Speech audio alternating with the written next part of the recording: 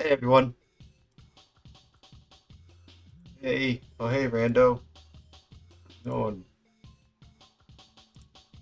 Uh it's SHREK-A-THON day 5. Well, kind of. I was sick yesterday. That's why I didn't stream yesterday. I was oh just so sick last night. I don't know why.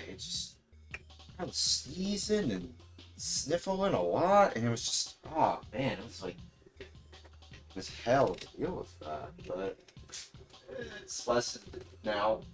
A little anyway. A little. It's lessened a little. Um, so I have some food. Pizza. And right. Yeah, I have pizza. Yummy pizza. Cheese pizza. Actually. Yeah, yeah. I have some cheese pizza. Actually, it's strange.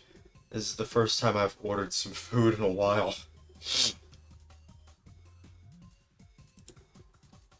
I had nothing but just the food in my fridge in my kitchen for the last few weeks,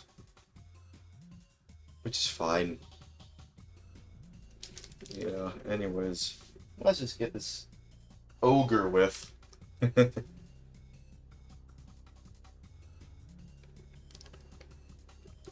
What should I play though?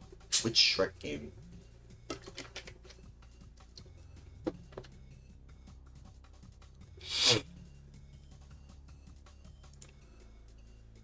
I don't know. Um, let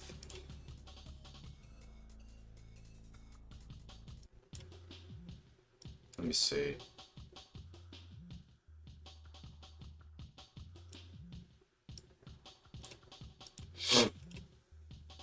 Let me see here. What?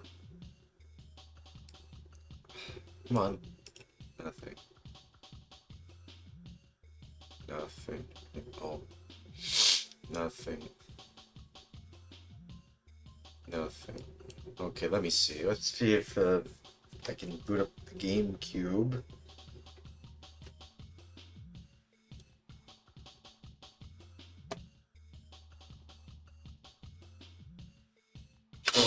Maybe I could try out some Shrek Game Boy Advance games. Oh no, I want to try something.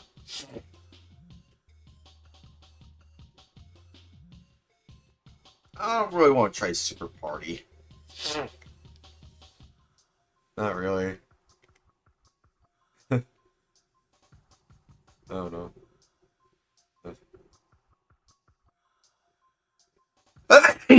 Nothing. God bless myself. Nothing. Ah, you see what I mean? Nothing. It's just a little bit iffy. Nothing. Okay, well at least I have some food, so at least that'll make me feel a little better.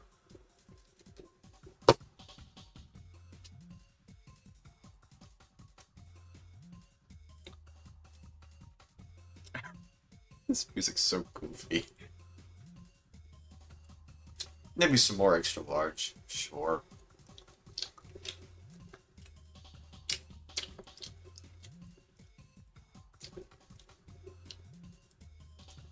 I can maybe go to the GameCube Discord and then leave after a while. Let's see. Let's join in. And I'm in. Alright. I am in.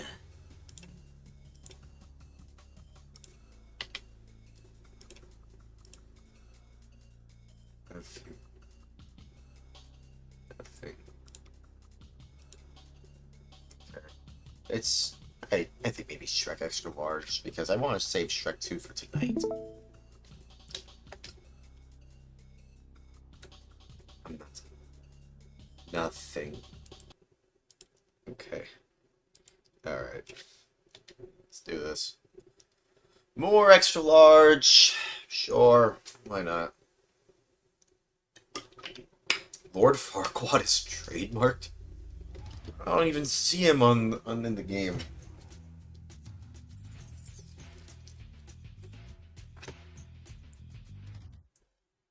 I don't even see him in the game. Oh.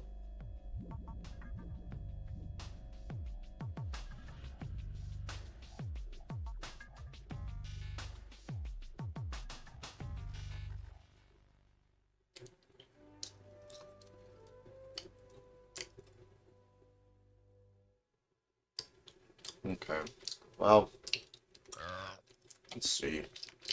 Still more to do. I haven't finished this game yet.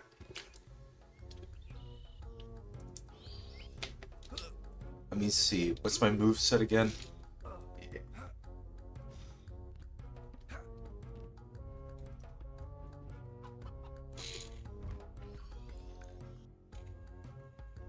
Yeah. I think that's... Yeah, I'm starting to understand the moveset again.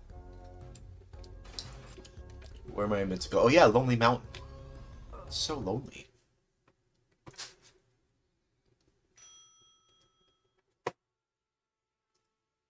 And there's a train blaring outside again.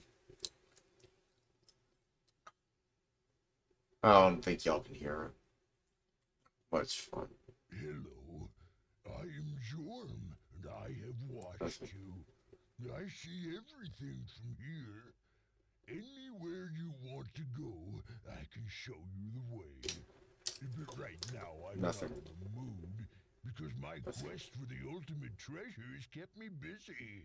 For 1,000 years, actually. It's really starting to get to me.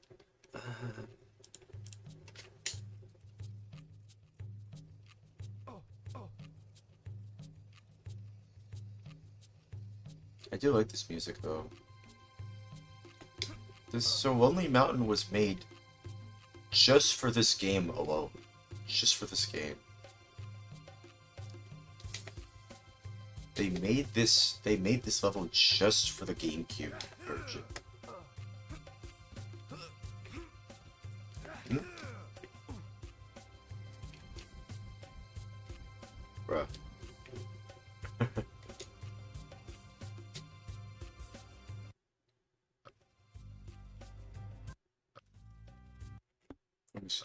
Let me see. Oh yeah, I gotta get the gold. Gotta get that gold.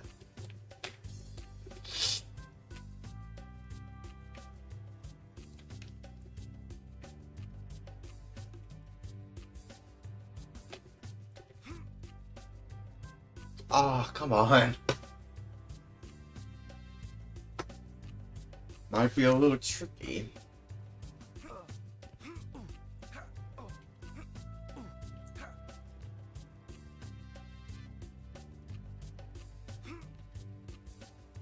I want to see if I can finish this game. Oh, what? Oh, come on, man. What? How did I get down there?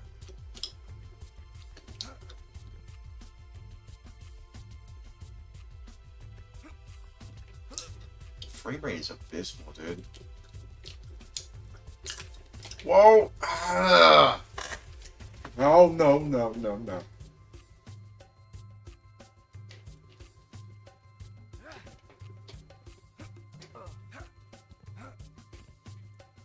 You know, the SHREK-A-THON could go for as long as I want it to. Doesn't have to be for a week. I want it to at least be for the entirety of May anyway.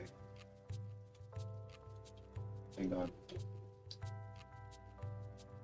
Why are you scratching yourself, Shrek? Oh, come on! No! What? Yes, just go. At least I can skip the cutscenes. So that's good. That's a bonus.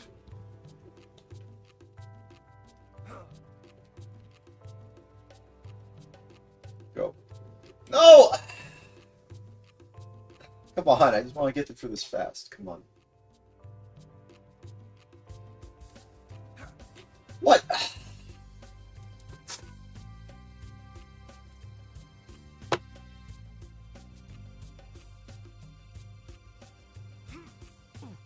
You don't get a game ogre. You just get a cutscene where Shrek climbs the entirety of the mountain again. Let's go. I like Shrek. I don't really like Shrek, I just think Shrek's alright. If only I could get across.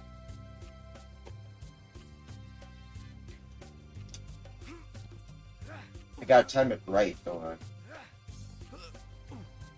I just have to get across. That's all I have to do. It's not that hard. It shouldn't be, anyway. It shouldn't have to be. Oh! Oh, nope, nope. Ran too far.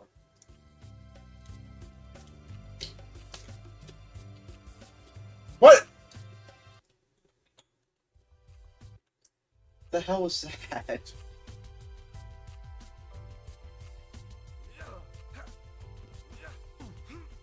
No, no, no, no, no, no.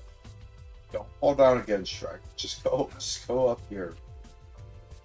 Alright? Please, just go across here.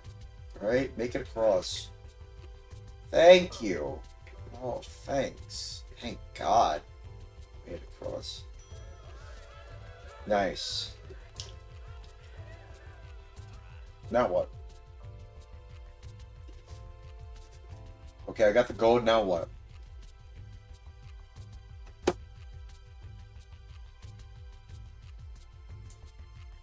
Oh, man. There's the gold. As Shrek reached for the pot of gold, a condor appeared and snatched it from his hands. "I'm taking this with me," she shouted, "but you'll get it back if you can get rid of those blasted gnomes that keep pestering my kids." Shrek It's growled just loudly sad. with Why joy. are all these gnomes there? "Gotta knock out a few gnomes and fight a condor." Get rid of the gnomes. Okay, this should be easy. No.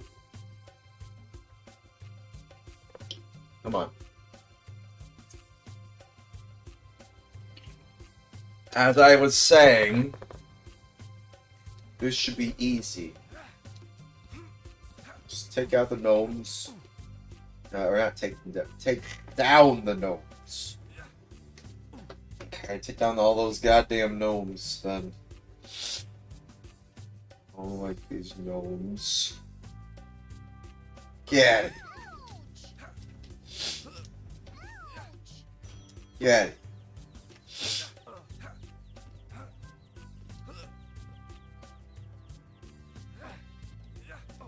Okay, where's the rest of them?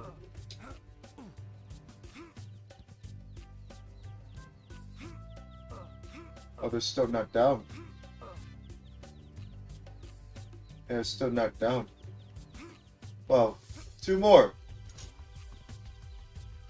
2 for the price of 1.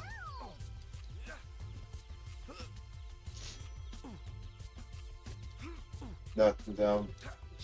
Knock out the gnomes. Knock down the gnomes. Get out of here.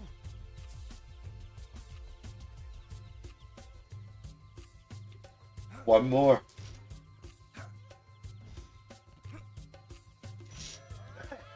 And there we go. Is that it? Is that really it?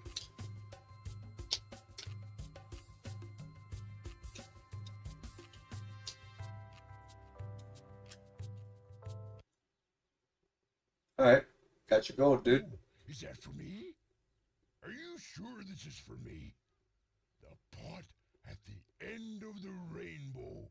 Yeah. Oh my. Well, since you've been such a good lad, I will show you the way to the crypt that you're seeking. Thanks. Just go that way.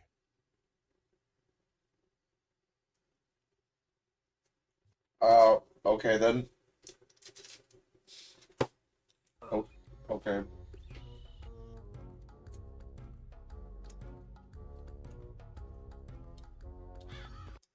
Okay, here it is. The very creepy and odd area. Hey, ye! It's the Can you help me get rid of these darn bone-headed idiots and their bewitching friends? There's no way I can go down in the crypt and do my job properly.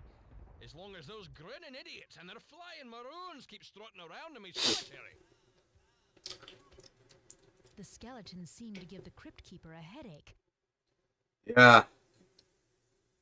Well, now we're at the well, I don't know. Anyways, now we're at the very creepy, very strange crypt. Well, so yeah. Okay, so I have to. What do I do? Oh yeah, take down the skeletons. Get rid of the skeletons. Okay. These boneheads are already dead, so how do I get them to follow me? Shrek wondered. They don't listen to reason, and punching some sense into them won't help. They say music calms the wildest beast. Maybe if they were mellower, I could lure them into the church up there.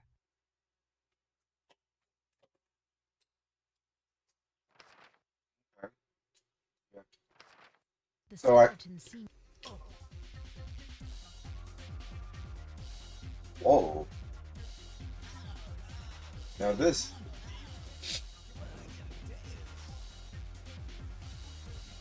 The heck is this techno song? Jeez. This is quite. This is quite the song to introduce a level.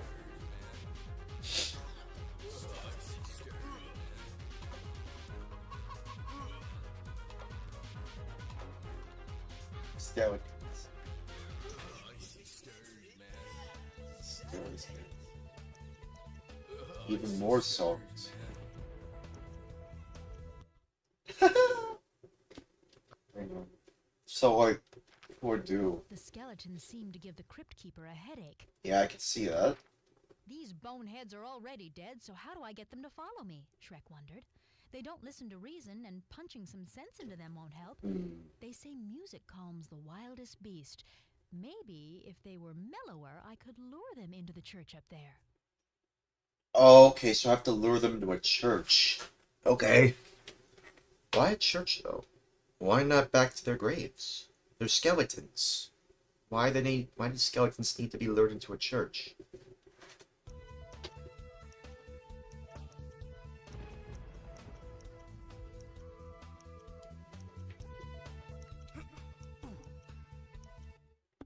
Try it again.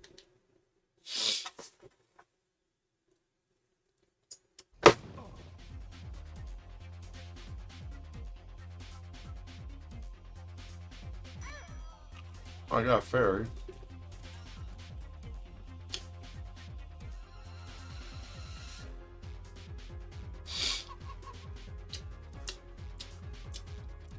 Okay, so that church. Yeah, I see a dragon. That's dragon, right?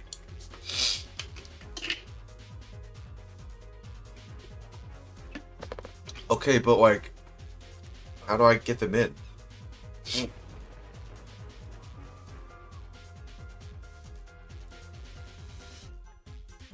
Oh no, wait, it's this one?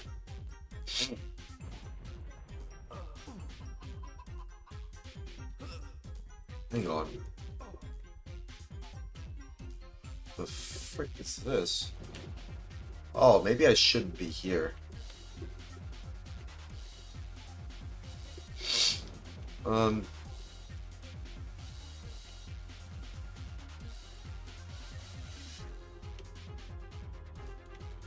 Found some onions.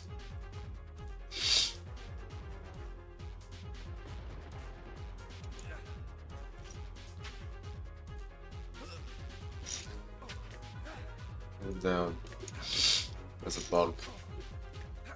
Oh, I knocked out the bug.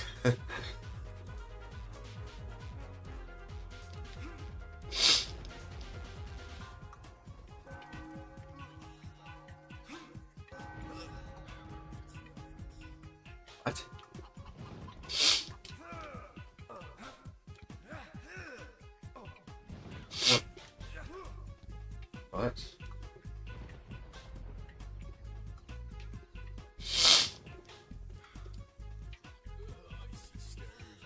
Oh, I see stars, man.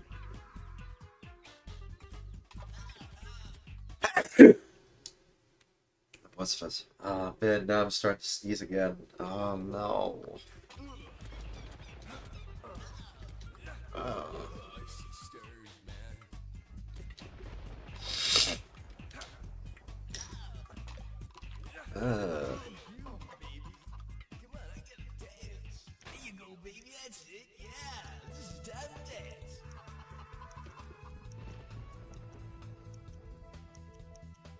Oh, sorry.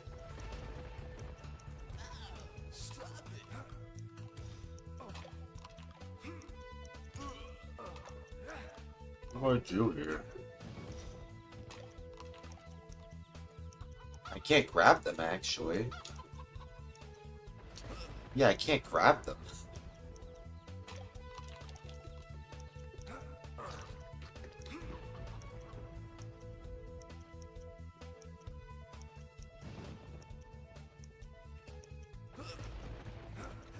What am I meant to do? I see a skeleton.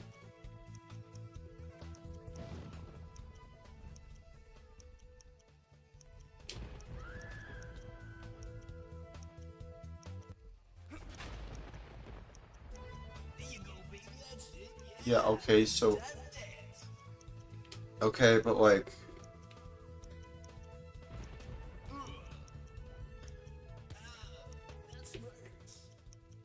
That's smart.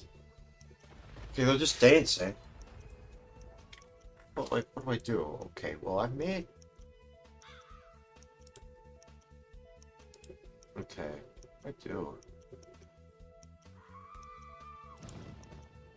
What do? What you doing? Well, yeah, you're following me.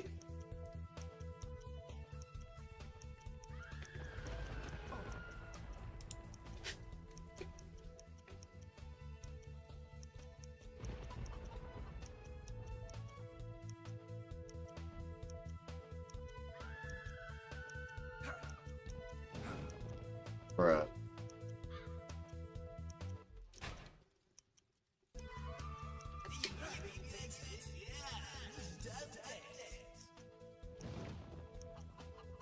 Can they follow me?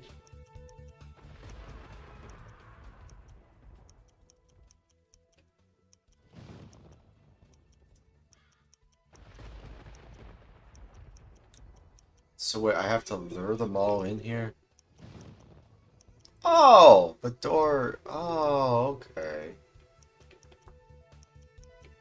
You know.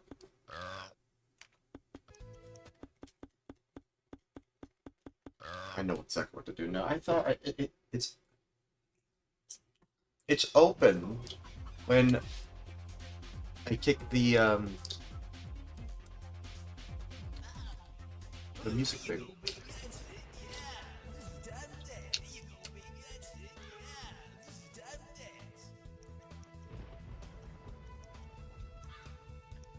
Yeah, all follow me. Y'all follow me.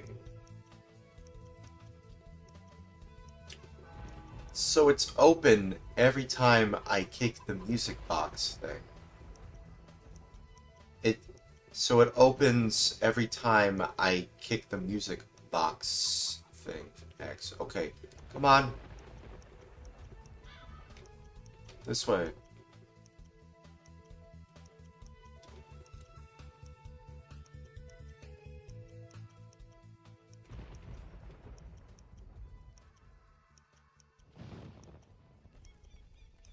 I don't know if I'll be able to make it in time. Might have to.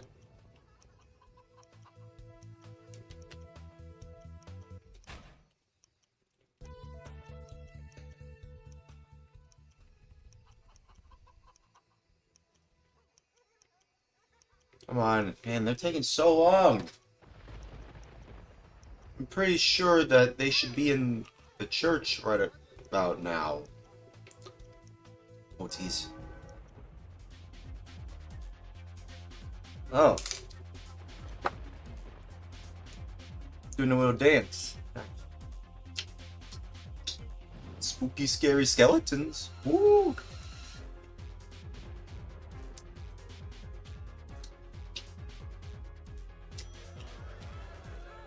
Nice. The church door closed, trapping the skeletons inside. It didn't take long until the 4 witches appeared. Oh, there were witches. Oh. It's witches. Those bitches. Quoties. But I'm pretty sure that all of them are inside the church. With an X. The skeletons anyway. But now there's witches. Oh, okay. The Wicked Witch from the east, the even more Wicked Witch from the west, the incredibly wicked but lesser known Witch from the north, and the ridiculously wicked and not heard of at all Wicked Witch from Southamptonshire. I'll just gas them off their brooms and give them a punch, What? Shrek mused, eager to get down into the crypt. So these are witches from the cardinal direction witches. The cardinal witches.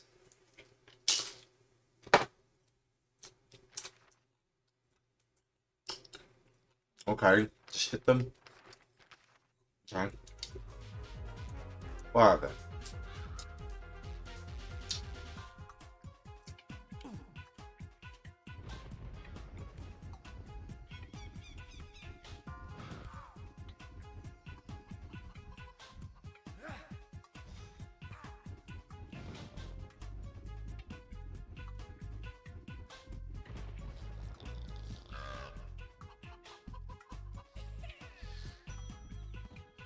Oh, okay, I have to stun them first.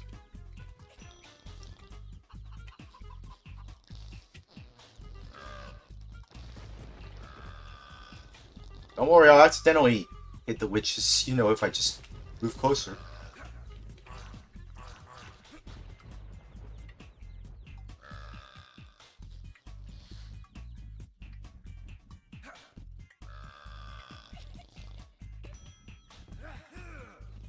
I need more onions.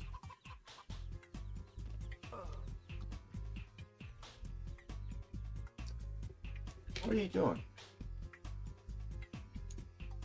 What are you doing? Oh.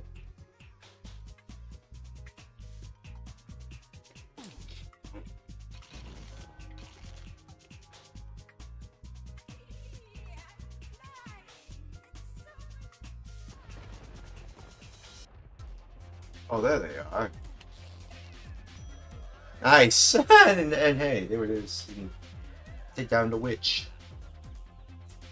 Oh, wow.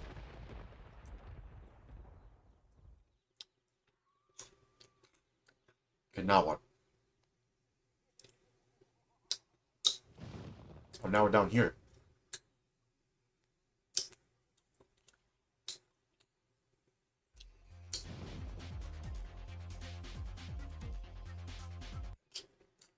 Oh, it's this. What are you doing here, Mama Spider? Will you please get off my grounds? I've got to go cleaning in the crypts. Forget it, man. My kids are out running in your wicked cemetery, and I'm not moving an inch until they've all come back to Mama. That's it. I give up.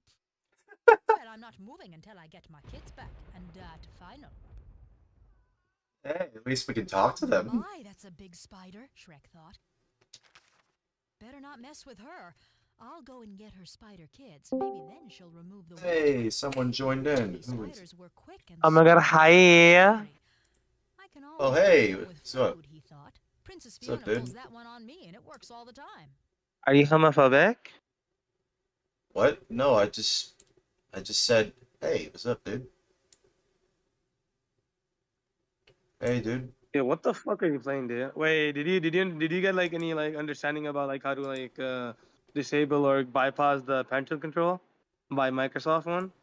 Oh, I haven't looked that up yet. Sorry. I was just, I was sick yesterday. I just couldn't do anything. Damn, bro. I hope you feel better, man. What happened? Did you get gingivitis? No, I was just sick. I had like sniffles and like I was sneezing a lot. Still kind of sneezing, kind of sniffling, but Dude, you But wanna play melee? You wanna play melee sometime? no, I don't know if I can, cause like, I mean, I'm just trying to I'm kind of in the middle of something right now. But yeah, it's nice to see you, man. Good to see you. Mm, Fuck yeah. what? Bro, what game is this? Oh, this is Shrek Extra Large for GameCube. I haven't completed it yet. So I'm trying to complete it. Oh, Shrek? Hell yeah, bro. Wow, that's Yeah, fucking hilarious, dude. yeah. Shrek. Yeah. Wait. When did this game come out, though? This version I think came out in 2002. There was a Xbox version that came out a year prior. But yeah, this is the GameCube version. Supposedly it's a quote enhanced unquote version of the Xbox version of the game. But really, I feel like the only real thing they did was just add more voice acting, and I think what else they did was like add a new level. But that's about it. I don't really know what else they did. I mean, they might have changed some layouts of the level, but other than that, it's just basically the same game as on the original Xbox. So, yeah. A lot. I feel like, you know, there's some that would compare this to, say, Mario 64 with how you can run around and jump on walls. I could see that, but I don't know.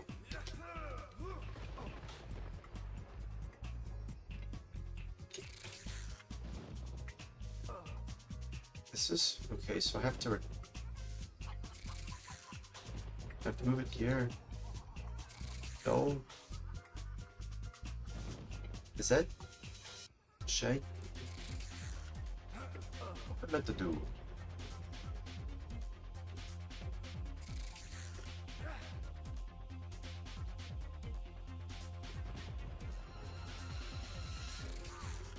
Ow.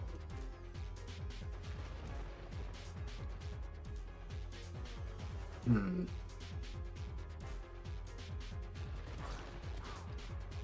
Just give me a moment here. I'm just trying to see what I have to do here. I think I meant to take this.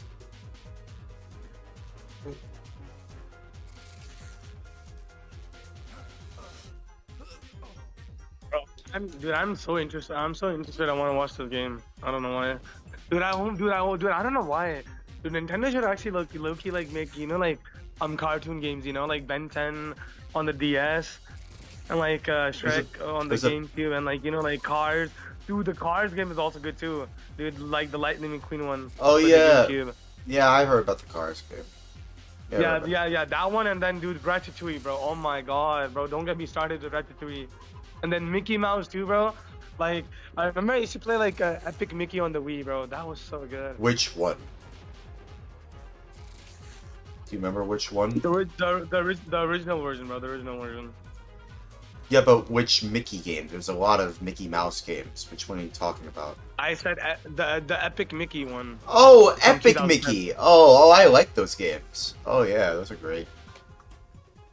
I think I had to go here, I think. Yeah, I've always wanted to try out the Epic Mickey games. I've heard they're pretty good. Very stylistic too. Nah, I wish, dude, Nintendo made. Yeah, Nintendo made a new Switch 2 game. I think it's called Bluey for the fucking Gen Alphas, dude. No one's gonna fucking play that game. To be honest. Well, actually, there's a Bluey game. Oh yeah, I think I know what you're talking about. You mean Bluey, like the Disney Junior Bluey show? That Bluey? Yeah, bro. I mean, why is there no fucking Blue's Clues game, bro? Hello? Like, hello? Well, actually, like, my guy. I think there is, but I think it's like a Flash game. They're mostly like Flash games. I don't know if there's like any like console. Well, let me see if there's actually a Blue's Clues. Yeah, look it up. Nah, I like Blue's Clues better than Bluey, bro. I usually watch that shit. I used to watch Blue's Clues as well, yeah. I used to do that too. Let's go, man. Bro, only the OGs know, bro. Yeah, I used to watch that show. It was fun. Yeah, I'm not even joking. Like my cousins, like my little siblings, right? My cousins and shit. They're watching that game, bro. What is Blue's Clues? We watched Bluey. They just didn't get the concept, bro. What? Like, hello. That makes me sad. That actually makes me sad because like I grew up with Blue's Clues, and even though I've heard good things about Bluey, I don't hate the show. I think the show's all right. I think the show's just all right. But at the same time, you know, like, I would much rather just watch something that I'm familiar with. You know, like because like even though I don't mind new stuff, the familiar stuff makes me at least a little bit more. At least, I don't know how to say it. I guess a little bit more receptive. I don't know what the word is, but I like stuff that feels familiar. But I'm not completely like against new stuff. I think it is important to have new stuff. Yeah. Okay, so PlayStation 1 has Blue's Clues Big Adventure. Oh, there is a 2004. Yeah. But dude, we should play it, bro. We should low-key play it, bro. We should play it, bro. We actually can play it. Well, right now I'm just playing this game right now. So like later. I'm not saying like right now, dude. I'm not saying right now. Well, yeah. You get what I mean. Like at a different time. I'd have to look it up myself. Yeah. And it depends if I actually, can actually play it, I don't know. It depends if I can actually play the game on, I don't know, what did you say, like PlayStation 1? PlayStation 2? I don't know. What do I do? I need to... Okay, I gotta fetch... Okay, so like, where do I move them, though? I found one of them. What do I do? I can't grab them. So... Hang on, let me see. Do I have to move them there? I don't know if I have to move them there, do I? I think I do, but I don't know, let me see. It's hard to see because I can't see anything. From here. What?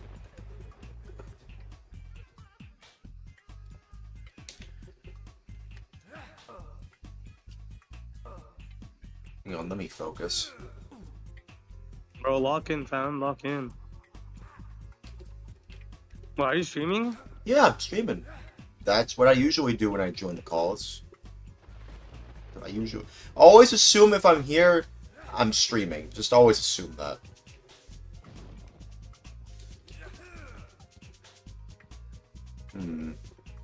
If not, then I'll make it obvious. Like, oh, I'm not streaming right now. But usually, for the time being, I'm always streaming when in these calls. So, yeah.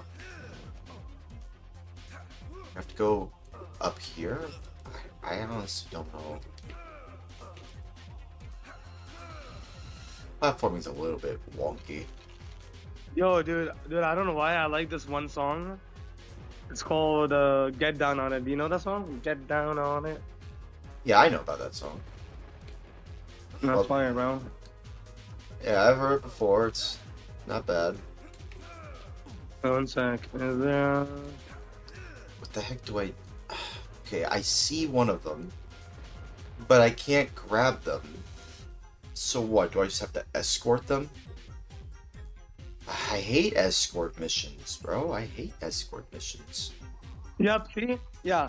There's a GameCube game as well. Blue's Clues Big Adventure 2004. It was released on the GameCube. Oh, okay. Xbox and PS2, yeah. Oh, okay. Well then, alright. Well, it's nice it's on GameCube. It's great. Damn, this game came out when I was fucking 1 year old, bro. God damn, bro. Wild. When were you born? 03. Oh, okay. Yeah, I forgot it. Wait, weren't you like 02? You said you're 02, right? Yeah, I was born in 2002. Yeah. Yeah. So you're 1 year older than me. Yeah. So you were 2 when this game came out, and I was 1. Wow. That means we're fucking getting older, dude. We're getting unk. I wouldn't really say that we're unk status quite yet. I wouldn't say that just yet. Okay, I mean, what do you like expect Unk is? Well, I don't know. I mean, what does it mean to be an uncle?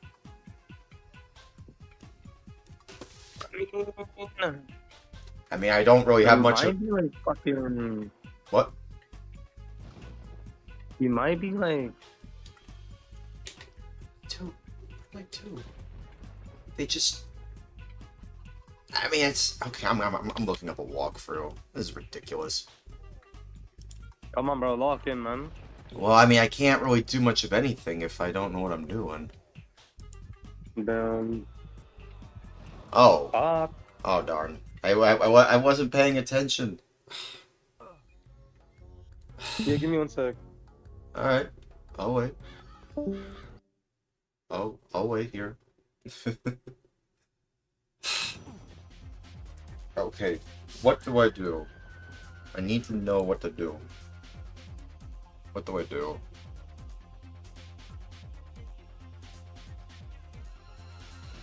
Because I see them. I see that I know what the mission is, but like, how do I escort them there? And where do I escort them to? What? What? Quoties? I'm pretty sure that the witches are all gone. With an X. With an E. Quoties. Quoties, I'm pretty sure that the witches from the church are away from the church and somewhere else on the land. In Shrek. The game. Pretty sure there's somewhere else. You know, I'm pretty sure there's someone else. Pretty sure there's somewhere else. Pretty sure there's somewhere else. Quoties, I'm pretty sure that the witches are somewhere else safe. F and F and E. Quoties, I'm pretty sure the witches are safe. Quoties, I'm pretty sure that the witches are safe. Quoties, I'm pretty sure that the witch. Quoties, I'm pretty sure that the witches are safe. Just pretty sure the witches. Quoties, I'm pretty sure that the witches are safe. Quoties, I'm pretty sure that the witches are safe. Quoties, I'm pretty sure that the witches are safe. Quoties. So it's resetting quoties. Quoties, I'm pretty sure that the witches are safe. Resetting quoties. Quoties, I'm pretty sure that the witches are safe. Resetting quoties. Quoties, I'm pretty sure that the witches are safe. Resetting quoties. Quoties, I'm pretty sure that the witches are safe. Resetting quoties.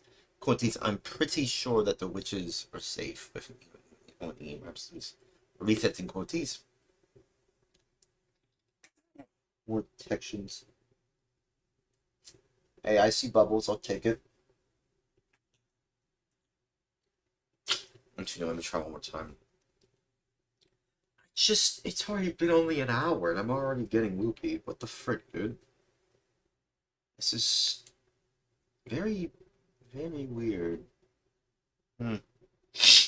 Okay.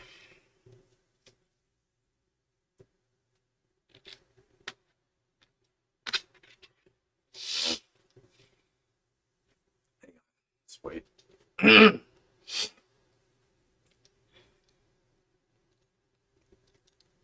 Absolutes.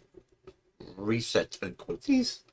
Quoties, I'm pretty sure that the witches are safe. Absolutes. Reset and quoties. Pretty sure the witches are safe. Absolutes. Reset and quoties. Nothing. Quoties, I'm pretty sure that the witches are safe. Quoties, I'm pretty sure that the witches are safe. Absolutes. Reset and quoties. Absolutes. Reset. One. Starting back from square one. Quoties. Or absolutes. Resetting quoties. Quoties. I'm pretty sure that the witches are safe. Absolutes. Resetting quoties. Alright, we're all just starting from square one. Quoties. Or absolutes. reset unquoties. Quoties. I'm pretty sure that the witches are safe with an so it's resetting quoties. Quoties. I'm pretty sure that the witches are safe. So it's resetting quoties. Quoties. I'm pretty sure that the witches are safe. Perhaps it's resetting quoties. Quoties. I'm pretty sure that the witches are safe. Perhaps it's resetting quoties. Quoties. I'm pretty sure that the witches are safe with an or E. Or absolute resetting quoties. Protections. That's fine. No, it's fine. As long as I see a bubble. No, wait. Darn it. No, it slid down. Sorry, this is just how I usually move on from these things. It's just how I am. I don't like it, but it's just, what I have to do to get through it safely. My mind's just in a very weird state when it comes to my anxiety. My anxiety doesn't really help things, but it's the only way I can calm down.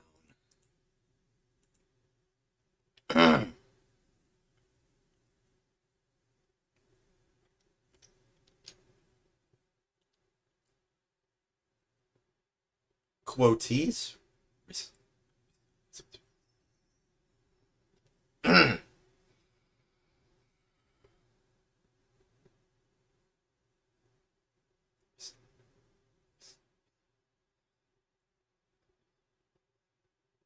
Quoties or absolutes reset unquoties. Reset. Wait, I actually had it down that time. Let me try one more time.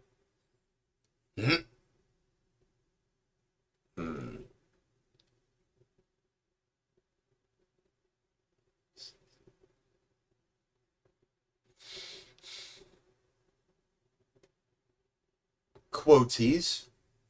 No, I have to close my eye for that. These quoties.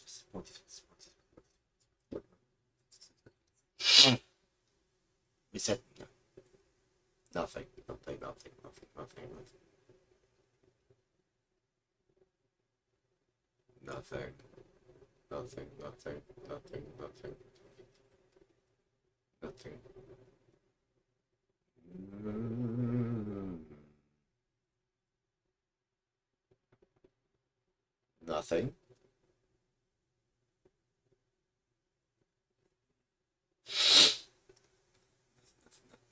Nothing. Nothing.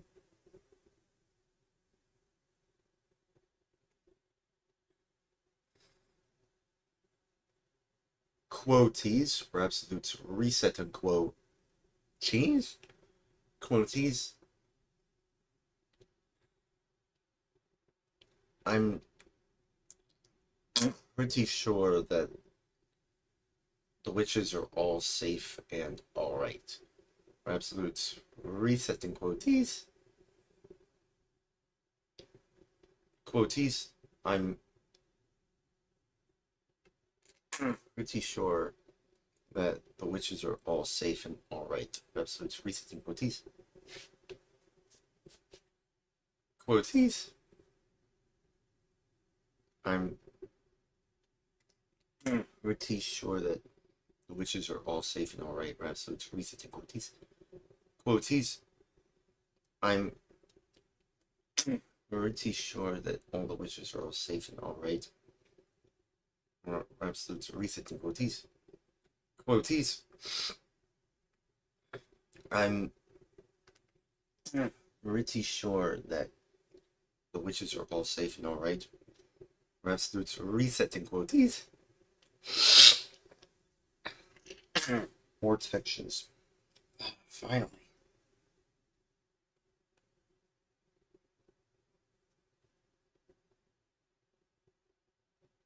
Quoties 1. Quoties 1. Quoties 1. Quoties 1. Cortez 1. Cortez 1. Cortez 1. 2. 3. 4. 5. 6. 7. 8. 9. 10.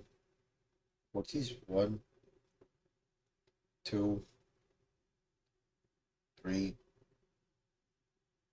4. Cortez 1. 2. 3. 4. 5. 6. Okay. Safe to move on. Okay, I feel better now. Okay. Jeez.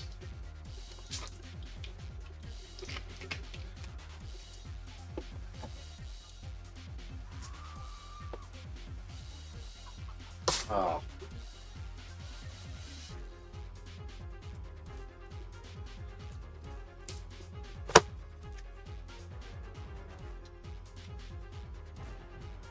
What do I do here? I have to go all the way back down there.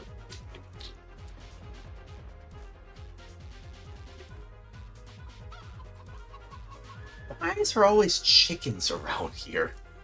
How? Why? Why? Why is there always chickens here? I don't get it. That's so weird. There's always chickens everywhere, bro.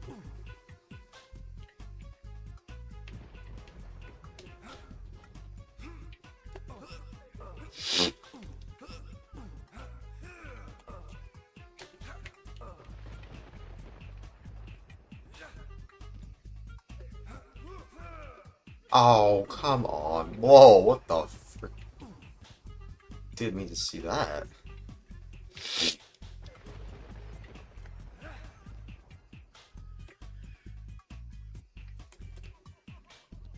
Now what? Okay, let me see.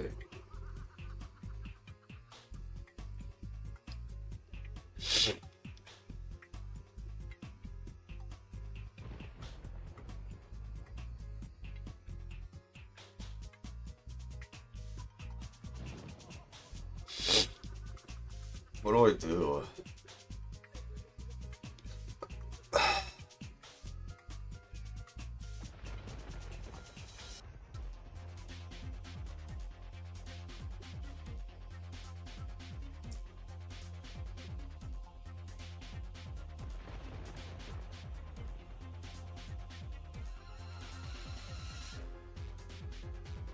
Okay, well, are they gonna do the actual mission? I'm looking at a walkthrough.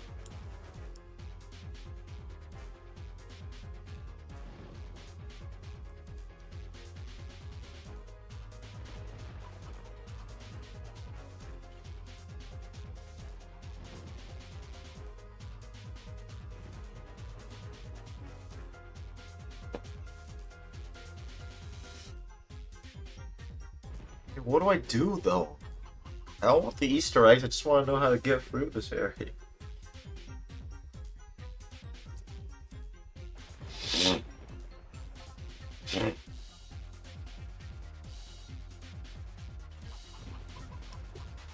Come on, dude.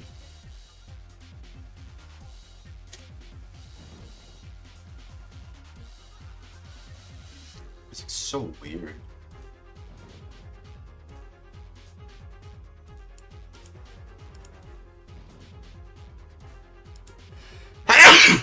God bless it myself.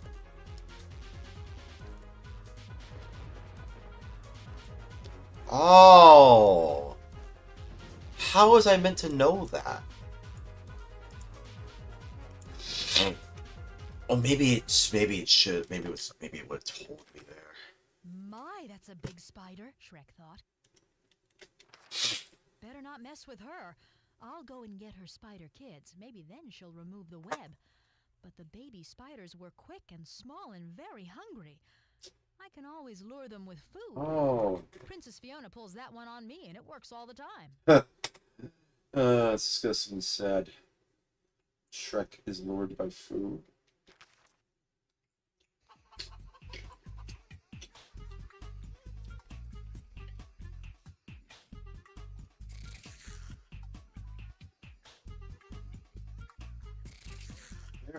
Now they're actually following me.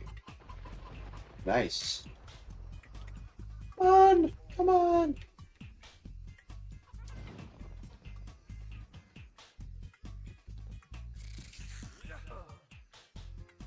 Come on.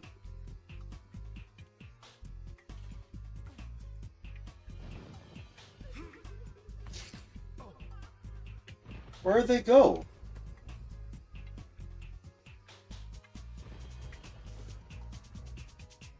Oh, they're back here.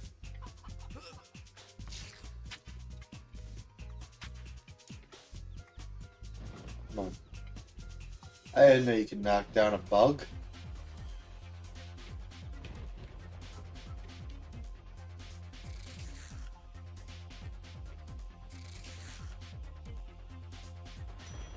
That's one. I have to find 5 of them.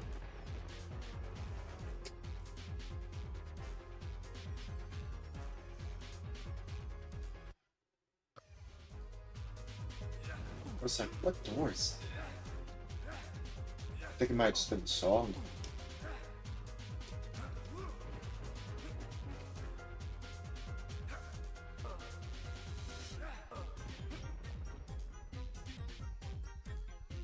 What?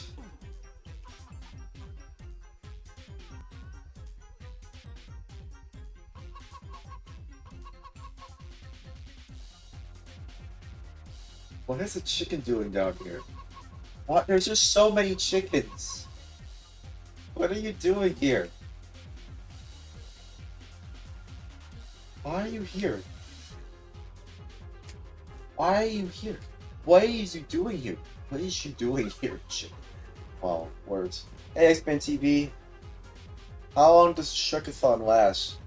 And how many more games are on your list? I haven't tried the GBA games. And I want to at least try all the Shrek games that I at least want to try out. It might last until the end of May, so that's what I'm aiming for. Just Shrek games for the rest of May. I want to try out some more different games on the side, though, not just Shrek. It's just there just to be like, oh, okay, well, I mean, this is the main area of the thing, yeah. I just really like Shrek. What are they doing? It looks like Shrek's talking to the chicken. Hey, you're not donkey.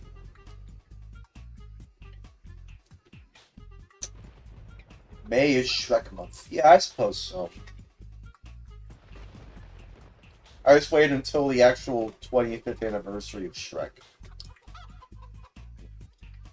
What's this chicken doing? Get out of here.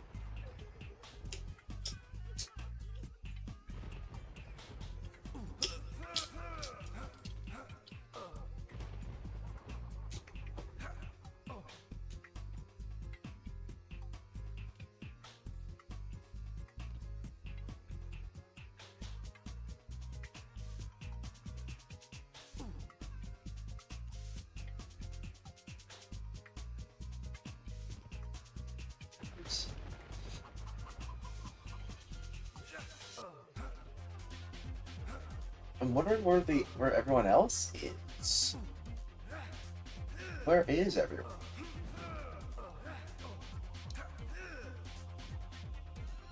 Maybe I need to restart. Oh, egg. Found egg. Guys, I have found egg. I have found the egg. Well, one of them anyway. I found an Easter egg. literal Easter eggs as a side quest in the game. That's, I don't know, I just think that's kind of funny to me.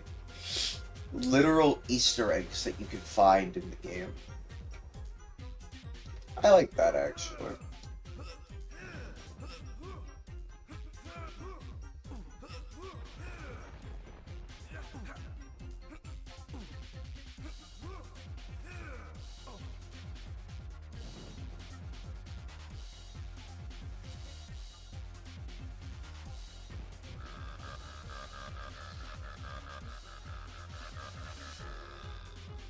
I don't know what to do.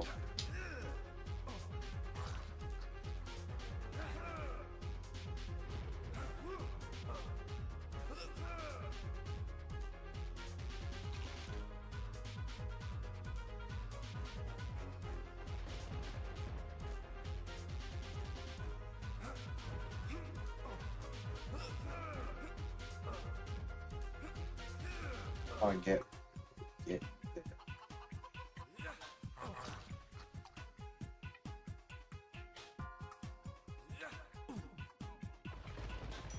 Finding a lot more Easter eggs.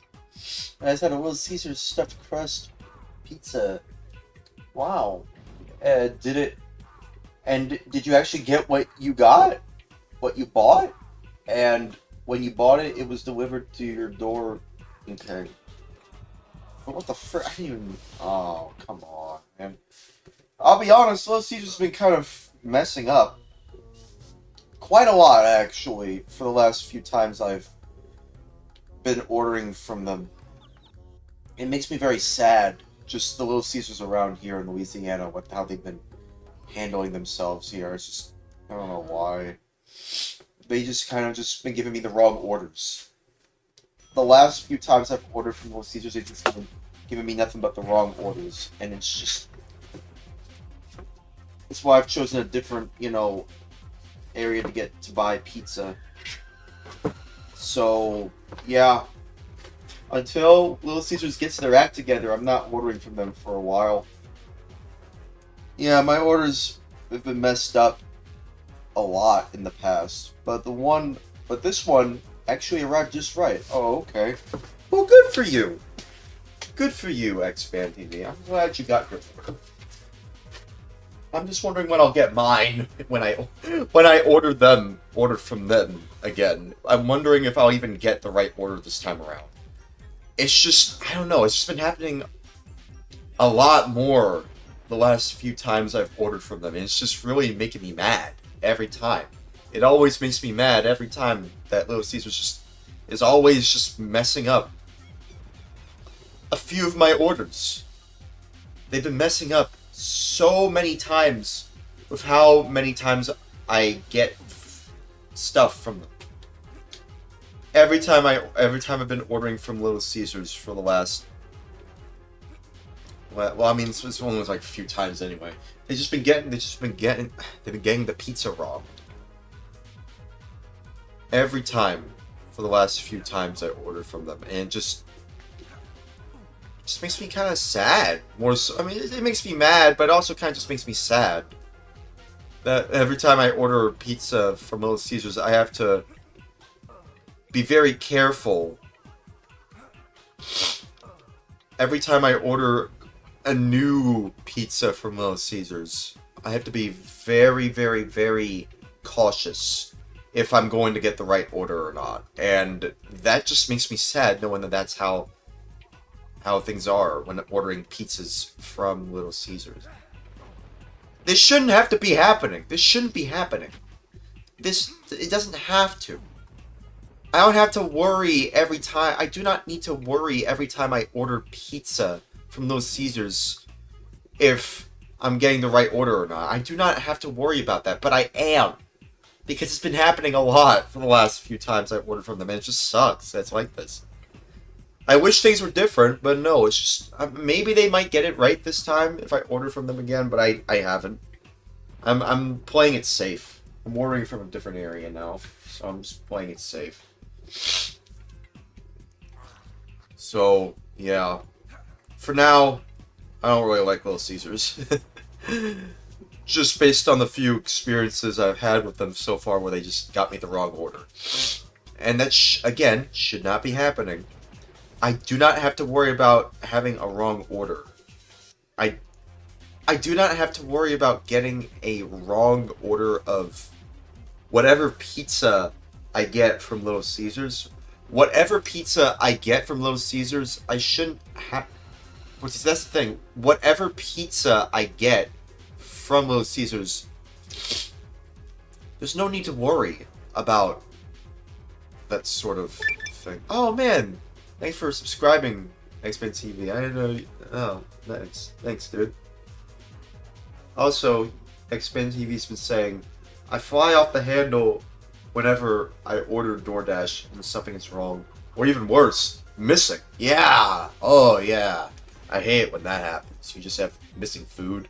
Oh.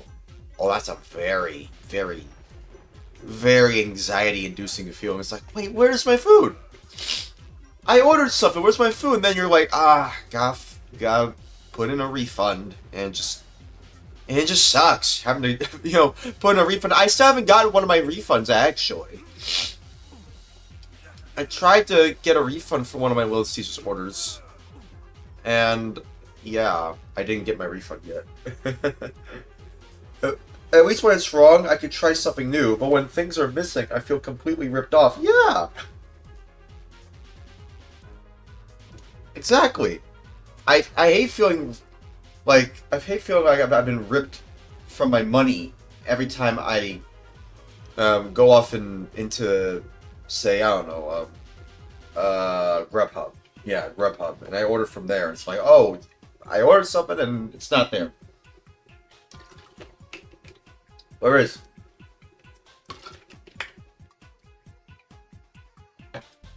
Yeah, I don't know. It's just... I'm just trying to play it safe. But thanks for subscribing for Twitch Prime, X-Band TV. Appreciate that.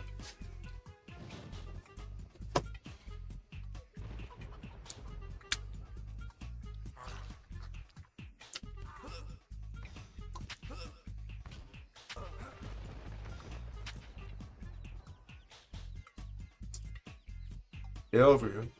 No, I'm sorry. Get Ogre here.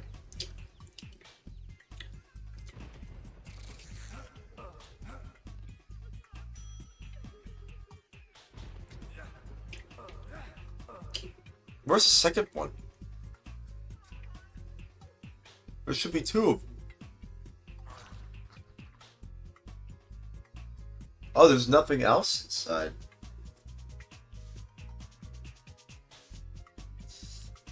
What the frick? Iceman TV says, I love supporting retro channels, so I appreciate that. And you're especially unique because you're 20 years younger than me, but playing the same games I love to play. Yeah. Exactly.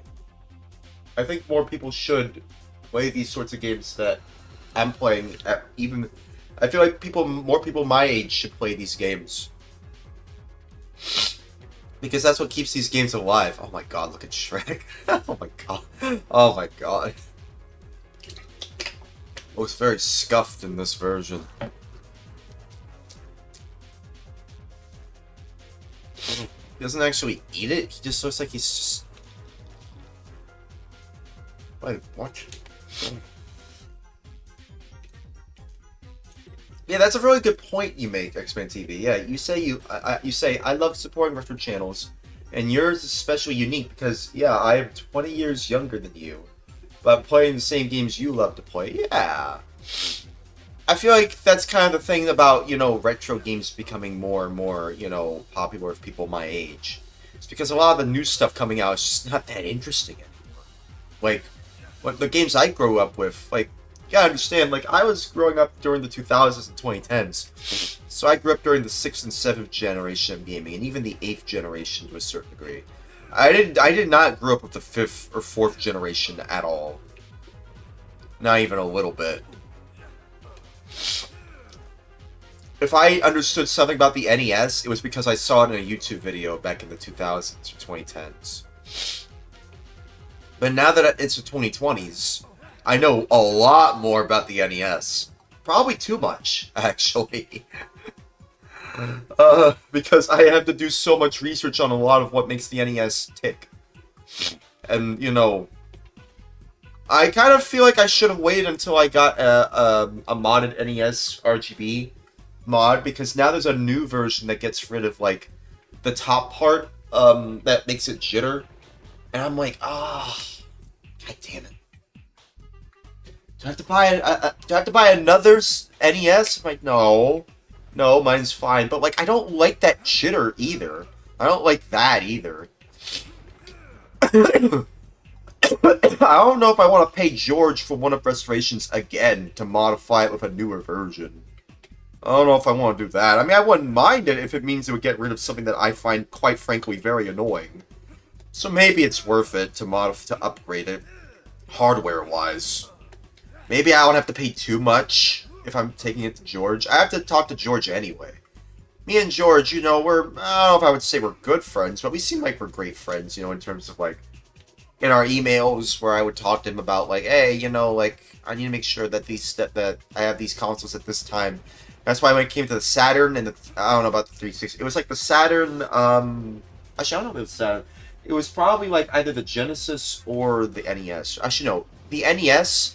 I know George helped modify my NES and my Genesis. But when it comes to the NES, I remember, like, it was, like, right before the October, you know, the month of October 2025. And I wanted to make sure I was there for the anniversary, for the 40th, I think, anniversary of the NES. So, yeah.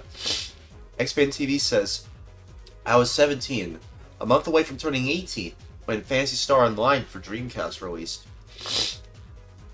And me and my neighbor, who was the same age, both bought the game and were playing online day one. Damn, that's crazy. This is crazy. X-Band TV also says, even though we've moved away from each other since, he and I are still friends to this day. Even met up 3 months ago for my birthday and played some Sega, not anything but the corporation Saturn games all day. Oh, that's nice. Happy belated birthday, by the way. How old are you now?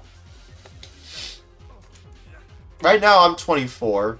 Turned 24 like a few months ago. But I need to look this up. There's something I'm missing.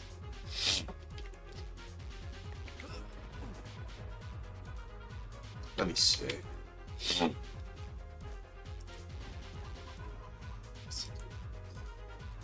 Maybe I should find two.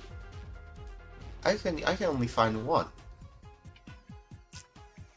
X-Men TV says you're 43 now. Wow. Gang up there. Definitely don't feel it though. I see. It's alright if I'm sniffling again. I thought I got rid of it. I mean, maybe I should have bought the money that I got for medicine instead.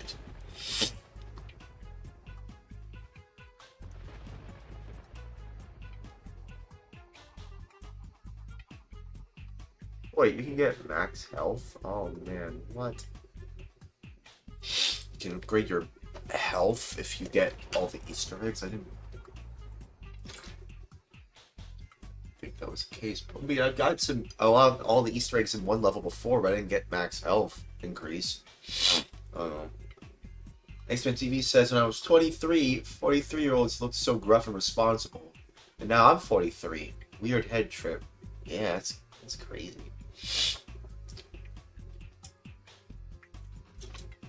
I mean, when you were 23, that means, like, that was, like, in the 2000s, right? You were 23 in the 2000s. I mean, things were kind of a little different in the 2000s. I mean, I was around during the 2000s, but I was going to say, like, if you were in the 90s, then things were a little different there, but things are always different, like, a couple of years ago compared to, like, 5 years later, even. I mean, think about it. 5 to 6 years ago, we were all stuck in our rooms. And now, well, things have changed, you know? Even though it's only been 5 to 6 years since the pandemic. We've started to see a huge shift in, like, how people, you know, approach other people and how they treat each other and how they treat themselves as well. don't even know. Where are they? I don't even know where they are. Am I tripping, or is this the only one I was able to find that I can find here? I literally can't find the others. Where are they? Hang on. Still looking at the walkthrough here. Oh, okay. There's some at the graveyard. Okay, let me head to the graveyard. I still can't believe DICE made this game. Can you believe it? DICE. They were the ones that actually developed this game. That DICE. The one that made Battlefield. I'm just realizing this now. It's like, I mean, I don't know why I didn't pay attention earlier, but like, yeah, the logo for DICE showed up earlier.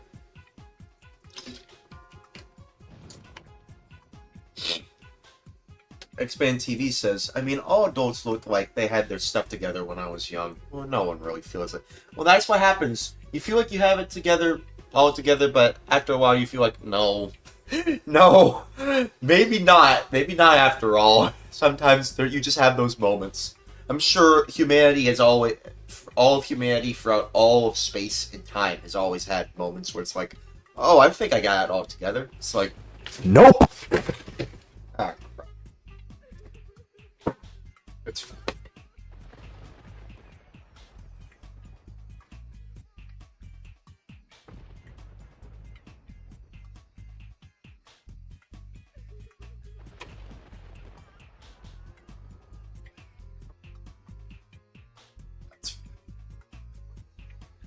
Wait, let me read the rest of the sentence. Okay, so Expand TV, oh yeah. So Expand TV says, I mean, all adults looked like they had their stuff together when I was young. Meanwhile, now that I am an adult, I still feel like I'm lost and uncertain of the future. Too relatable. Just now with some practice and experience with that feeling, so it's not as overwhelming anymore. Yeah, I mean, dude, I don't think you can imagine the kind of anxiety that I feel every day. Especially since I've been on my own for a few years at this point, which I'm kind of shocked. I've been on my own since 2023. Since like in the middle of since like the summer of 2023. And now that I'm, now that it's like approaching the summer again, yeah, it will basically been 3 years since I've been on my own. Which is crazy to think about. I feel like ever since I've been on my own, though, the anxiety's just gotten worse and worse. I worry about the words that I say. I worry about how I approach other people. I worry too much about everything because it's just me around here. I have no girlfriend, around here to take care of me. I only have to take care of myself. I can only take care of myself. My parents and my family aren't really around much to take care of me either. They can only do so much themselves as well. But they are there when they can. But just not as much anymore. It's no wonder people are becoming nostalgic about things. Because now when they're on their own, it's like, wow, things really aren't the same anymore. Out of here. I think I have to go back up. How do I get back up there again? Expand TV says, I really am doing much better than expected, though. Yeah, same here. I feel like, even though I feel like things are a little bit rough, I feel like I'm doing a little bit better. I still have to get a job, though. But yeah, Expand TV says, I really am doing much better than expected, though. When I was graduating high school at 18, I felt like 28, you'd be under a bridge somewhere and homeless. I didn't feel like that, though. You didn't feel like you could get in the real world, unquote, with jobs and bills. But here I am at 43, made it way past 28. Yeah, you survived, all right. You survived in, quote, the real world, unquote, with jobs and bills to boot. How does it feel? Sorry, forgive me, I shouldn't be laughing. Sorry. I mean, you made it! You got through it! You still have a lot to go, though. I still have a lot to go. Well, okay, what the frickin'... I'm getting out of here. What the frick, dude?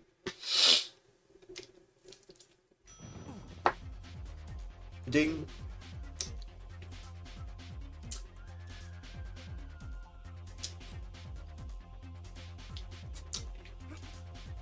What? Oh yeah, I have to press and hold X.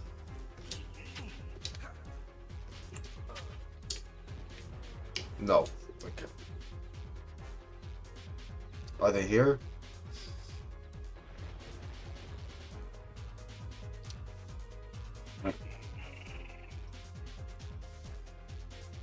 I think they might hit me though. Right?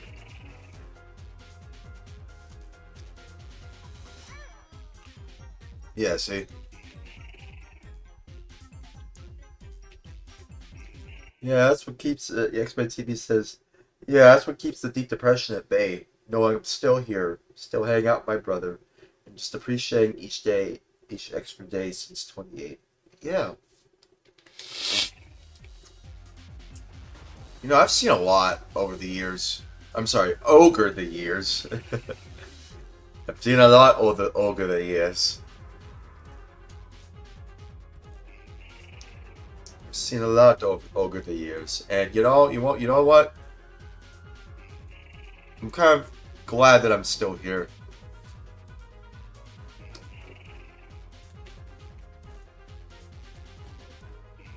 They're fine. Where'd they go, though? They're nimble. They're nimble. They can survive. They're nimble. I need health, though. Ogre the years. Yeah. I've seen a lot over the years. Nope. Hang on. I'm wondering if you can even play this on a Dreamcast. Is that even possible? I don't know why you want to play this on the Dreamcast, though. I mean, this game sucks.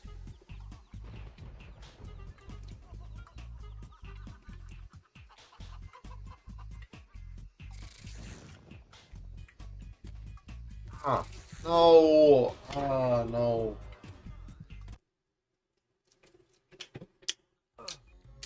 So what? Do I have to knock them down and then... What? Do I have to just knock out the bugs? And then when I feel like they're about to bite me, I then drop them. And then pick them up again. That's what they're asking. 1, 2.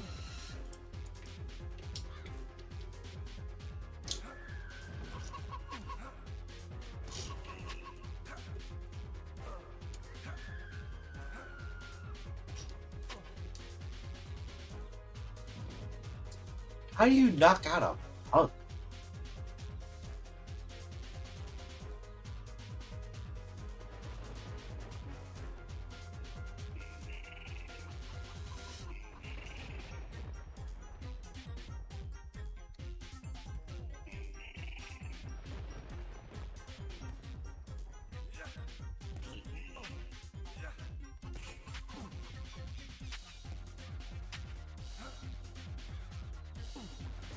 And the fists in this game are something else.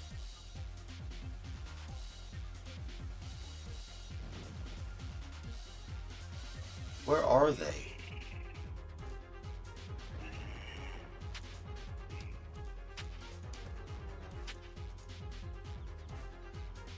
Okay. There were 2. Where's the second one? Okay, there we go.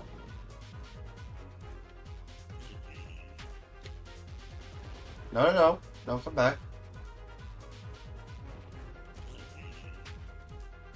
Ah.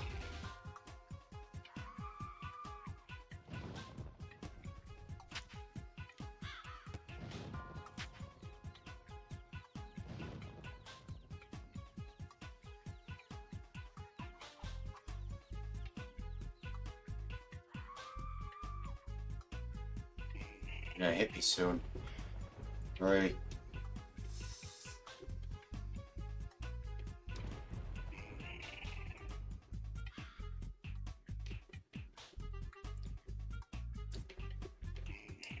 Oh. No. No! You're ruining it!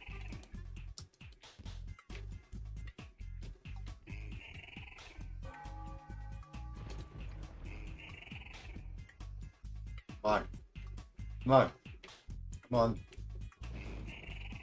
Oh. Come on.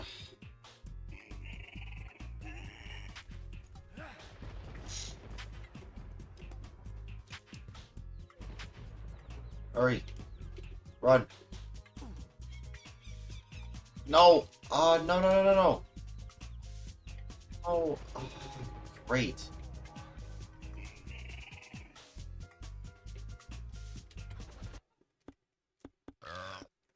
Damn it, dude. It's gonna be tough. Because they're always biting me.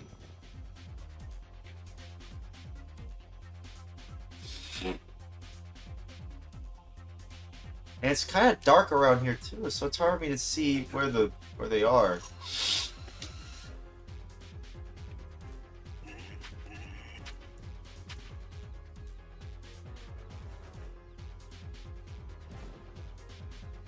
It's one of them there. Yep, it is.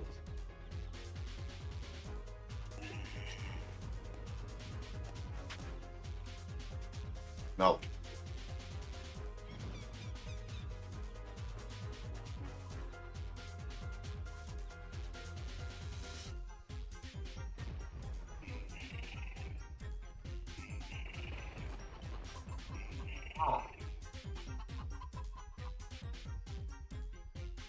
Just hurry. Just come on.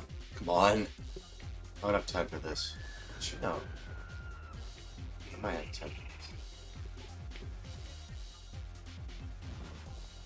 Maybe I can regain my health after this.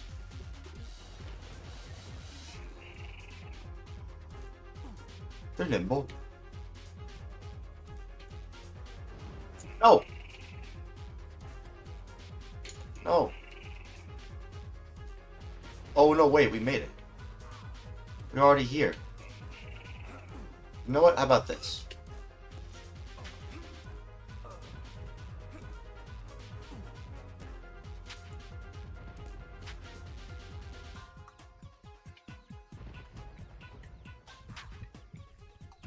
Oh, frick.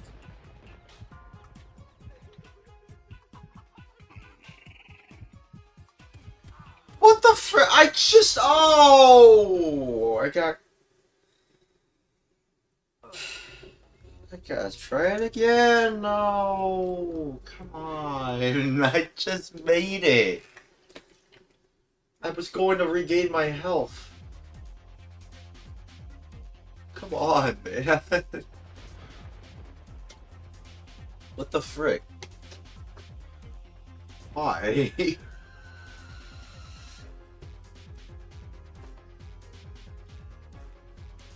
Where are I?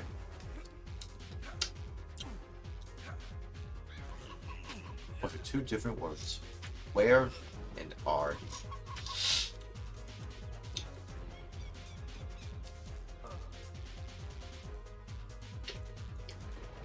30 anyway.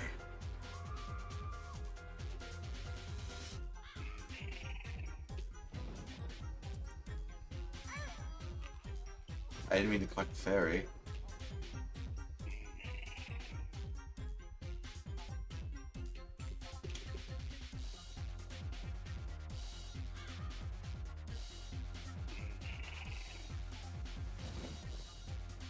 Actually, they're not biting me.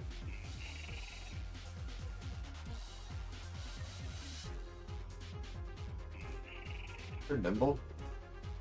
They're safe. They're fine. See, they're still alive. Oh, okay. How they would bite me?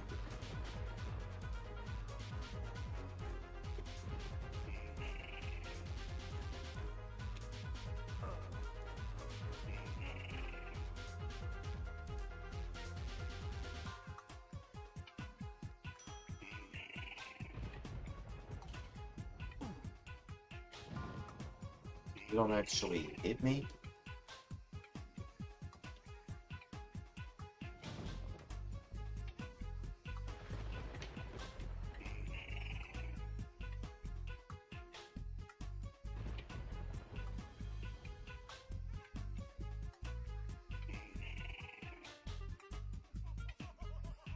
They're just not here.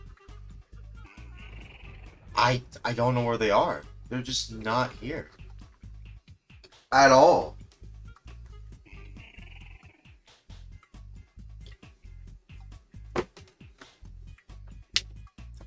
Do you see them? Because I don't see them. I do not see them. Oh, that's hideous. Jeez. Look at this bug. Jesus. Well, to be fair, Shrek would look at that as a delicacy, for being honest here. He actually likes eating bugs, I think, right? At least I think so, anyway. I know he likes toad. He likes to eat toads. But not really, I don't think so.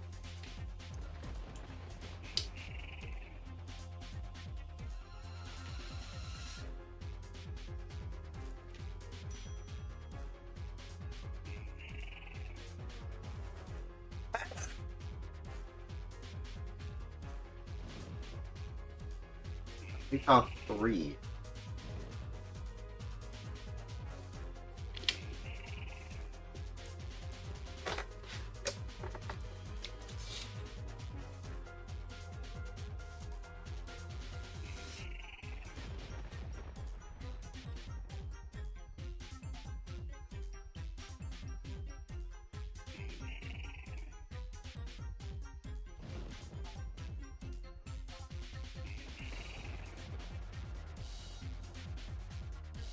What do I do? I can't. I need to find them. Yeah, there were 2 up here.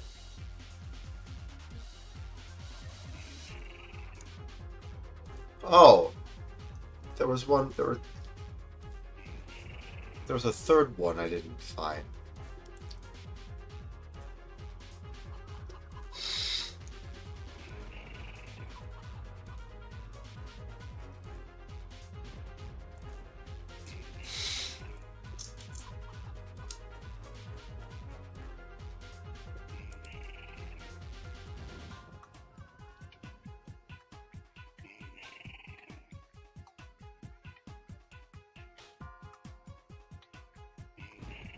Yeah, I don't get it, dude.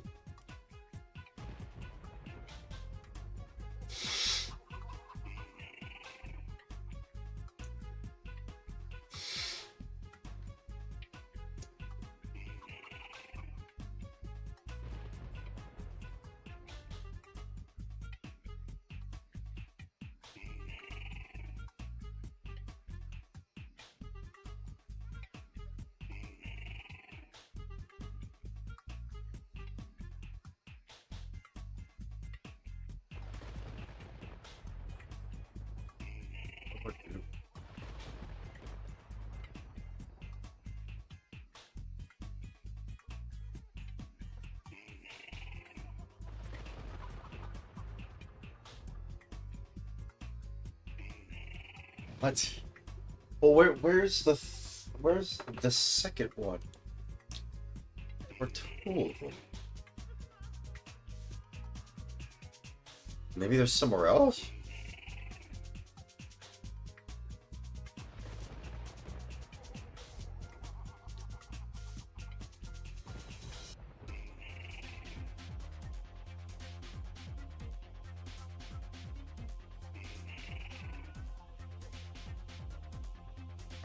I mean, hang on. Give me a moment.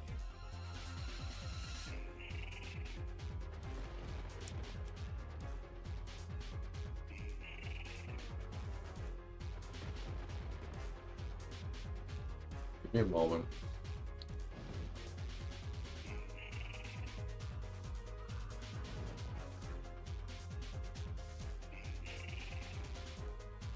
Man, I don't know why I'm sniffling again. Something in my room is causing me to sneeze again. I don't know what it is, but I have to look into that.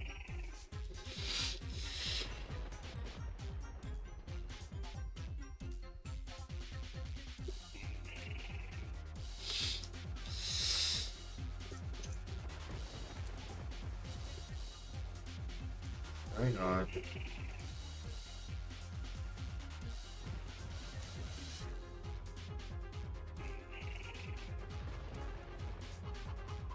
Still don't know why you're only limited just 2 wall jumps in this game.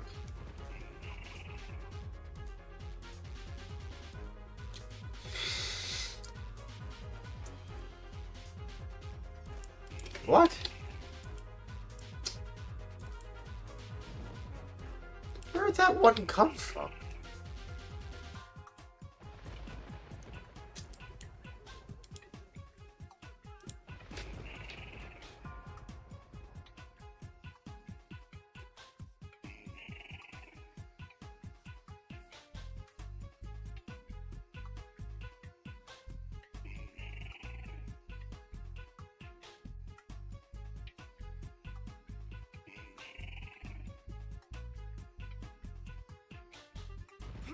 I just can't find them.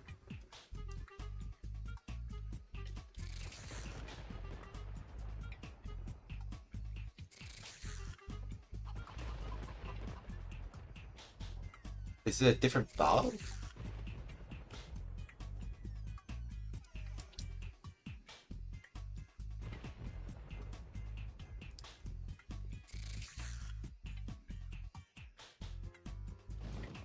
There's only 2.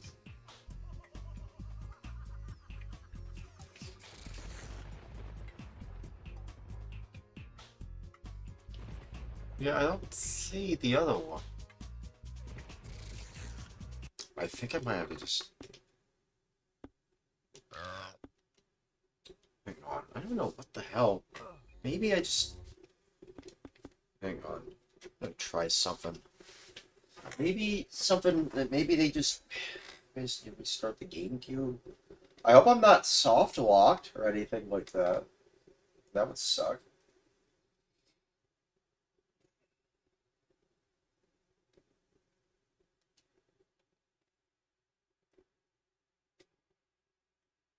I hope I'm not soft locked.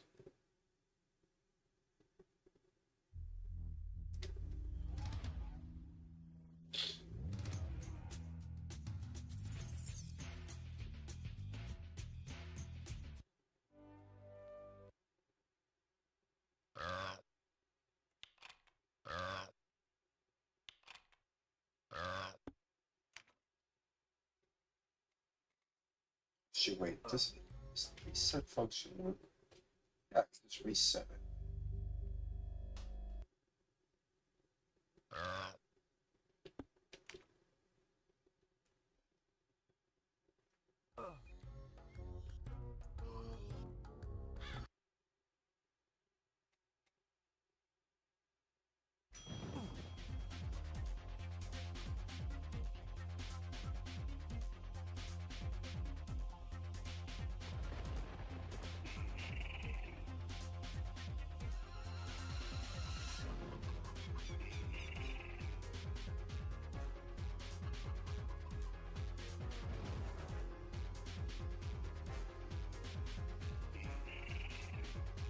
Yeah, it's the third one right there.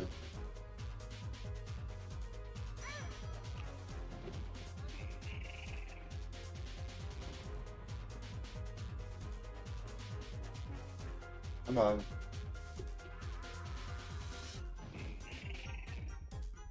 What?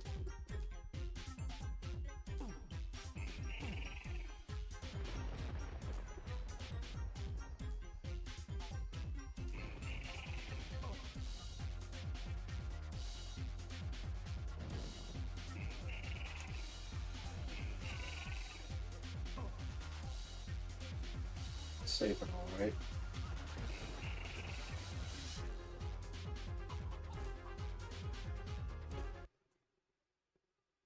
Oh.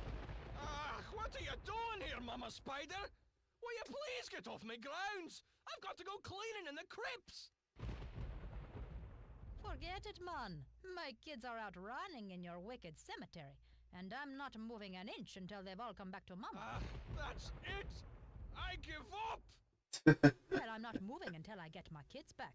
The way he says it is just like, oh, well, that's it. I don't. I'm, the way he says it, it's just. I almost want to hear it again. I almost want to hear that again. You know what? Frickin', I'm restarting it again. I want to hear him say that again. I wouldn't give up.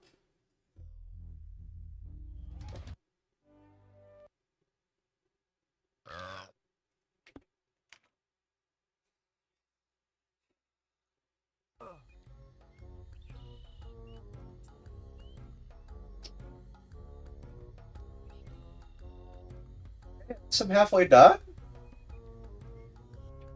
I'm halfway done with the game.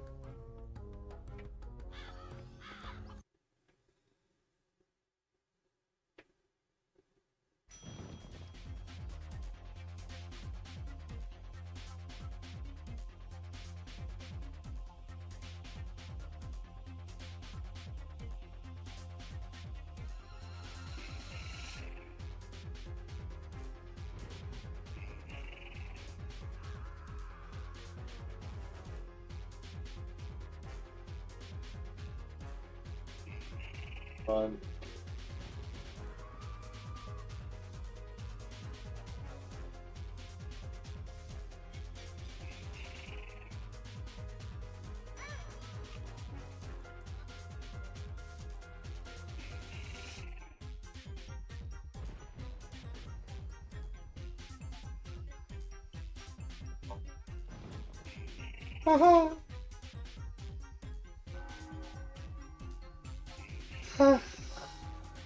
I think it's the fairies saying,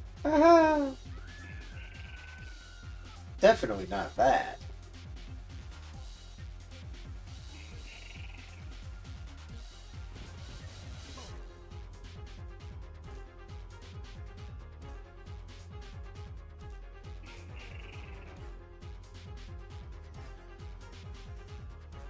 This way.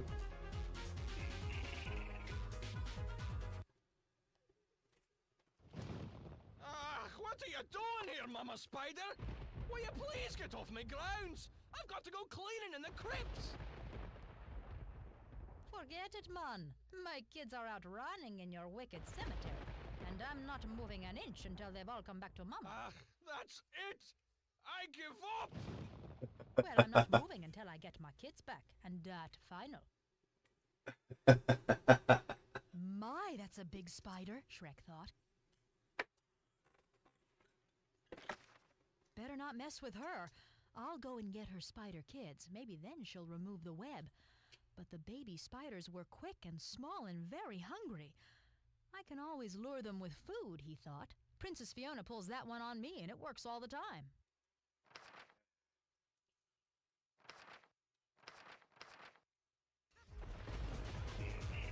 I was just about to lure them in.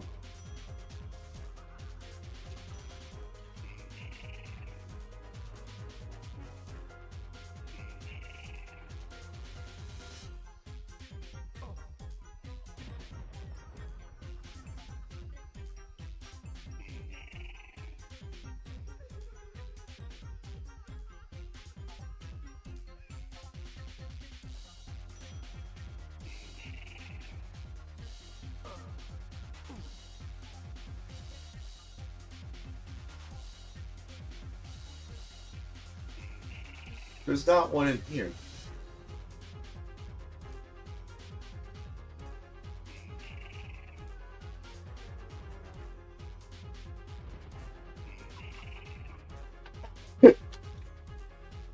Grab what's this one? Yeah, see, there's one right there. Don't tell me I'm soft locked.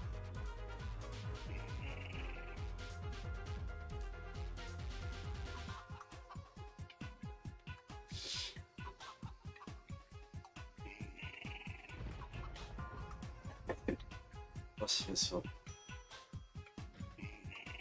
tell me I'm soft.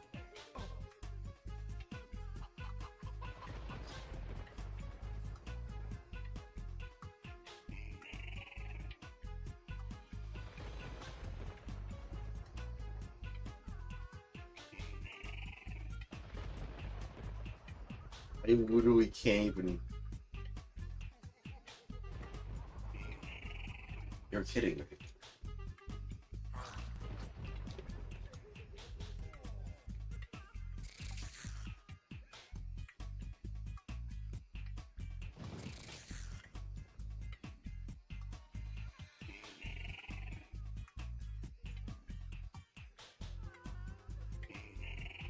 Why is there chickens down? I still don't understand why there's chickens down. I think I might be soft locked, guys. I think I can't finish this game anymore. This is like... Well, I mean, there's still more to do, but like... I can't finish this one area because I can't find the last one.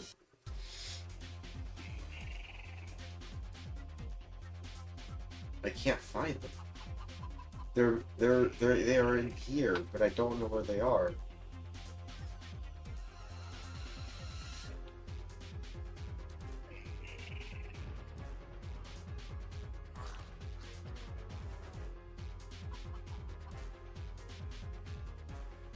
Maybe I should get a different copy?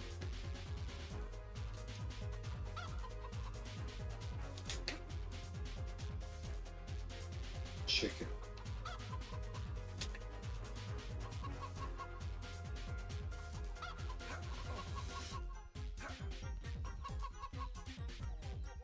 I don't know what to do. I literally don't know what to do. It's like it's not here. It's not spawning for me.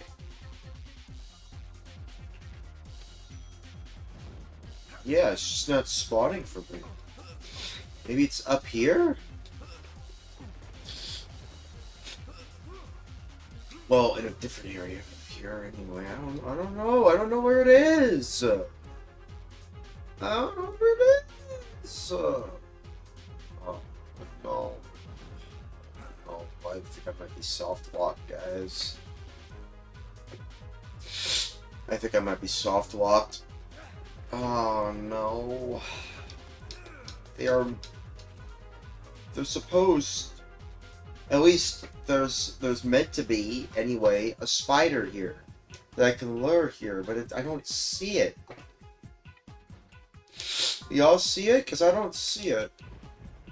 There was one on the side, which is fine, but like there's one right here. I don't see it. Oh,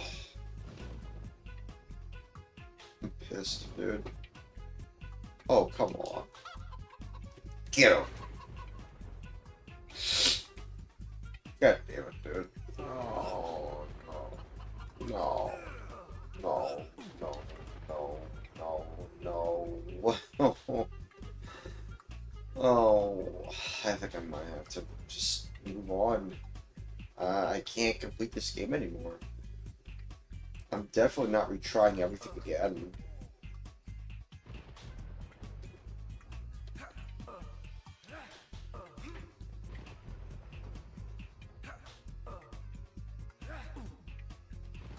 Come on, where is it? Am I missing something here? Maybe it is somewhere here. Maybe it's not here then.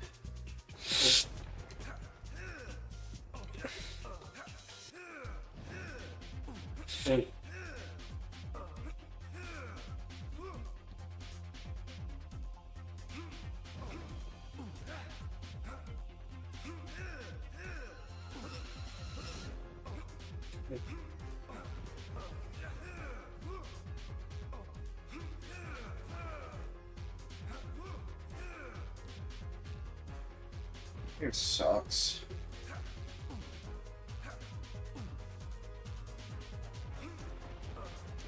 Hey, where are you?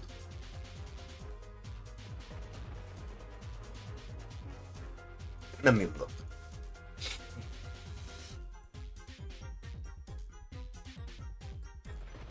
Maybe they are here, they're just in a different location.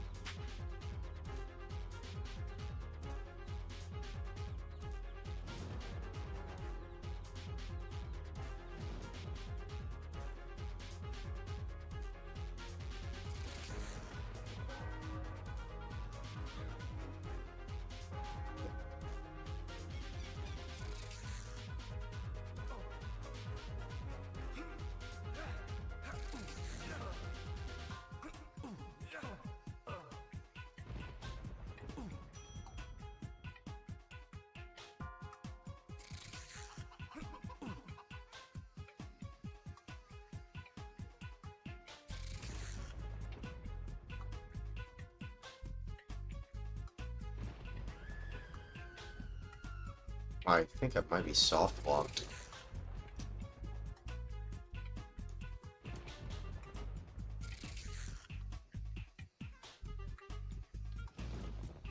I think it might be soft locked, guys. I think I might not be able to continue finish. Might not be able to finish this game anymore then.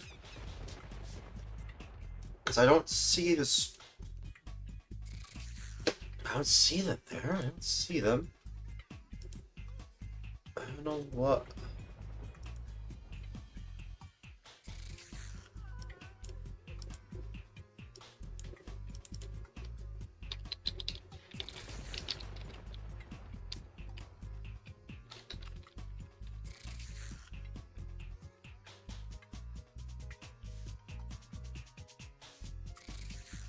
I don't know. Guys, I just need to know. Is there a way where I can finish this mission somehow? Because I don't know. I don't know where else to go.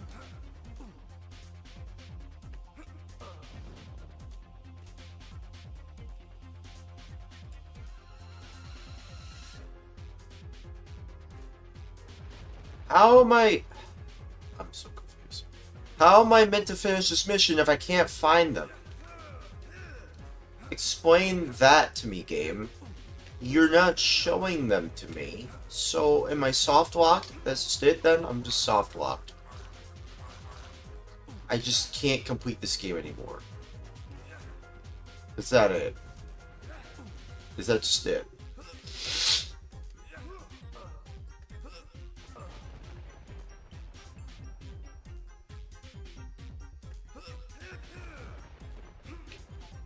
I don't want to replay this entire game again, dude. I really don't. Come on, man. Maybe there's somewhere around here. Oh, I found 2 fairies for the price of 1.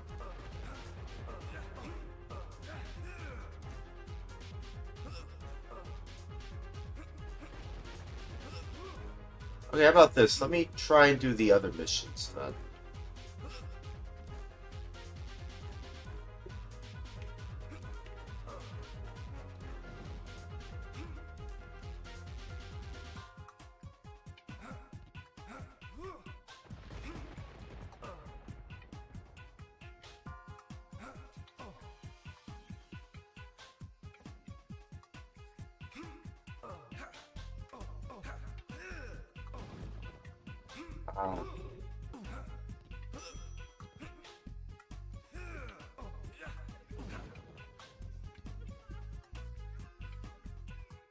I'm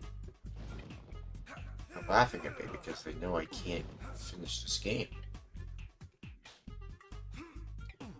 Well, jokes on the fairies, this game sucks.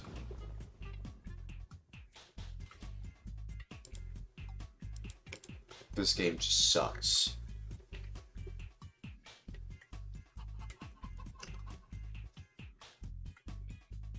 What? Coma? Moons? Garden? Fele? Fefe? I don't even know what that says. That one I think says garden. Or is it Gordon? Gardone? Garden? Something, something. Where could they be?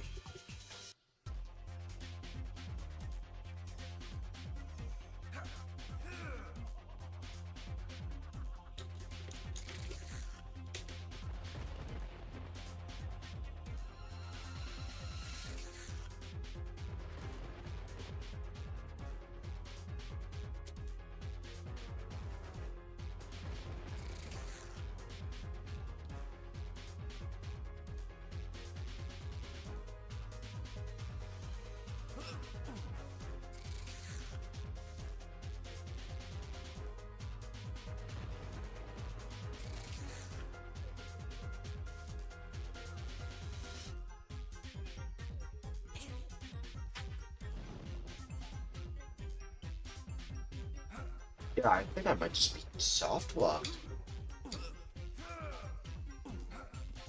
Unless I can finish one of the other missions, maybe that might fix the soft lock. It might. It might fix it. Okay, let me try that then. Because they're just not here. Unless I have a bad copy of this game. I don't know what the hell I did to soft lock. I don't know why they're not showing up. I really just feel confused here. Oh, hey, dude. What's up? Welcome back.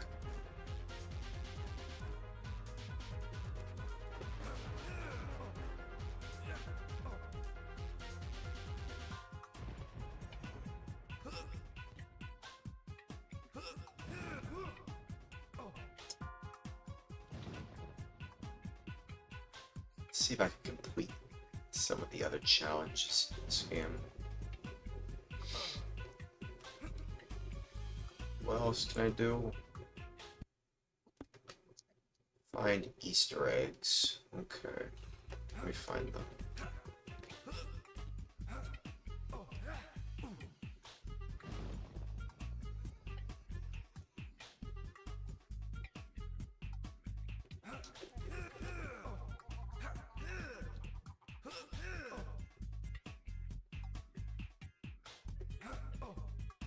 There's one.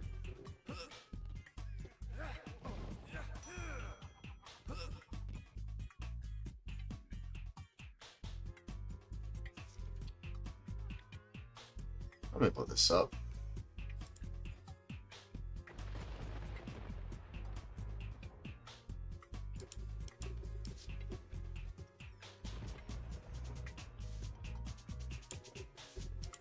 Oh my god, hi. Hey, dude.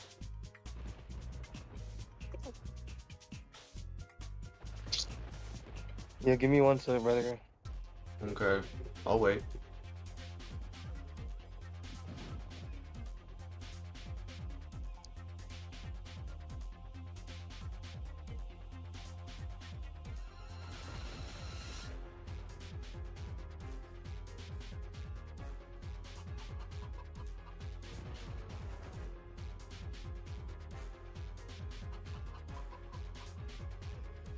See, I'm just looking over a walkthrough.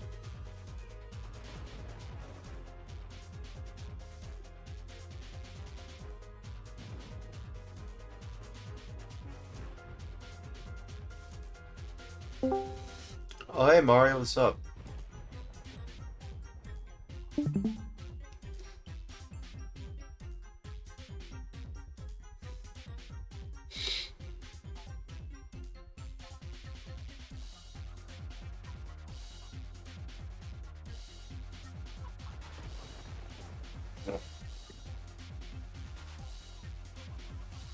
Hey Mario? Oh my god, hi. Well, I'm talking to Mario. He showed up. I'm just wondering if he's here. I'm here. Okay, cool. Was your mic not working earlier? No, I just had it turned off. Hi.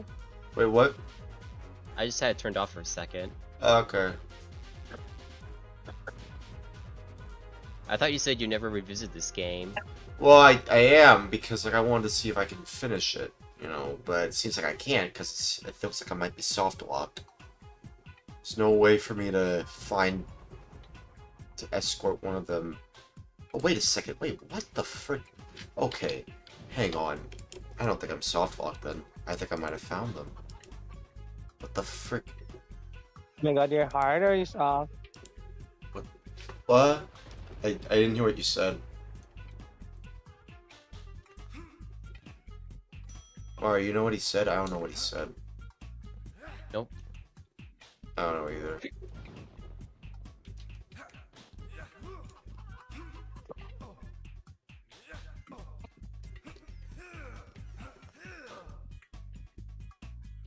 Yeah, I'm trying. Brother in Troy.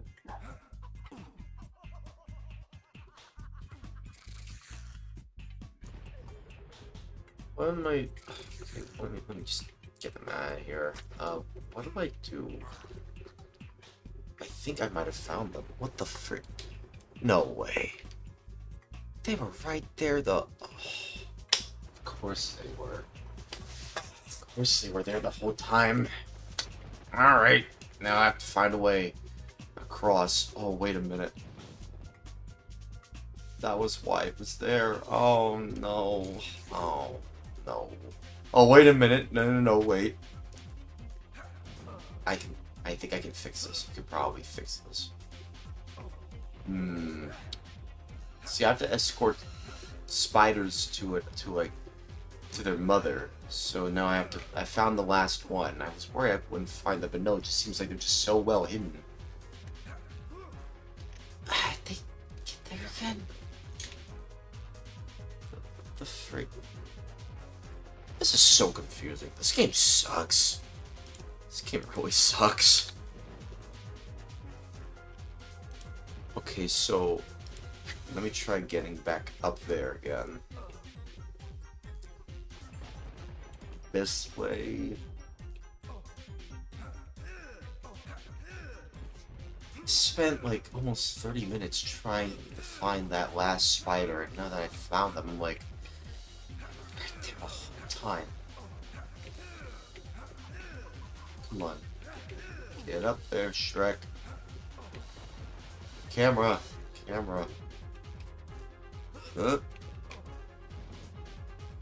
Where are they? They're right there. Oh, they're right there. Oh, no. No. Come on. Just get up there. Shrek, come on.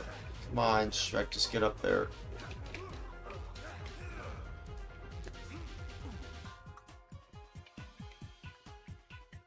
Oh, wait a minute. I might be able to just... There we go. That's all I had to do? Ay. Can't believe this. This game really sucks. How was I meant to know that it was right there? Okay, now I can lure them. Where'd they go? Crap, I lost them again. Where'd they go? No, wait. Oh, now they're there.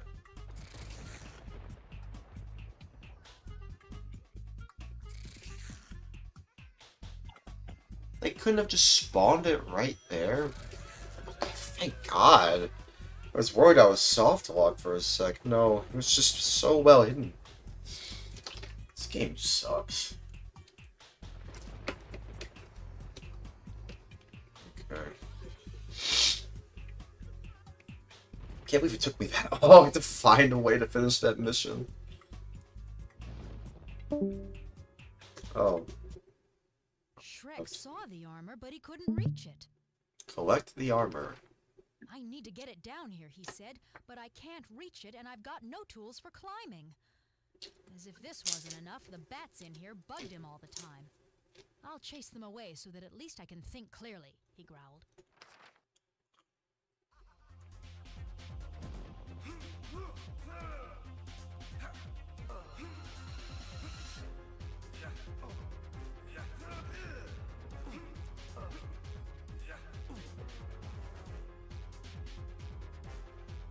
That armor's up there. Find a way up there. Oh boy.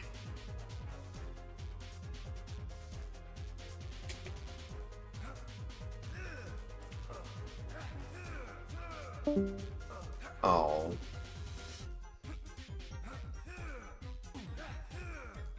I'm all alone. There's no one there besides me. Oh. That's not true. I have you guys in my chat, so you know what I mean. Still these bugs. It's reminding me of my actual room. It's not really a good thing. Get out of here. Get out of here. Jeez, get the hell out of here.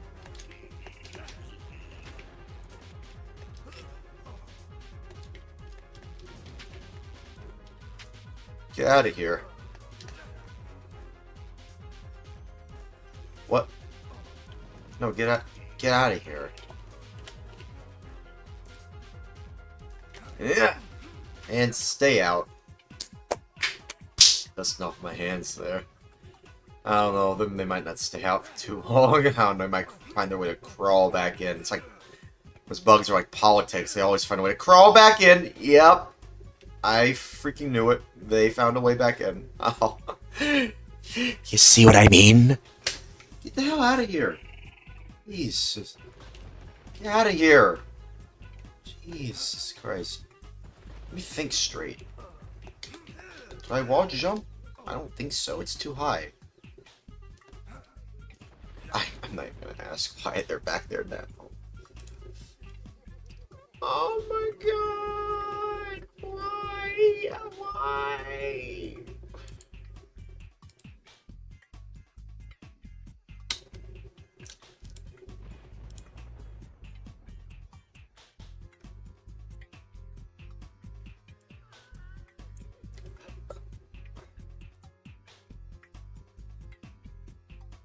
I don't know. I don't know.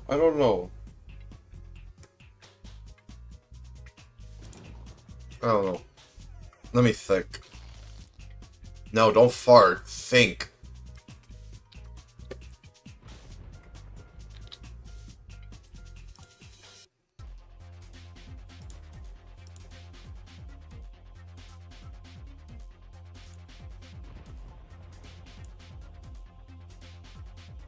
Okay. So, I have to make it all the way up there. But how? How do I... How words. How the hell do I get up there? How?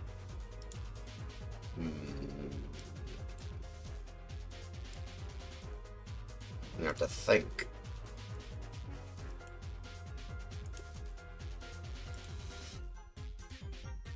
Let me think. Give me a moment.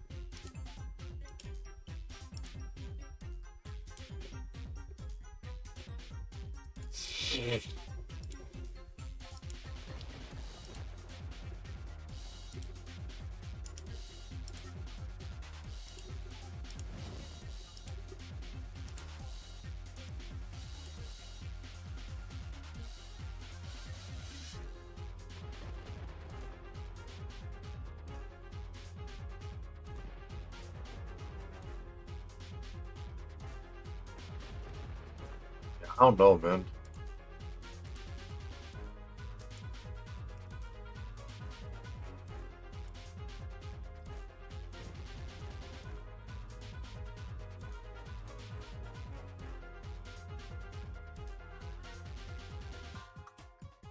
Yeah, I don't know, man.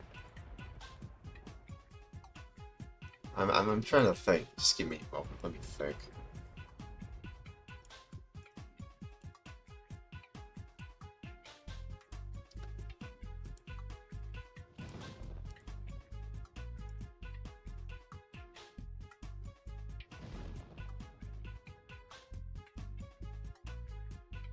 Thinking.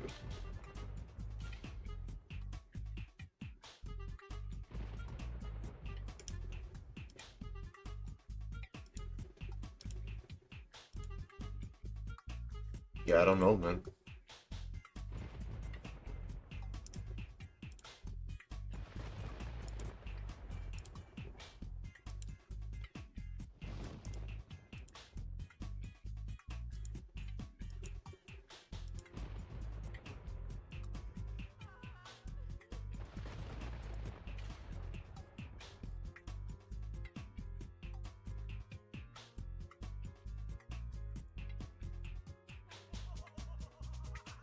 This music's very weird.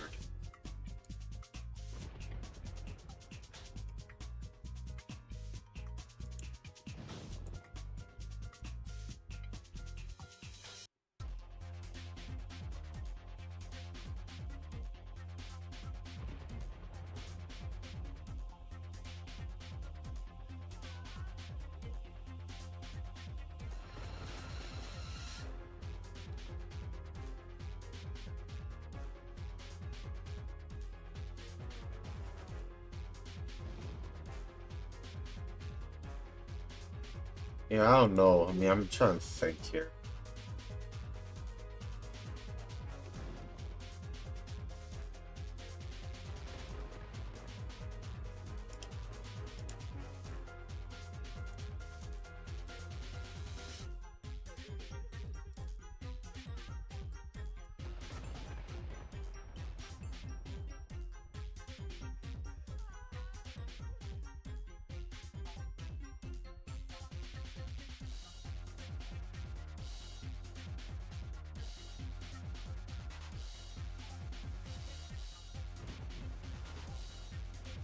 Yeah, do y'all know a way to get up there? We don't know how to get up there.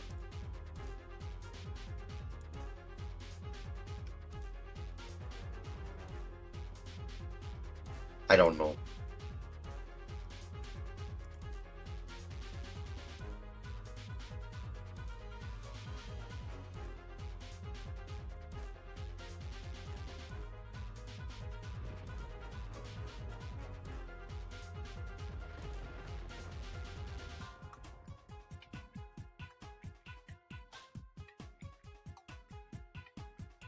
Uh,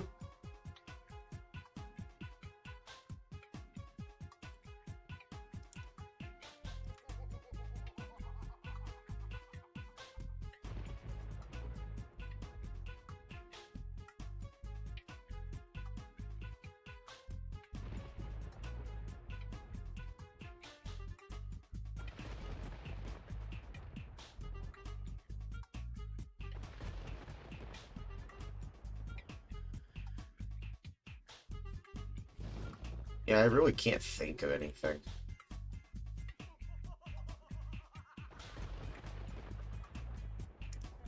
I can't think of anything.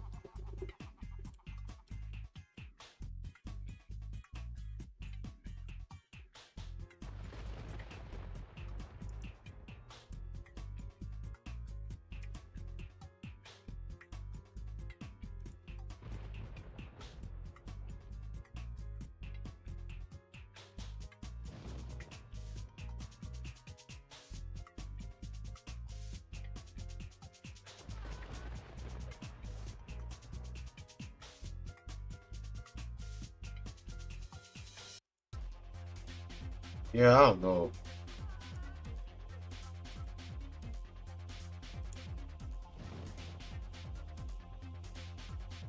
I suppose I can just... Well, I suppose maybe I can just look it up. I mean, I'm just thinking based on, like, what I'm looking at. Because, like, what do you have to do? Just wall jump?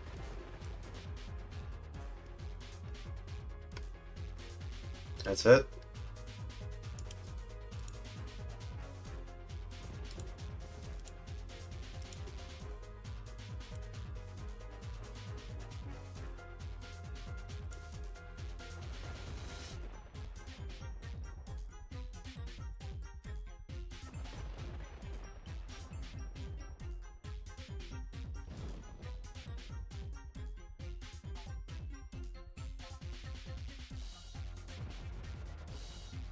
Yeah, I don't know.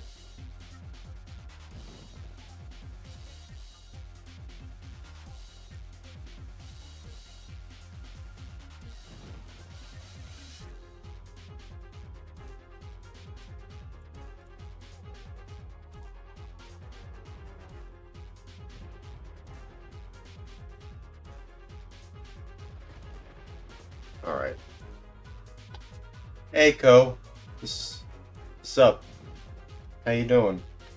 Right on, Cordy's streaming. Good to be here. Yeah, I'm here. I'm here. I was sick yesterday. I really wanted to stream yesterday, but, like, I was just so sick, and still am, kind of, but, like, I wanted to do a stream today anyway. I'm gonna be doing 2, actually. I'm gonna take, like, a few hour break, just because I am starting to feel that onset of the sniffles and sneezing a little bit more. So I'm gonna try and take care of that, and when I come back tonight, I'm gonna be doing some more Shrek 2. I'm going to play some more Shrek 2. Oh, Ko says, I just got a new job. Oh, nice! You said you quit your old one at the beginning of this month. But you're getting a new job, though, right? So, I mean, that's what counts, right?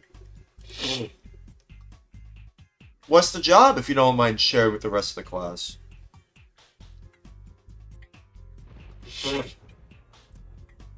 Hang on. Doing some research on what to do now. Yeah, and $6 more an hour, but it's at Amazon. Oh no. Oh no. I was actually almost excited for you, but then you said Amazon, like, are you sure you want to work there? I mean, I've heard about the working conditions there. I don't know. Amazon is rough. Well, why? I mean, I know one of my friends also works at a warehouse, but, like, Amazon is, like, something else. I would be careful. I mean, good that you found a job, but also, Amazon. I'm like, really? I mean, I'm happy that you at least got a job, though, but at the same time, it's Amazon. So, I don't know. I don't know. I don't know. Hang on, I'm still looking up the walkthrough. Looking up the walkthrough.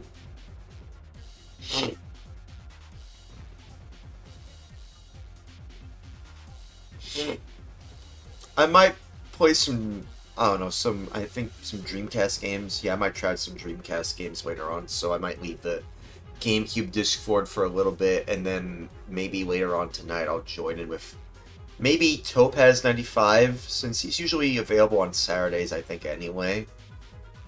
And I think, and he's also on vacation as well. So I'll see if I can talk to him about joining me tonight in the second, I think, I don't know, the part 2 of the stream.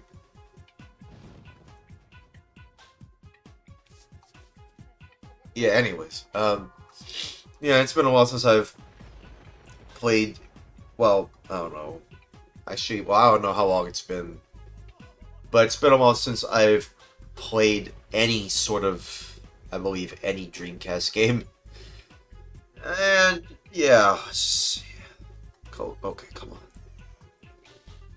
I want to try out some more Dreamcast games. I got the Thunder Dream. I finally got the Thunder Dream. I finally got it.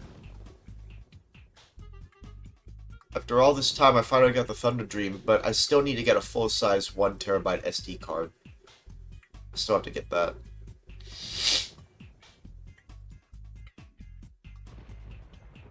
Why'd you get the Thunder Dream? Thanks, Ko. I appreciate that you like that. I got the thing being the Thunder Dream. Yeah, it's amazing. It's great. It's great. Got rid of the noise on my Dreamcast. Of course, it's not true digital. Oh, okay. So I have to get rid of the bat swarms around here. Okay. Did you see the quality of the design, how thick it is? Yeah, I saw it, dude. It's nice and high quality. It's very high quality for what it's worth. I'm actually kind of surprised. Well, maybe not that surprised because, well, I mean, I'm not that really. Well, I'm not really. I don't know. I mean, quoties.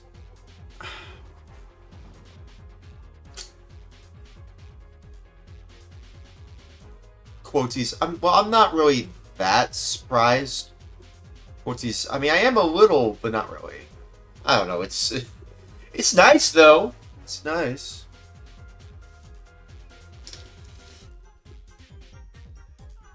Quoties. I'm not that surprised by the high quality of it though, because I kind of knew it was going to be high quality just by looking at it.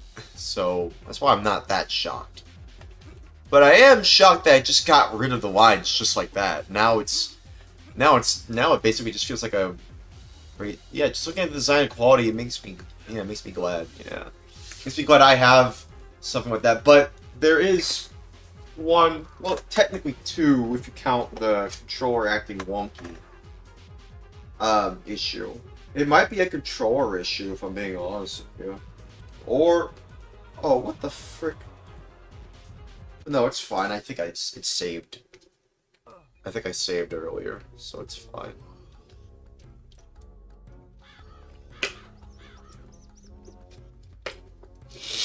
Let me get something to drink. I'll be right back. I can't hear anything. Be right back. If anyone joins in, you'll know. Hang on. Be right back.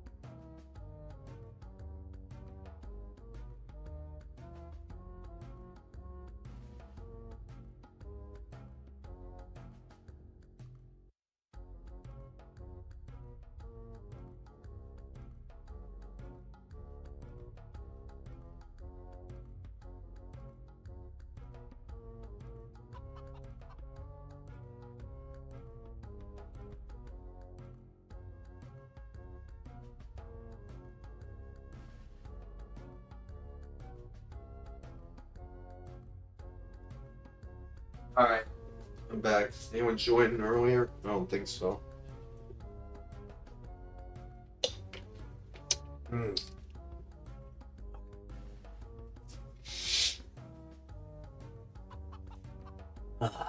Okay. Woo!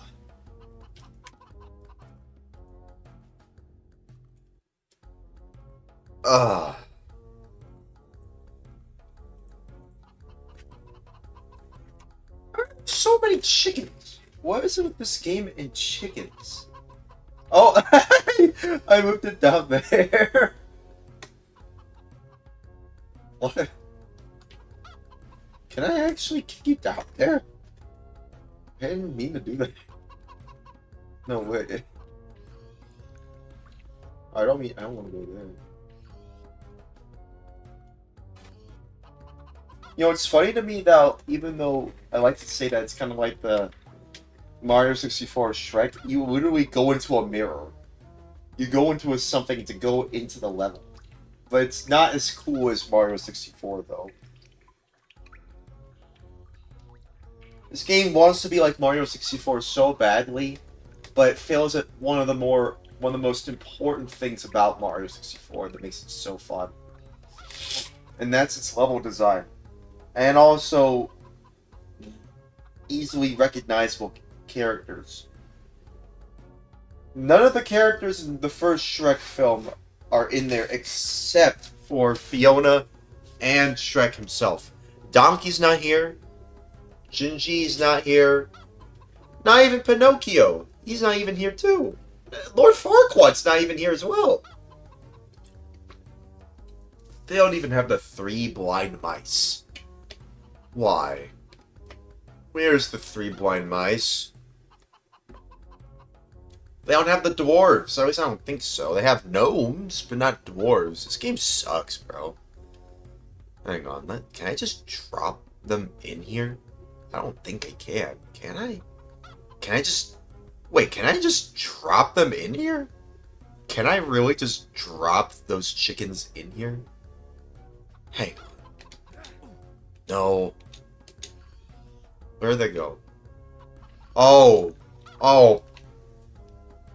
No. No, I didn't mean to go in the... no. That's not what I meant to do. Oh.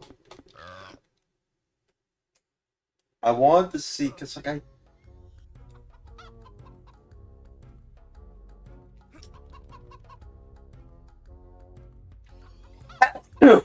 God bless myself. Come here. Come here. What?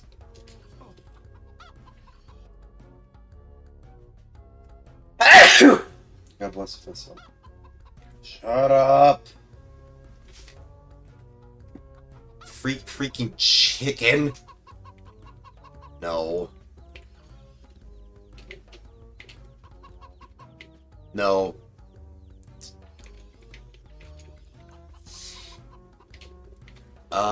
This... Oh, nice. Now they're stuck. Oh, no, I can go in there, too.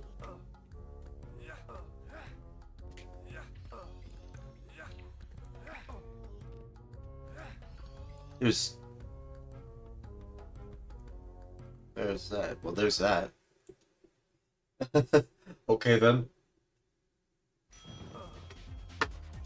Okay.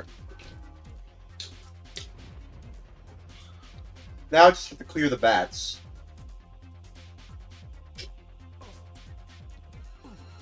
There's bats I have to clear out before I can get the armor. That's the next mission. Get an armor.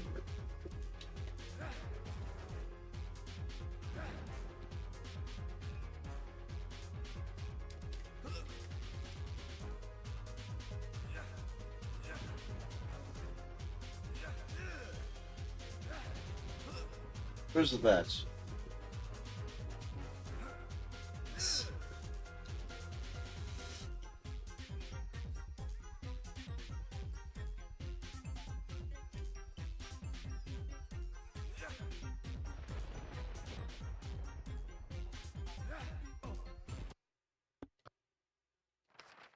Shrek saw the armor, but he couldn't reach it. Yeah.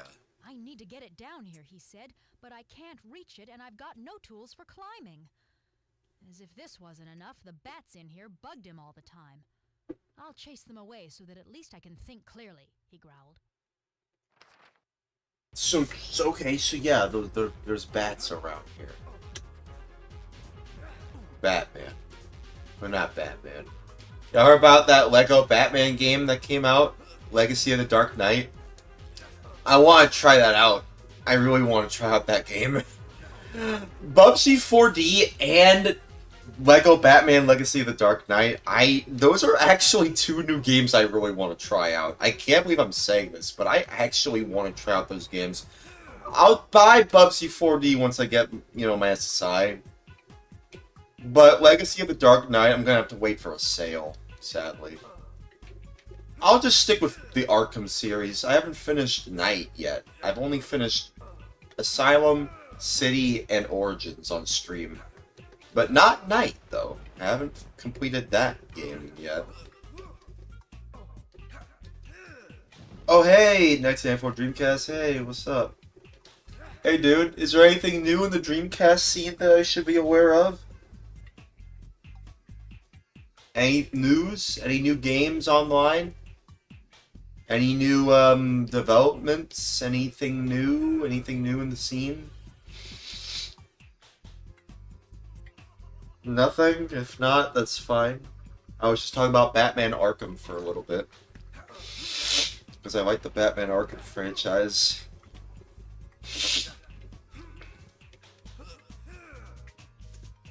Oh, come on, get up.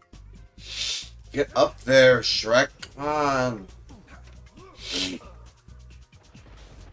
Yeah, I'm going to play Phantasy Star Online 5 Prime Meridian Eastern Standard Time. Also, Virtual On is back online. Yeah, I've been made aware of Virtual On. Yeah, I've been trying that out a little bit anyway. There's this one guy. What was his name again? What's his name again? He has like what was it? Trying to find it. Trying to find him. Where is he? You know, let me look. He might be in here.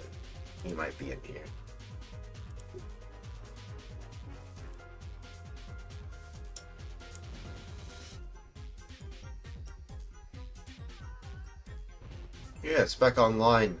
Majorly back online. I saw it was back online earlier, but for DCnet. Good to know it's back online for Dream Pie. At least 2.0 anyway.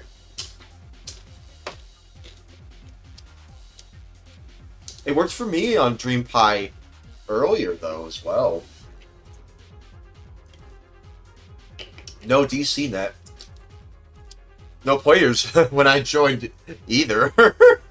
Okay, you know what? How about this? Let me see. Let me see if I can find him. Where is he? Where is he?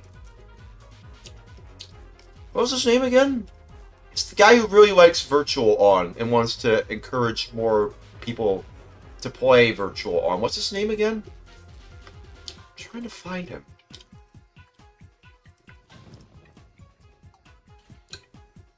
Also, yeah, I have to disable DMZ for it to work. I want to try it out.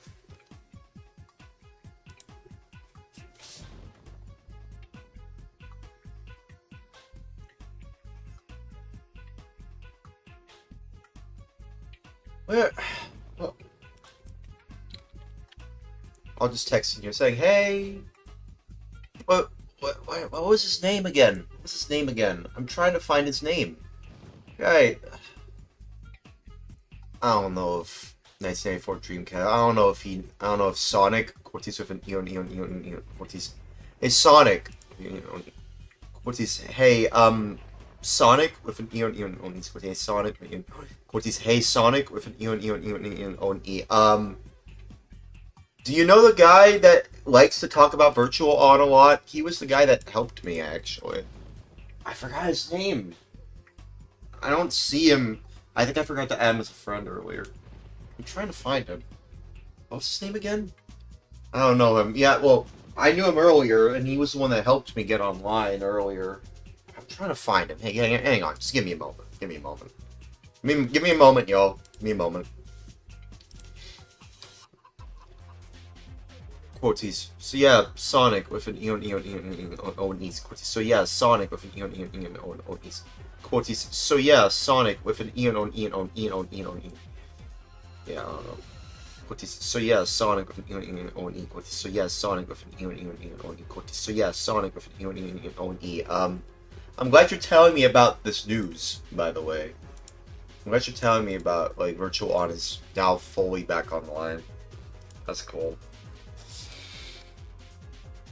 I'm trying to see. Oh, it's Ryan. Oh, now it's like, yeah, he had the Rocco. Yeah, it was like Rocco from Rocco's Modern Life as his image. He's like the same age as me.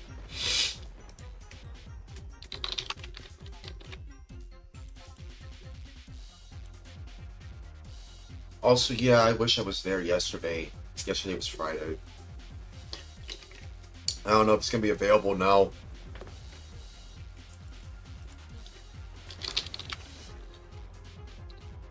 Oh man.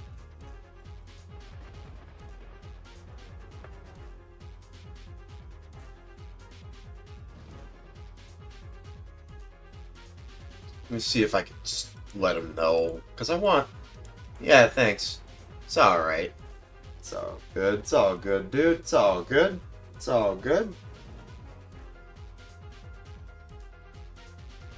Sorry I wasn't able to hang out with you yesterday. Was sick yesterday. Dot. I feel a little better now, though. Dot. Oh, at least a little better. I'm live on Twitch. Comment by the way. Oh, no, wait. I'm live on Twitch. Comment by the way. Oh, no. That's not how you say it. I'm live on Twitch. Comment by the way. Dot.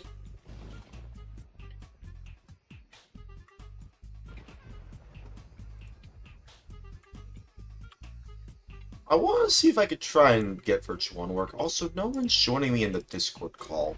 No one's joining me, so I might as well just move on.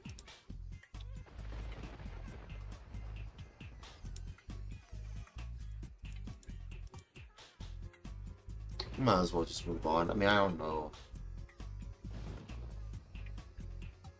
Oh,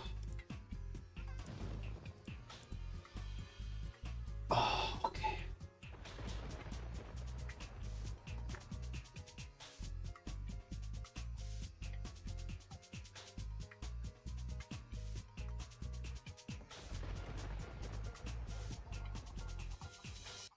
I want to at least finish this area, though. I don't know if I can. It'd be cool if I could. I don't see any bats.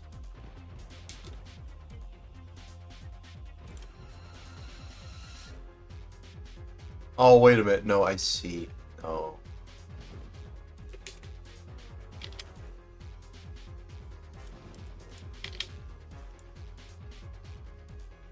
Okay.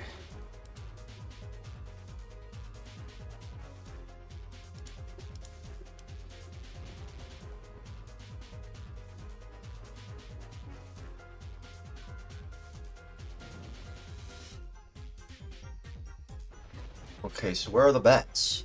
Where are they? Where's the bats? What Jonker would say. Jonker would say, where's the bats? Like, and the Batman would say, I'm Batman. You know, did you know that someone tried to model Gotham City and Batman Arkham Asylum? I saw a video from someone who tried to make that a thing. I don't think it's complete yet, though. I really like Asylum, though.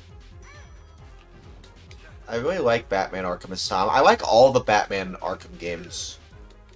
Even Knight, which I think is also really good. That's why I want to play Lego Batman Legacy of the Dark Knight, is because it looks like it might be just a Lego version of like the Batman Arkham formula, and I'm just like, dude, it's been a long time since I played a game an official Batman game that has like an Arkham formula.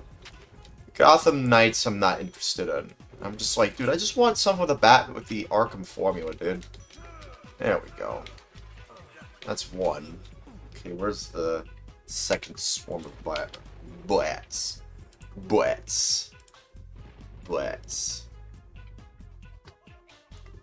Where are they?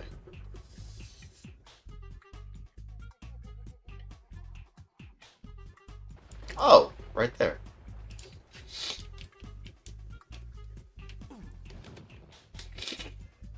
Right there. I have to scare them. I don't like scaring them, though. You know, bats aren't actually that scary. You know fruit bats? Has anyone seen a fruit bat up close? There's this channel. I wish I knew their name, but there was this channel that I've known for the longest time. Maybe not the longest time. I've known recently, anyway. I haven't seen their videos in a while. I'm wondering if they're doing safe. I'm sure they're doing safe and alright. As well as the bats they try to take care of. Or I'm sure the bats they take care of as well are all safe and alright as well. But yeah, there's this channel that likes to take care of fruit bats, and they like to showcase the fruit bats they rescue, and it's just so cute. Fruit bats are actually very cute. Oh, come on. I wish I knew the name of him, though. Let's give him a shout out, because I really like that channel. Ah, man, maybe the memory will come back to me after a while. I'll look it up later. This is the wrong way, I think. This way. Yeah, this way.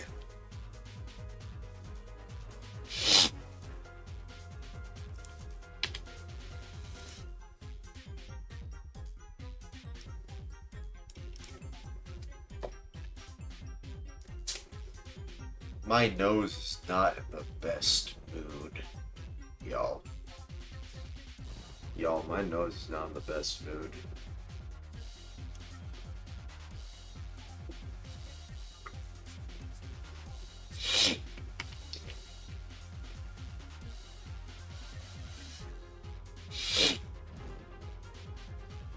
Let me see.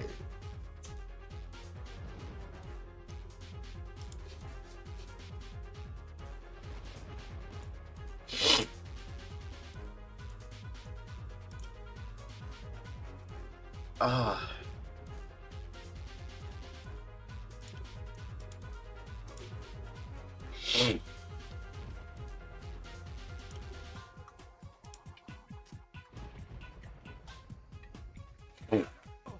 Go that way.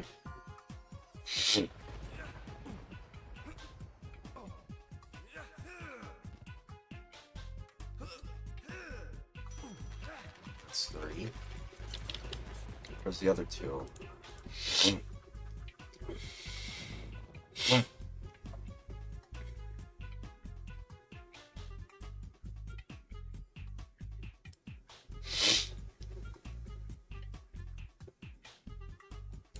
Oh!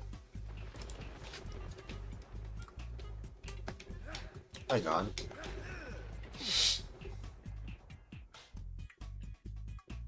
There's one right there. Ah, haha.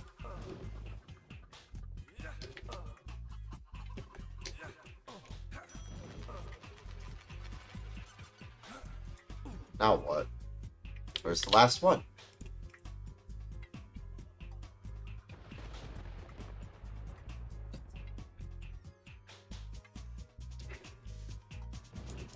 Oh.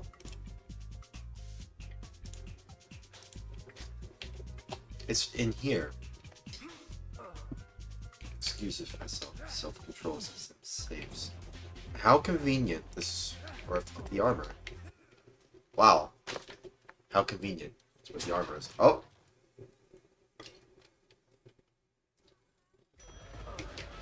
I got the armor. Nice. That's it? Whoa, I have armor now. Whoa! What? He has armor. Okay, that's actually from the movie. Okay. It gets 1 point for having the armor that actually is in the movie. Quoties. It only gets... Quoties. It only gets 1 point just for the armor. Because I do remember there being Shrek wearing armor in the movie. The first movie. To disguise himself when he first meets Fiona. Quoties. Shrek extra large for GameCube gets... What is it again?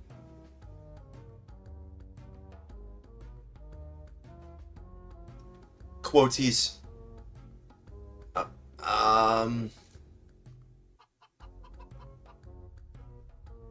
Quoties. Quoties. So yeah, Shrek extra large. What was it again?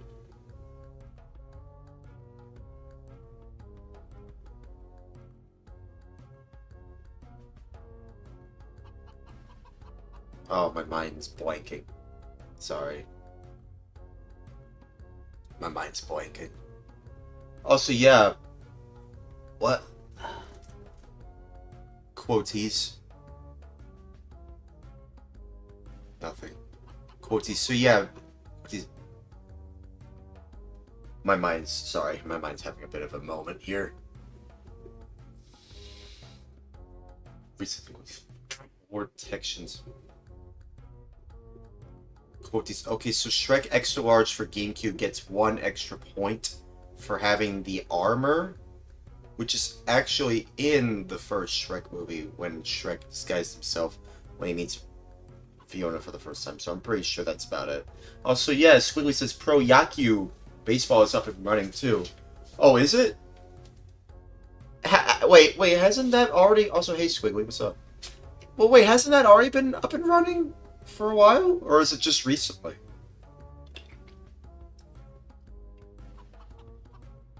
Is that when was that up and running for a while, or is that just now, like a day or so ago? Is it? It's only just DLC though, right? I mean, I don't know. It's just for a Konami Japanese exclusive baseball game. Still in test mode? Oh, okay. It's just DLC mode. It's just DLC though, right? You're just downloading DLC. That's it. At that point, you might as well just download it off the internet. But are you talking like yesterday? It hasn't been officially announced yet. Oh, okay, so that's recently. It's recent. But isn't it just, oh, you can download DLC now from this game? Or are you talking about something else, something completely different?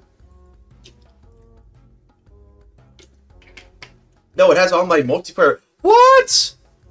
Oh, okay. I thought it was just some downloadable content. I didn't know. Okay, here's the thing though. Is it peer-to-peer?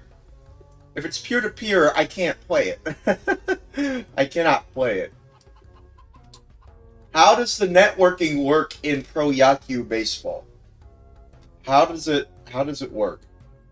What is the what good question, 90% sure. Okay guys, can y'all I mean I could look it up, but here's a castle.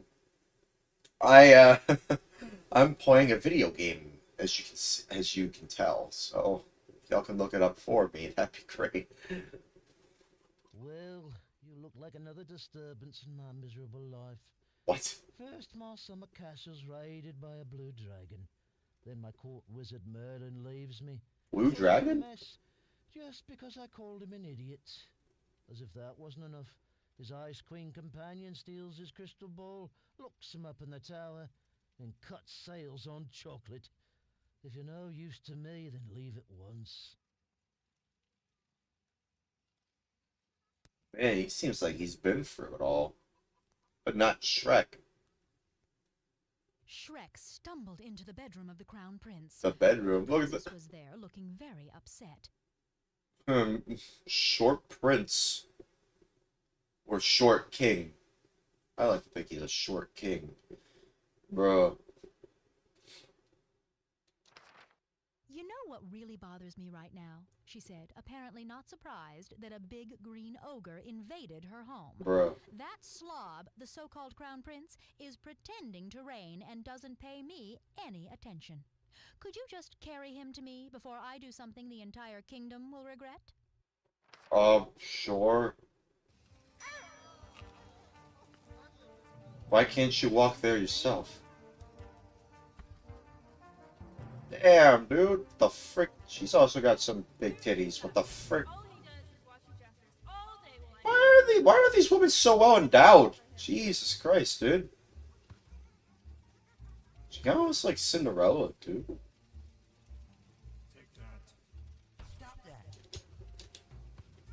Can I grab him? Can I grab her? No, I can't. Kick her. Stop it! Did it, your mom? Stop it!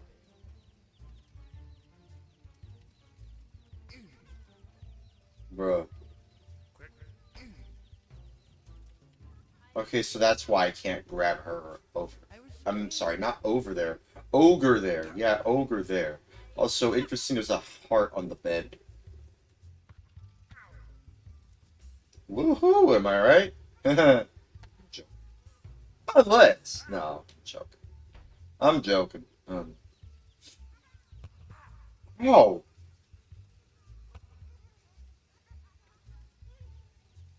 How are they doing? Jesters? Knights? Hey, I'm one of you. Oh, I hear metal now. This is...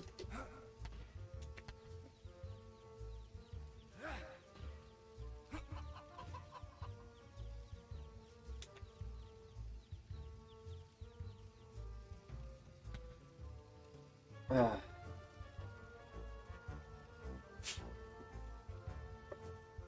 Bruh. Nose acting weird.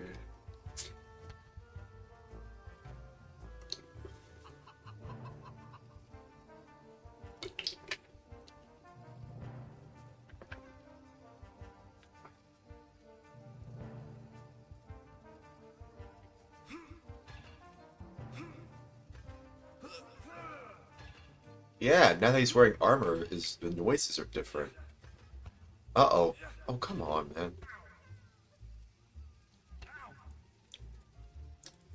Where's the king? Oh,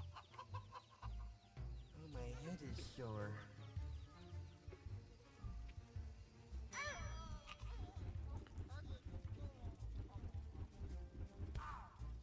What the heck is that? Who the heck is that? Who the frick is that?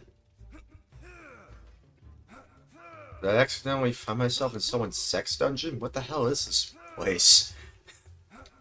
Who the hell is that? Get away from me. Don't touch me. Please. Get away from me. What are they doing? What are they doing? I'm one of you! I'm one of you! Get out of here. Jeez, I'm one of you. Jeez. What are you doing?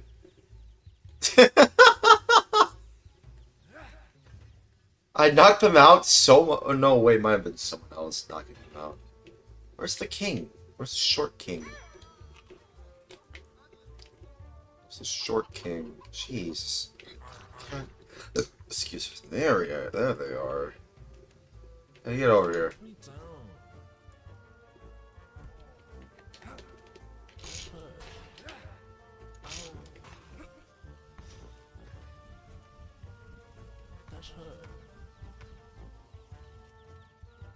Look at him.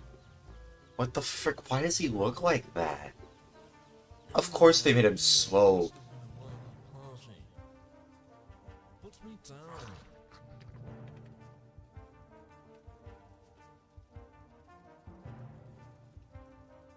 I mean, I wouldn't mind trying out that Pro Yaku baseball game. I'm just gonna call it the Konami baseball game for GameCube, because Konami made that game, right? Why does he look like that? Look at him. Look at him. Look at his face. God, look at his face. Jeez. Why does he look like that? Oh, I'm not moving it down. Gotta get laid with your bride or something.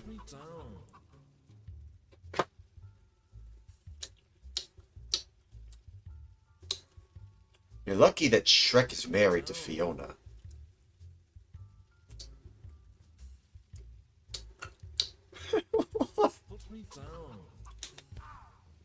Oh.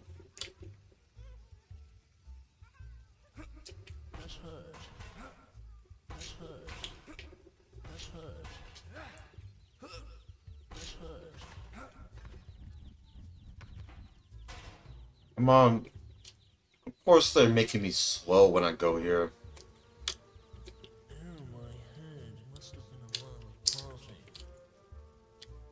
Jester, don't do anything to me.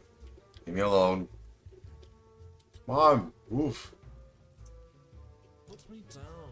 Why are you so hard to move? Is it your face? I'm joking.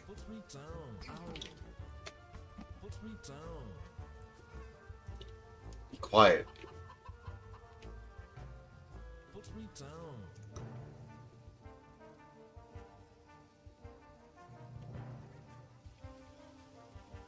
There. There. Fine. I'll move you down. Go get laid with your bride or something. Just leave me out of it. You're lucky that Shrek has a wife. Although I don't have a girlfriend. United with the princess, the prince turned friendly. What's that? But he was worried. Oh. That keeper keeps locking up prisoners just for the fun of it. That was never the idea. Could you do something about it? Shrek pondered. What the frick? Maybe I'll just lock him up. Then he'll see how fun it is to be inside a cell.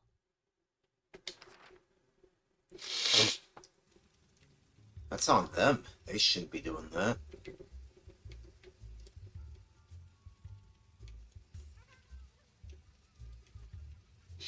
Where are they? I saw them earlier. Where are they? Alright, get over. Get over here.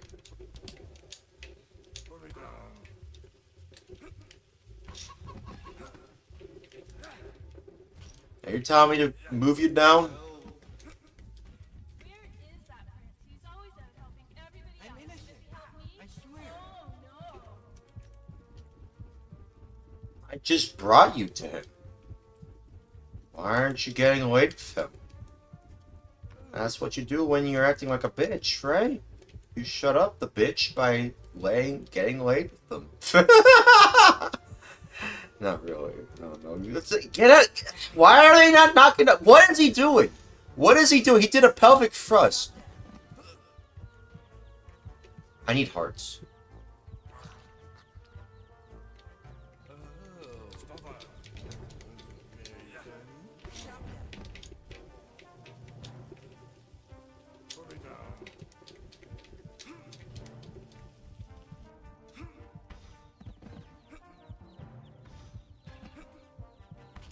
Come on.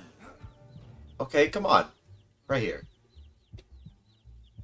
I was afraid. Oh, he's not that idiotic. Maybe he is. Yeah. Oh, no. I was the idiot. Damn it. Try it again. No, wait, that's the wrong way.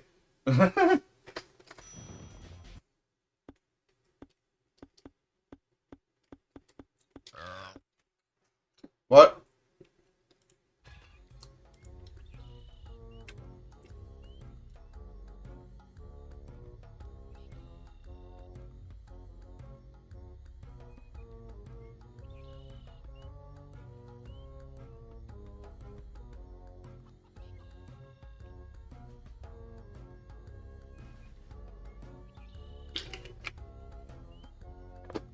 Okay. Castle Crasher. Crashing the castle. Yeah, I haven't played Castle Crashers before, actually. I have it on Steam. I have it. I heard nothing but great things about it. Isn't it good? I think so. Where's that dungeon master? You know, oh crap. Oh, hey, Try, what's up? Hey, what's crappening, my guy? Hey, I'm just playing more Shrek Extra Large for GameCube. More correct. What? Nothing. I didn't hear what you said. Did you find anything cool in this game? Well, yeah, now I was able to find a piece of armor, now Shrek's wearing it. See it? Huh. He's wearing armor now. Oh, yeah, he is. Yeah, so that's the cool thing, I suppose. What? I remember that part in the movie. Yeah, I mean, I even said that this game, Shrek Extra Large for GameCube, gets 1 point for having something that's actually in the movie. His armor, when he's disguised as someone, when he's disguising himself when he meets Princess Fiona for the first time, right? Yeah. Yeah, so it's nice that they have that there. It even makes noises when you move around. Or when you jump. Watch, listen. I'm innocent. I swear. Okay. Listen. You hear that? This game gives me such mixed feelings. Yeah. But, amazing lighting system and then like the jank ass gameplay. Yeah, I'm trying to take down this dungeon keep. Put him in his own sex dungeon. I don't like this place. Get out of here. Get out of No, you stop locking people up. No. Every time I pick him up, he just Oh, my head is sore. my head is sore. You sound Donkey, you what sound are you doing in my swamp? What are you doing in my swamp? That moment honestly kind of feels more raw now that I revisit the first movie, because like all those fairy tale characters just showing up out of nowhere and them saying a pure guttural "What are you doing in my swamp?" and then it echoes and reverberates and then shows everyone there. Man, Shrek 1 and 2, they're such great films. They are genuinely great films. Oh, that's how you lock him up. Okay. Hang on. Yes! Haha! Now he's trapped in his own prison. Of his own making. What? Look at him. Oh. Shrek locked up the keeper, but that presented another problem. Freedom! Shouted the prisoners. Freedom! We want freedom! Shrek sighed. How am I ever gonna get them out of here? He wondered. Just follow the light and kick us out, the most poetic one of the prisoners said. What? Shrek sighed. Whatever. Whatever. Whatever. Oh, just follow the light and kick them out? Free the prisoners. Okay. Kick me out the window. Why is he so... Listen to them. Kick me out the window. Kick me out the window. I swear. Kick me out the window. Kick me out the window. They sound like the goddamn Redditors. There's some... Why do they sound like a Discord Redditor, dude? What the frick? Ooh. Kick me out the window. Kick me out They sound like that, right? That? Right there? No. They sound... Maybe like one of the programmers was like, fuck it, I'll be Shrek. Forget I'll be Shrek. Kick me out the window. Oh. Kick me out the window. Kick me out the... Kick me out the window. Actually, you should kick me out the window. How do I do that? Hey. I trapped you in your own sex dungeon, you goddamn creep. Well, look at him. He's doing pelvic thrust. What the hell is he doing? They look like... oh my goodness. What? Look at They them. almost look like the Re-Dead from Ocarina of Time. Oh, the one I'm picking up? Well, they kind of remind me more of, like, the people from, like, Morrowind. You know? They kind of remind me of, like, a Morrowind. Oh, yeah. Like, they look like a Morrowind character to me, you know? Like, look at them. Look at them. Oh, God. He's not even grabbing them properly. He's not even grabbing... He's, like, sticking it inside their chests. It's like... Yeah. I'm surprised they're That still... wasn't in the budget for them. They couldn't make one more animation for, like, holding these guys. Whoa! Yeah, I have to actually anglies it like What the that. hell is this minigame? Just throwing dudes out the window? Yeah, I don't know. With, like, the jankiest camera system. Yeah, I have to anglies it like this just for it to work. Hang on. Line up properly, and there's a jester right there. I have to jump. Freedom! You want to get out of here too? Oh, crap. It doesn't work. Where's everyone So going? there's just like randomly a dude in there that like hurts you sometimes. It's a jester. I think that has something to do with a secondary mission. Kick me out the window. Kick me out the window. Actually, you should kick me out the window. No. It's like, I feel bad for them, dude. Freedom! Actually, there's one... He's always out helping everybody else. Does he help me? Oh no. I just gave him back to her, though. The frick. You should see the prince, by the way. They look like more like a short king than a prince. They look like Farquaad, actually. But not really. Not entirely Farquaad. Oh, there they are. I was wondering where they were. Kick me out the window. Kick me out the window. Kick me out the window. No, but oh well. Freedom. There we go. That's how it's done. Good job. Getting for this terrible. There's the king. There's the king. There he is. He's done. Oh wow. Is he done getting laid by his princess? I don't freaking know. I don't know, dude. should be lucky that Shrek has a wife named Fiona. He's trying to rescue. What's entire nation? What entire nation? Wait, what? What's entire nation, brother? What the hell? What the heck? You say Fire Nation instead of Tar Nation earlier? I don't know. Nah, it's entire nation. Tar Nation. Oh, hey, Trail Sages from my chat. What's up? Oh, the first bump. Yeah, game. Yeah, the first game with like bump thing. You know, like for all these texture. Bump mapping. Yeah, exactly. Yeah. I think that's crazy that's like the only thing that's worth it about this game. Everything else just sucks. Didn't Metroid Prime use bump mapping though? Well, that came out a little later. Was that a launch title for them? Out? What? This came well. Technically, this came out like on the Xbox first. Like it's a launch title for the Xbox. On November 15th, 2001. Same with Halo though. Halo also came out on that day as well. Yeah. So you had two. You know, honestly, two characters that are green. What's it called? Time Splitters has some of the best graphics I've seen on the GameCube personally, and they even they have like some levels that have straight up like very advanced shaders just randomly, like like reflective floors that are like have bump mapping and they have like advanced shaders and they look like kind of realistic. And I'm like, what the hell? Like they just randomly put like an insane amount of detail into like this one random room just because. Why not? They felt like it. Yeah. Yeah, why not? Put random detail into this one room because why not? The devs felt like putting it there. Also, Turtle Sages also says RE4 on the GameCube is fantastic. Oh yeah, because it was meant for the GameCube. Yeah, like it was originally designed with the GameCube in mind. Hey, that rhymed.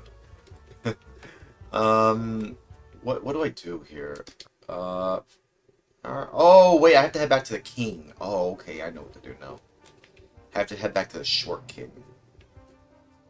Which, by the way, speaking of Short King, Lord Farquaad is not in this game, which is very disappointing. You know, you think he would. Maybe this takes place. Well, actually. Now I think about it, maybe it makes sense that he's not here because it might be a game that takes place after the events of the first movie. So, why are you measuring, what's her bucket from the castle? What? Why are you rescuing what's her bucket from the castle? Or is that not this level? No, I'm rescuing like Fiona as the whole core story of the game. I'm just What were you saying earlier, though? I was just helping out the king get to his princess. Or the prince get to his princess. If it has you saving Fiona, then isn't that still, like, canonically part of the normal lore of Shrek? Well, yeah, but I guess you're just saving her again from Merlin. Yeah, it's just they have a secondary villain named Merlin as the main antagonist of this game. That's lame. Yeah, it is kind of lame, you know, that they're doing it again. Is that what you meant? Or is rehashing? Well, yeah, it's lame that they're doing it again. But also, like, we know canonically, like, that Fiona is also more than capable of, like, rescuing herself. Yeah! And the whole bit of her staying in the castle was her subscribing to, like, the patriarchal ideals that because she wanted to escape her ogreness or whatever. Yeah! She can hold her own. Yeah, well, the whole point of the original was that, you know, she was only staying there because she was hoping that a prince would break the spell. But not because she actually couldn't, like, save herself, you know. She stayed there willingly. Like, she stayed there willingly. She could have escaped at any time. At any time. But she just stayed there for a while because she was waiting for someone. Yeah, exactly. Because, you know, she saw herself being an ogre as being problematic, you know, because of the, like, social norms and whatnot. Like, the whole movie's point is about, like, breaking down social norms, yeah. Yeah, exactly, and patriarchy and stuff like that. Yeah, that's why Lord Farquaad's the bad guy. Because they're basically making fun of all the Prince Charmings of, you know, Disney films. They were making fun of Disney the entire time. in terms of Shrek 1 and 2. He just turns out to be like a major douchebag who Yeah. only cares about himself, and he just wants her as an accessory and like as an object. Yeah. Exactly. Yeah, and it's and that's not how women ought to be treated, and so that's why Shrek making a whole thing about it. Yeah, and that's why Shrek, decides to behave the way he does, because he is not your typical hero, but he is a hero because he actually does save Fiona, and even though he is an ogre, he is more than just an ogre. He is a person with feelings. He has feelings. Yeah. He can think for himself. So this game kind of just makes everything that was part of the first film, just blows it all out of the water. Like, he's just kind of treated like a big dumb ogre again. But not really dumb. He can still think, but like still. Yeah, well, they're kind of just missing the entire point of the film franchise, and they're just going ahead and saying, well, what if we actually just take the aesthetic of Shrek and then we force it into like a normal, like traditional fairy tale setup because we're lazy and we don't actually want to write like a proper adaptation. Because like, yeah, it's like Shrek saved Fiona, but not because, like he broke her spell or something or saved her in the traditional sense. It's because he liberated her from her own self-hatred that was given to her by society that taught her to hate what made her unique and special, being an ogre. And he, and Shrek was also battling his own self-hatred, where he compared himself, like especially in the second movie, he especially in the second movie, deconstruct his own issues with his body because he didn't like the fact that he was an ogre and that he was ugly or whatever, and he wanted to know what it felt like to be handsome and to be a real human. Because he'd lived his whole life. Same with Donkey. He wanted to know what it felt like to be a horse, like I'm sure he felt that way as well. Even though he himself, I would argue, Donkey, which is crazy, it's not in this game. The way that Donkey is characterized in the film, he just seemed like the perfect side character. Like, not even just a side character. He's treated like a partner. Like, he's like his best friend. Like, he's like Shrek and Donkey. Well, he kind of hates him at first, Like, yeah, I know. Like, we all know that. Like him that much, and he really is like a total asshole to Donkey. Yeah, he's more of an asshole to Donkey than. But then anyone. Donkey learns by the end of the film to advocate for himself, and underpinning this whole franchise really is this like recurring motif of like, non-conformity being okay. Like, it breaks down the social expectation that like, you should try to blend in and you should try to be like everyone else and you should subscribe to beauty standards and stuff, and it flips that all on its head, and the whole fairy tale perfect ending of like princes and princesses and everything is clean and stuff. It's like, no, it's like actually the real world is messy and imperfect, and people are complex, and systems of power oppress people, and people oppress themselves to conform to these systems. And actually it's very body positive, and it's like, actually, you should embrace your flaws. You should embrace what makes you special and unique, because it makes you strong. And, exactly. Yeah. And like Donkey, he learns to advocate for himself. Princess Fiona, comes to embrace her herself as an ogre. And Shrek learns to embrace himself being as an ogre too, later on. And even in the second film where they still struggle with that, that's only when they meet up with, like Fiona's parents, and then he has to expose himself to an entire society of people that, still view him differently. Compared to like. And on top of that, I mean, really, if you think about the at least like the first film is quite dark, because I mean they're basically trying to do like a pogrom, or like an ethnic cleansing of all magical fairy tale creatures, because I think that their power and whatnot like threatens the perceived power of the king, of Lord Farquaad, right? He doesn't like that his power only lies in people's servitude to him, and yet these magical fairy creatures have their own powers, and they don't need him to be powerful, and so he is trying to subjugate them. He literally doesn't want them to exist, and they don't even want Shrek to exist. And so it's like, it's not even just a battle for like finding oneself, it's a battle for existence itself. The Shrek franchise is honestly like pretty existential and touches on some really serious topics like ethnic cleansing while still somehow being family friendly, which is kind of impressive.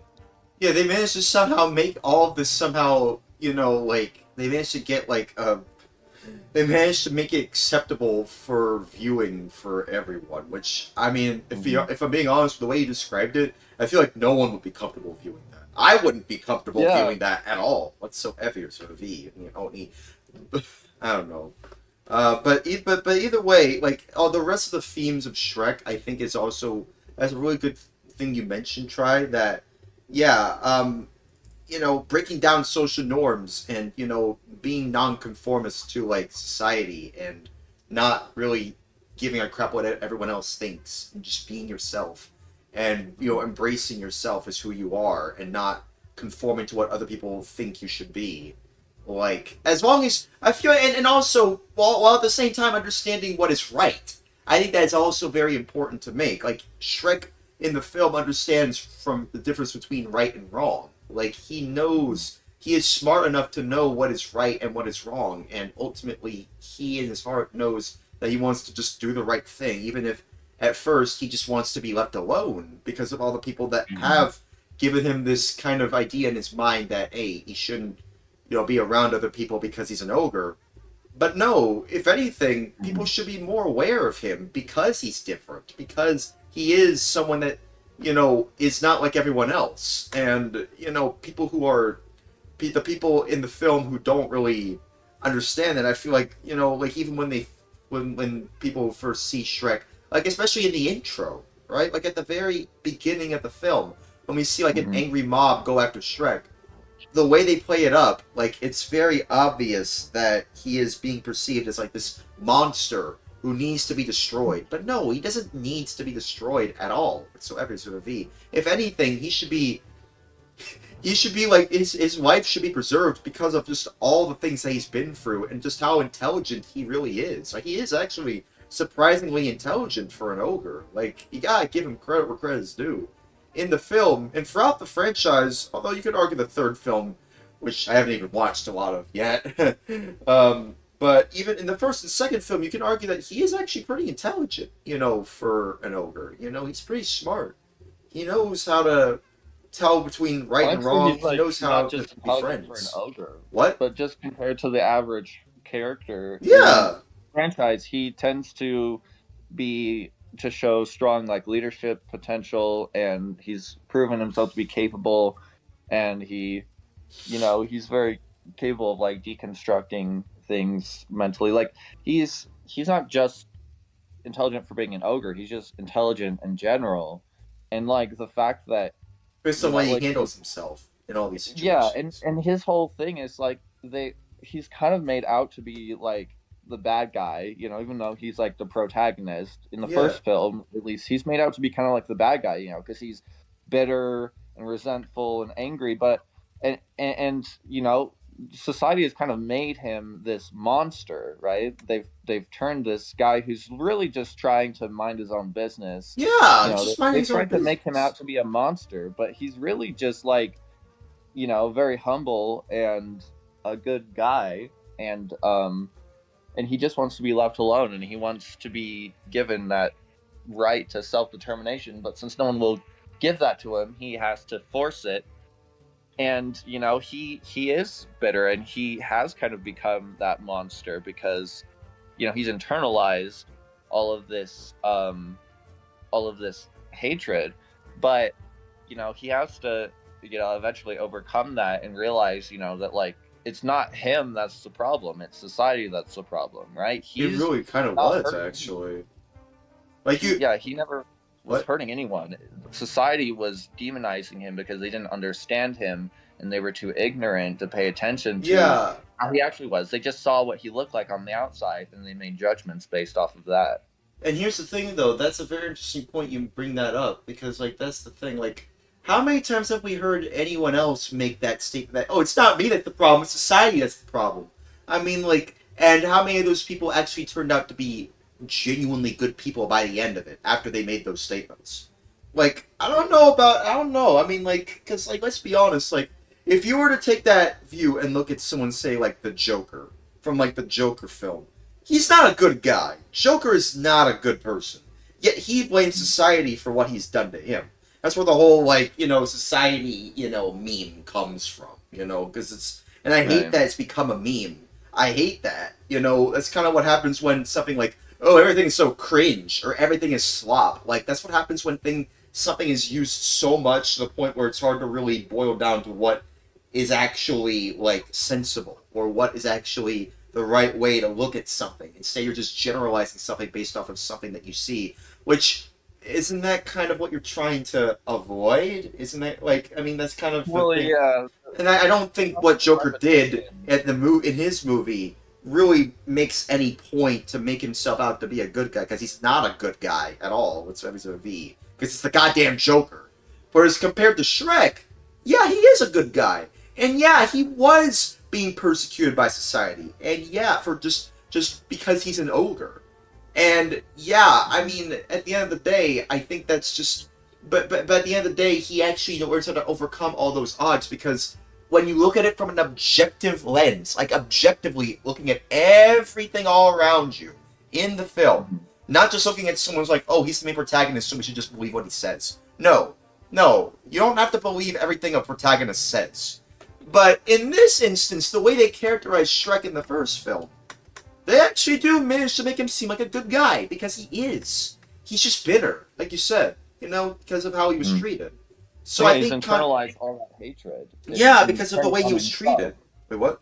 Yeah, he's turned a hatred on himself, and he's started to believe, what people have told him, and so he's like, well, if they want a monster, I'll give them a monster, So he'll lean into that, and he, because it scares people off, and it helps him to stay alone and calm and have his peace, but eventually he shows a lot of growth because of his adventures. Yeah, and he starts to realize that he's not the monster. Lord Farquaad is, because even though Lord Farquaad is human, he's more of a monster than Shrek, because Shrek isn't really not real, because he's so used to pushing people away that I think when he realizes that him constantly pushing Donkey away is actually like hurting him, and he starts to reflect on his actions and stuff, that's where he really starts seeing like a lot of the growth for him as a character, when he starts to deconstruct his personality and his own problems and stuff.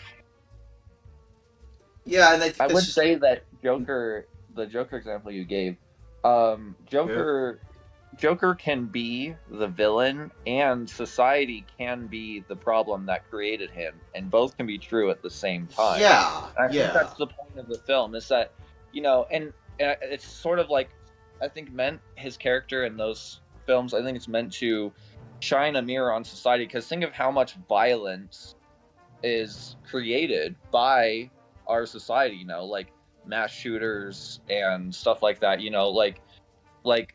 and just there's so much evil and bad that happens, and it might not happen in a truly more healthy society that treats people with equality, and that treats people with kindness and whatnot. Our society is very impatient. It's still fairly intolerant of people that are different. There's still a massive amount of political pressure to force people into these like limited roles, to define what humanity is allowed to expect. Very reminiscent of Shrek. Very reminiscent of what goes on in Shrek. What happens to the fairy tale characters? What happens to Shrek? They're being outcasted because of who they are. So like, yeah, it's just kind of just something to think about. Just for saves, reset and quotations. Yeah, I mean, that's just, yeah, I mean, it's just kind of crazy. I don't want to finish this game. So anyways. But now I'm bored. Entertain entertain One of the them. Court Jesters then whispered to Shrek, he's a tough crowd. Yeah, you should play We've been Time trying to get him Splitters to laugh next. for ages. Yeah, I That- should. I Pretty should. cool. When the prince is on his It's a lot throne, better than you this pile game. us up Yeah, in It's really fun. I know. explosion. I know. If that It's doesn't make him laugh, it's I don't know interesting. what They will. actually kind of did Call of Duty controls before Call of Duty was really doing them like that. Even though, but Call of Duty was around during this time, or was it not? I don't think it was. It was, but honestly, it feels more modern than the Call of Duties from that time. Really? And what's interesting too is that Time Splitters, it's like a core mechanic is that there's like time travel and stuff in the story. Yeah. So there's guns from like World War II, and then there's guns from the future, and then there's guns from like the 1960s and stuff. They have all these different weapons that are all super wacky. 6. They even have a 7. a wall hack gun that they straight up ripped from Perfect Dark. 10. Actually, what's interesting, I don't know if you've heard of or played Perfect Dark or GoldenEye 007 on the Nintendo 64. 1, 2, 3, 4, 5, 6. Okay, it's safe to move on. Sorry, I was just trying to calm myself down. Yeah, I know about that game. Yeah, I also GoldenEye 007. I know about both of those games. Well, about them. I mean, I know they're taken. I know like some of the developers of those games. I think worked on Time Splitters. Right? Is that what you're trying to say? Yeah, Correct. yeah. Hang on, let me just read the rest of them. Let me see. Let me just read this again. Good work with the prisoners, the Crown Prince said to Shrek. But now I'm bored. One of the court jesters then whispered to Shrek, he's a tough crowd. We've been trying to get him to laugh for ages, but together we can do it. When the prince is on his throne, you pile us up in front of him and cause a gas explosion. If that doesn't make him laugh, I don't know what will. Well, I don't know. What is more funnier than that? I'm trying to think. I don't know. So what? They're trying to. So like, I need to get all the jesters in here and fart on them. Is that what I have to do? It's so weird. This game sucks. This game sucks. At least the lighting system is cool, I guess. I guess so. You can. Oh wait, did I just launch myself in the air by farting? What the frick? Hang on. What the frick? Hang on. Hang on. Let me try that again. I don't know if you saw that earlier. What the? No, collect the chili pepper.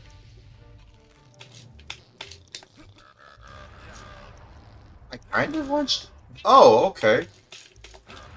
Whoa, okay, so I can launch myself in the air with that. That's interesting. Whoa. Whoa, far out, man. Far out. Dude, freaking radical. Radical. It's radical. Yeah. I was referencing SpongeBob. You know that one scene where it's like a guy drinking like an orange soda and just said, "It's radical," and then he just drinks it. Radical. I remember that scene. Man, old SpongeBob episodes are pretty good. What? Old SpongeBob episodes are pretty good. Oh yeah, the old SpongeBob episodes. Yeah, I'll be honest. I don't like to say this, but I actually kind of grew up during like the part of SpongeBob where it just wasn't really all that good, you know, if you know what I mean. Like the after the movie, like during season 4.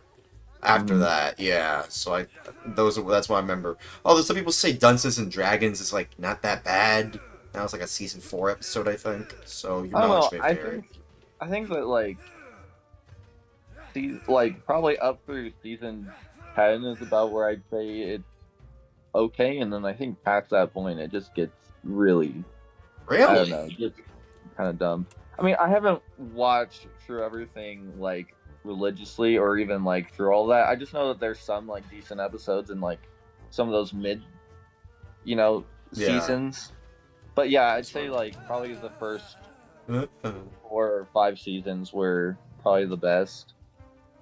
Yeah, That's crazy to me. You're saying seasons 4 and 5 are the best? Really?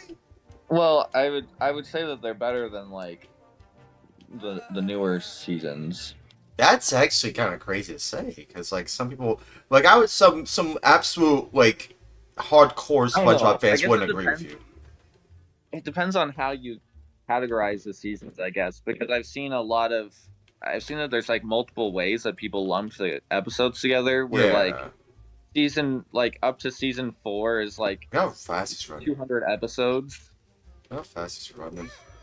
Oh, I got all the fairies. Oh, I didn't even mean to collect them all. I got all the fairies. Okay, cool. Look how fast he's running. Look how fast he's running. Why is it? I don't even know why I'm saying that. Of course, ogres can go fast. He's an ogre. Of course, he can go fast. Okay. Yeah, you were saying? What were you saying? Like for me, I guess season 4 would be. Oh, I guess yeah, Dunces and Dragons.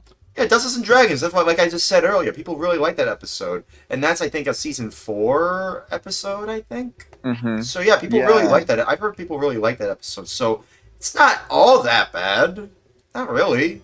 I feel like season 5, 4 to 6, I think, was like when they started to be like, well, Stephen Hillenburg's not, in like the writing room. He's off. Well, when he was around anyway, he was off doing his own stuff, and at that time there were different people doing the writing for the episodes. So like, yeah, of course it's not going to be just like what Stephen Hillenburg envisioned for SpongeBob. So when you're having different writers on, and that's kind of the thing you gotta keep in mind, like your favorite show when it goes on for so long as it has, like SpongeBob and even Simpsons. A second show that has a lot of that, stars a family of yellow characters, just like SpongeBob. I think that's just kind of what you have to understand. Like, when a show is around for so long, it just starts to like get, what's the word? It starts to get like bland. Well, it just becomes like, they start to kind of lose what the specialty that makes it, that special formula that makes it special. Because writers move on, different people, who have different visions of SpongeBob or The Simpsons move on, and like, yeah, that's just kind of the thing. Come to think of it, actually, I guess I haven't really watched. What is this room? I haven't really watched much past season 3, have I? I found a shortcut to the room. I found a shortcut. Oh, that's interesting. I did not know this room was there. Wow, that's interesting. It's pretty cool. I found this shortcut. Easter egg. No, give me that. Hey, max health increase. Not bad. I got 2 of that. Oh man, I might actually complete all the missions. Nice. Okay, I just need to find all the gestures, and that's it. I didn't intend to complete all of those side quests. But yeah, what were you saying? What were you saying? I don't know. Okay. But yeah, anyways, yeah, SpongeBob, I don't know. Like, as someone who grew up with a lot of SpongeBob, I just think that, I think it would be cool to just see more people at least understand that, hey, when you enjoy a favorite show, and when it's kind of gotten downhill, and you can learn to appreciate what you had what the good things you had with it, and then move on to something else. I think that would be nice, because like, as much as I like SpongeBob and even kind of The Simpsons, even though I didn't really grow up much with The Simpsons, like the SpongeBob was my Simpsons, if I'm being honest with you. Like I didn't really watch much of The Simpsons other than the movie, which I heard there's a second movie coming out. You heard about that? There's like a second Simpsons movie coming out. Oh, I don't know. Yeah. I only ever watched the movie, honestly. Yeah, me too. Me too. I only watched the movie. Yeah. And the movie was pretty good. Yeah, it's been a while since I've seen it, but yeah, it'd be nice to rewatch it next year anyway. I just didn't really grow up with cable, so really that wasn't. Yeah. Why did you not have cable? Like, what happened? Like, well, when I was like 4 or 5, I had cable. I don't think that we even had any TV when I was like younger than that. But when I was 4 or 5, I lived in Canada. Okay, those are all the gestures. So, okay, now I just need the chili pepper. And my stepdad in Canada, he was kind of well off, I guess. So he could Well off afford it. how exactly? Well, he worked for he was like the manager at like some oil refinery or something. Oh yeah, that would get you paid a lot of money. A lot. Yeah, of he was money. a douchebag, but he could afford it, so we had like cable, and I mostly just watched cartoons on there. We didn't really watch anything as a family, I guess. I'll be honest. Other than what? Maybe like movies.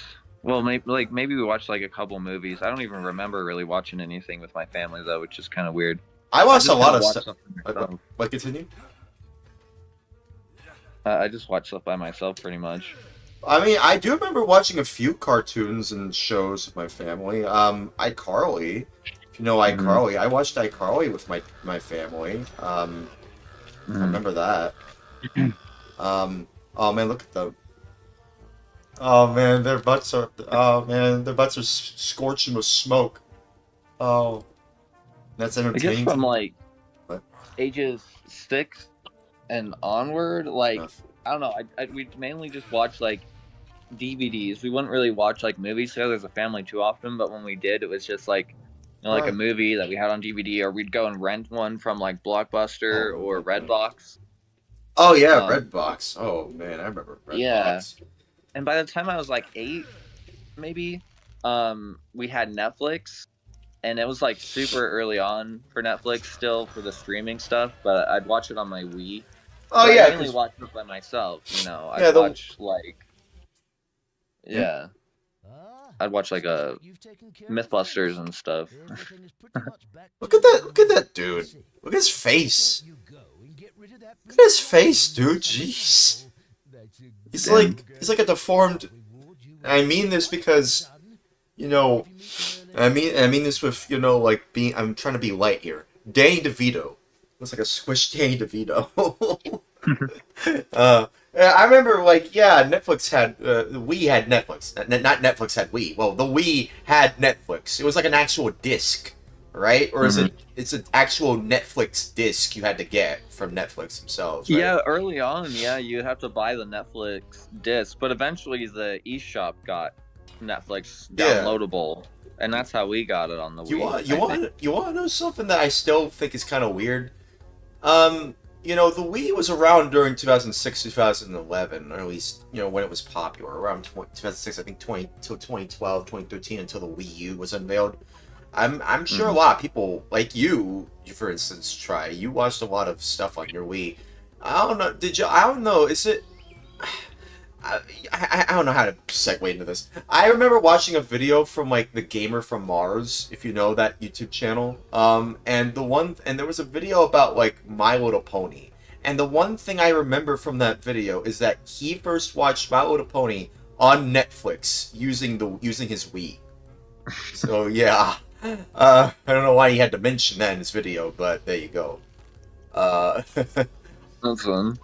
What? I don't know. I watched a lot of stuff on there, I guess. Blue Dragon, but not White Eyes. Yeah, the Wii was honestly pretty good for streaming Netflix. Yeah, it was pretty great. It was a pretty good experience. I've heard people who had pretty great experience with Netflix on the Wii. Look at that dragon. Yeah. Does that look blue to you? Not really.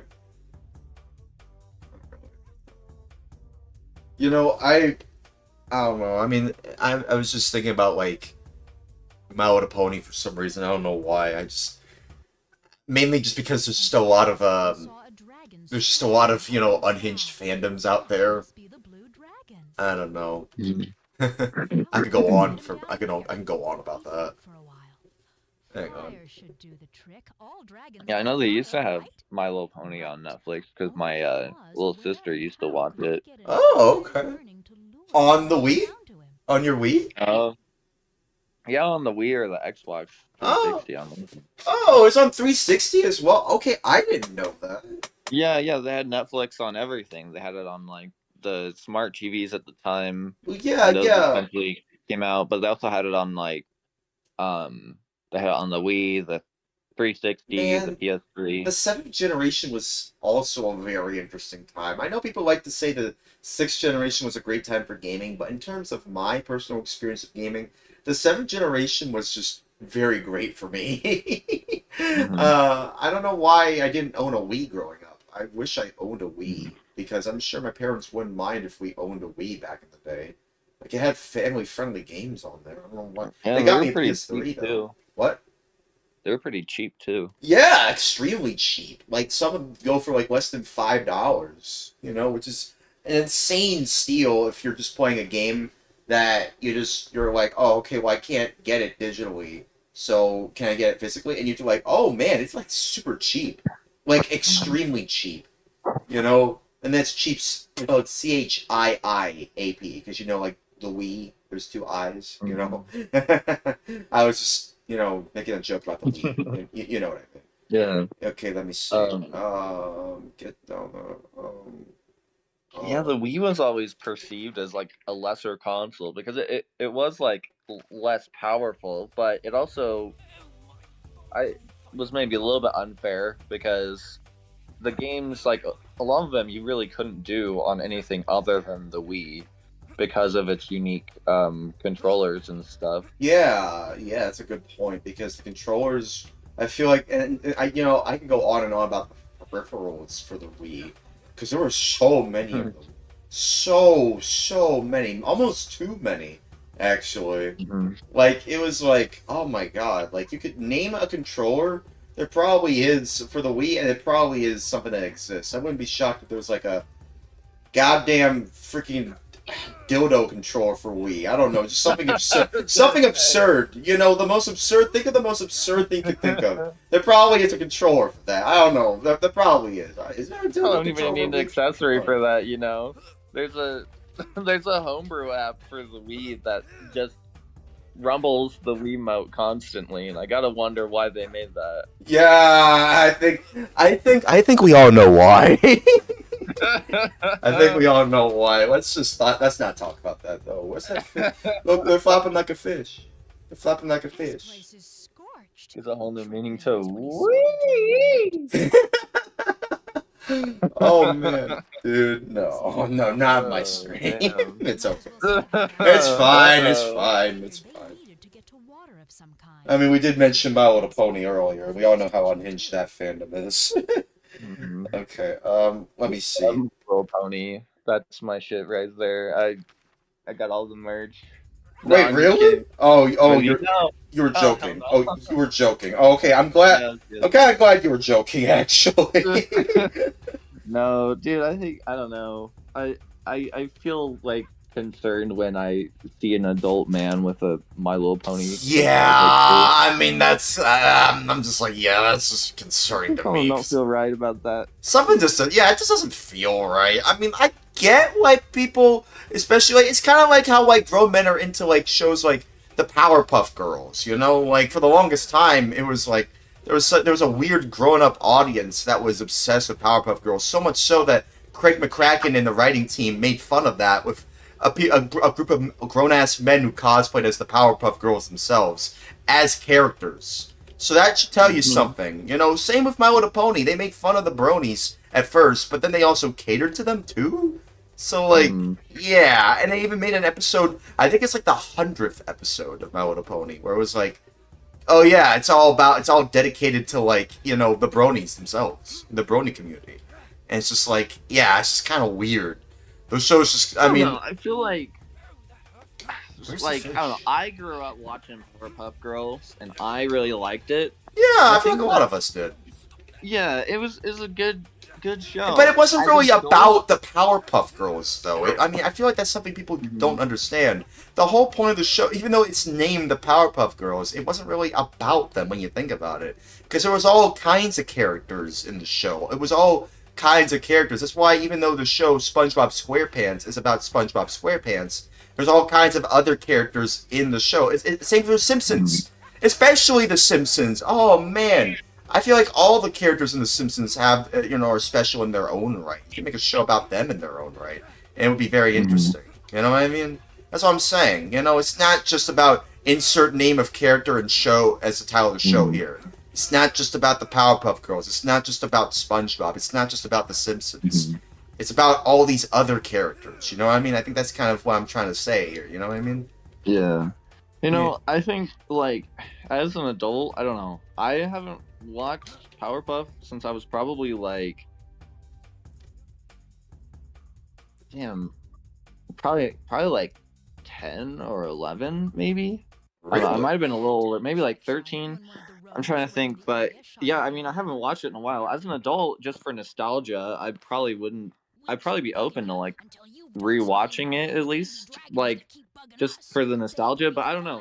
I would say that I'm like a fan of Powerpuff Girls just because it's something I grew up with and it's something I Yeah. like. Yeah. But it's something that like I wouldn't be obsessed with, and I would certainly not make it like my personality. I don't know, like it's just I always am off put a little bit by I guess being obsessed with things for children as an adult and like making that a huge part of her personality. Like I don't know, like I think it's fine for an adult to watch like SpongeBob, but I mean, think it's for maybe a little everyone. unhealthy. Like, it's for everyone.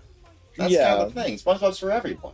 But I don't know, if you're when you're buying like all the merch and you're like, you know, kind of obsessed with it, then I don't know. I guess that any kind of obsession sort of puts me off a little bit too. Yeah, I mean, I get that, but I mean, at the same time, like I said, you know, like SpongeBob is for everyone. A lot of these shows are for everyone, so like that's just something you have to keep in mind. Like, yeah, it's not just catering to just one, unless you consider everyone one demographic. I mean, like you know what I mean. You know what I mean. Well, I mean, those shows are made by adults, right? Yeah, they are. And so they're obviously trying to have fun with it themselves. Yeah, I mean, I'm sure like SpongeBob, even during its earlier seasons, had some adult humor. You know, I'm sure a lot of cartoons that we do. Yeah, They have a lot of adult jokes in the earlier SpongeBob episodes, what? For sure. What kind of jokes exactly?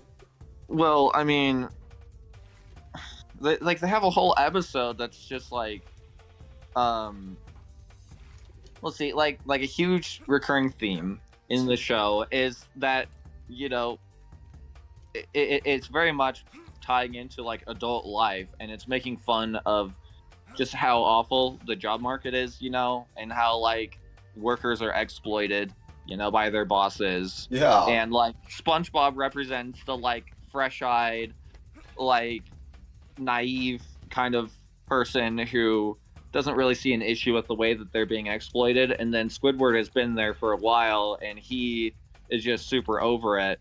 And I mean, that alone is like a very like something that, you know, it seems like Squidward is just kind of pessimistic to like a kid, and like that's just like a funny like character thing, and like SpongeBob is like energetic and whatnot. But like as an adult, if you rewatch those episodes, it's like, oh, holy crap! Like SpongeBob is actually just actively working against his best interest here by not, you know, working alongside, you know, Squidward for better conditions and stuff. Like Mr. Krabs barely pays them anything at all. Yeah, they don't pay. He overworks them.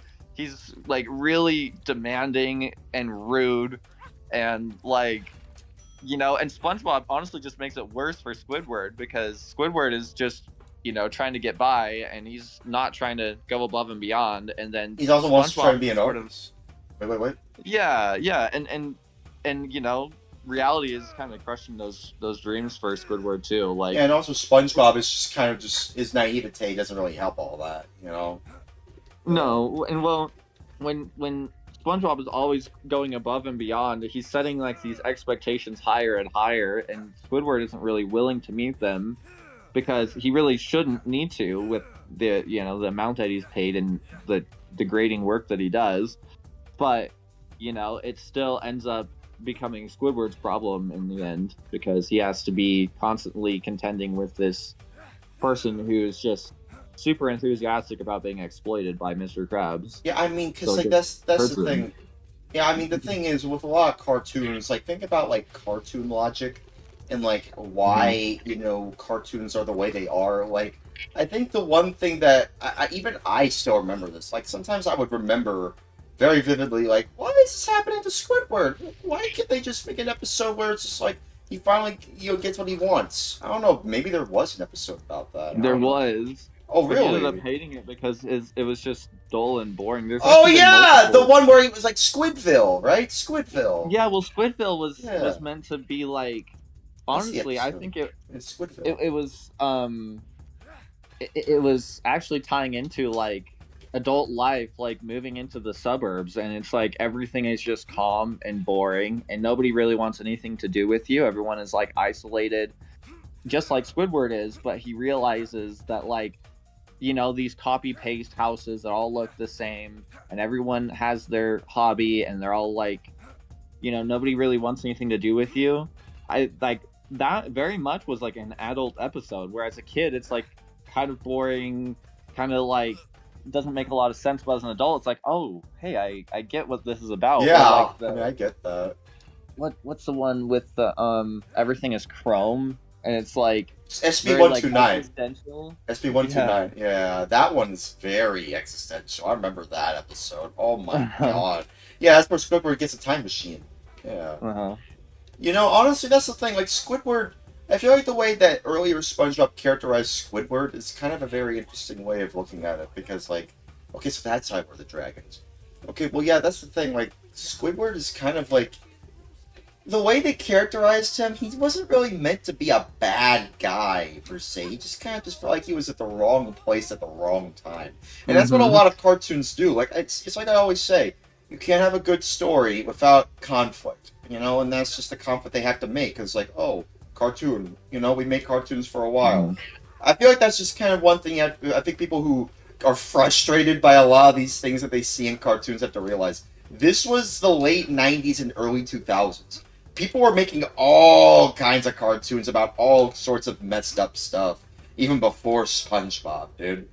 Like, dude, this is just kind of just scratching the surface. So, like, even then, like, I wouldn't really say that, you know, the way that SpongeBob is, I wouldn't say that it's... I wouldn't say it's too annoying, where you're like, oh, well, it's hard to really watch a lot of this stuff. Like, I would say the earlier seasons, yeah, that's why people like a lot of them like that a lot, because, like, it was during a time where, like, yeah, Steven Hillenburg, he wanted to, you know, put something out there for other people to understand. He wanted to put a story out there that, you know, or at least stories, anyways. He wanted to put out stories about, like, this group of deep-sea underwater deep-sea characters, you know, who live lives very similar to that of you and me. And the whole appeal of it was that, oh, you know, these are very wacky situations that they're being put through. But also, they're, like, when you look at the earlier seasons, yeah, a lot of them feel like they are... There's a lot of, like, thought and care behind them. There's a lot of nuance in some instances. Sometimes a little bit overt, because ultimately it is a cartoon for the family, you know? Because, like, you gotta entertain the youngins somehow. You're not gonna understand these adult themes, so, like, yeah, that's just kind of what you have to do when you're making a cartoon like that. It's just... But at the same time, I feel like when you think about it, I'm pretty sure that even the writers of SpongeBob and the, you know, people who tried to make SpongeBob just entertaining in general, even they knew that, yeah, this show was, you know, we are also catering to everyone, not just the youngins, but also an adult audience. That's why you saw. Yeah, we want the family to keep it on, you know. Wait, what? And appreciate what we're doing. Wait, say that again? Yeah, they wanted the adult in the audience to be able to appreciate, you know, what they were creating. Yeah, exactly. Yeah, because ultimately this is a show made by adults, but it's for a family audience. And that's not to say there weren't adult jokes included in there. I feel like, because here's the thing. Think of it in this sense. Now that we've had an entire demographic of people who grew up with SpongeBob, like you and me, right? Because like you and me, we both grew up with SpongeBob, right? You know, we grew up with him. Like, we've seen a lot of episodes from the show.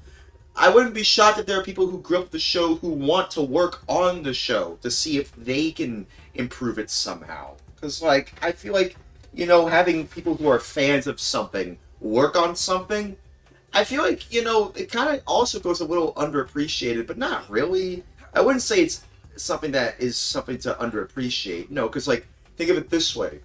Why is it that Fallout 76 has become a bit better than it was when it was launched?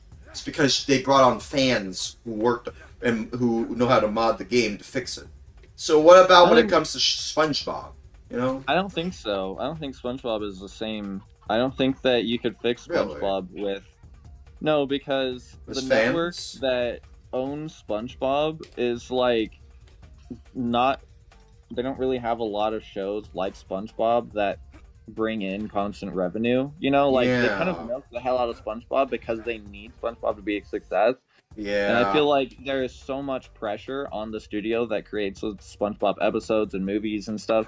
There's so much pressure for it to be right and to be as like palatable as possible. Yeah, they have to be safe with it because they like, you know, like in the 90s, SpongeBob was just one of many successful shows that was it Nickelodeon? Back in like the 90s and early 2000s, you had shows like, you know, Danny Phantom, you know, like My Life as a Teenage Robot, Invader Zim, Fairly Odd Parents, and even later on, you had shows even during SpongeBob's success, like Avatar: The Last Airbender coming out, which I really liked that show.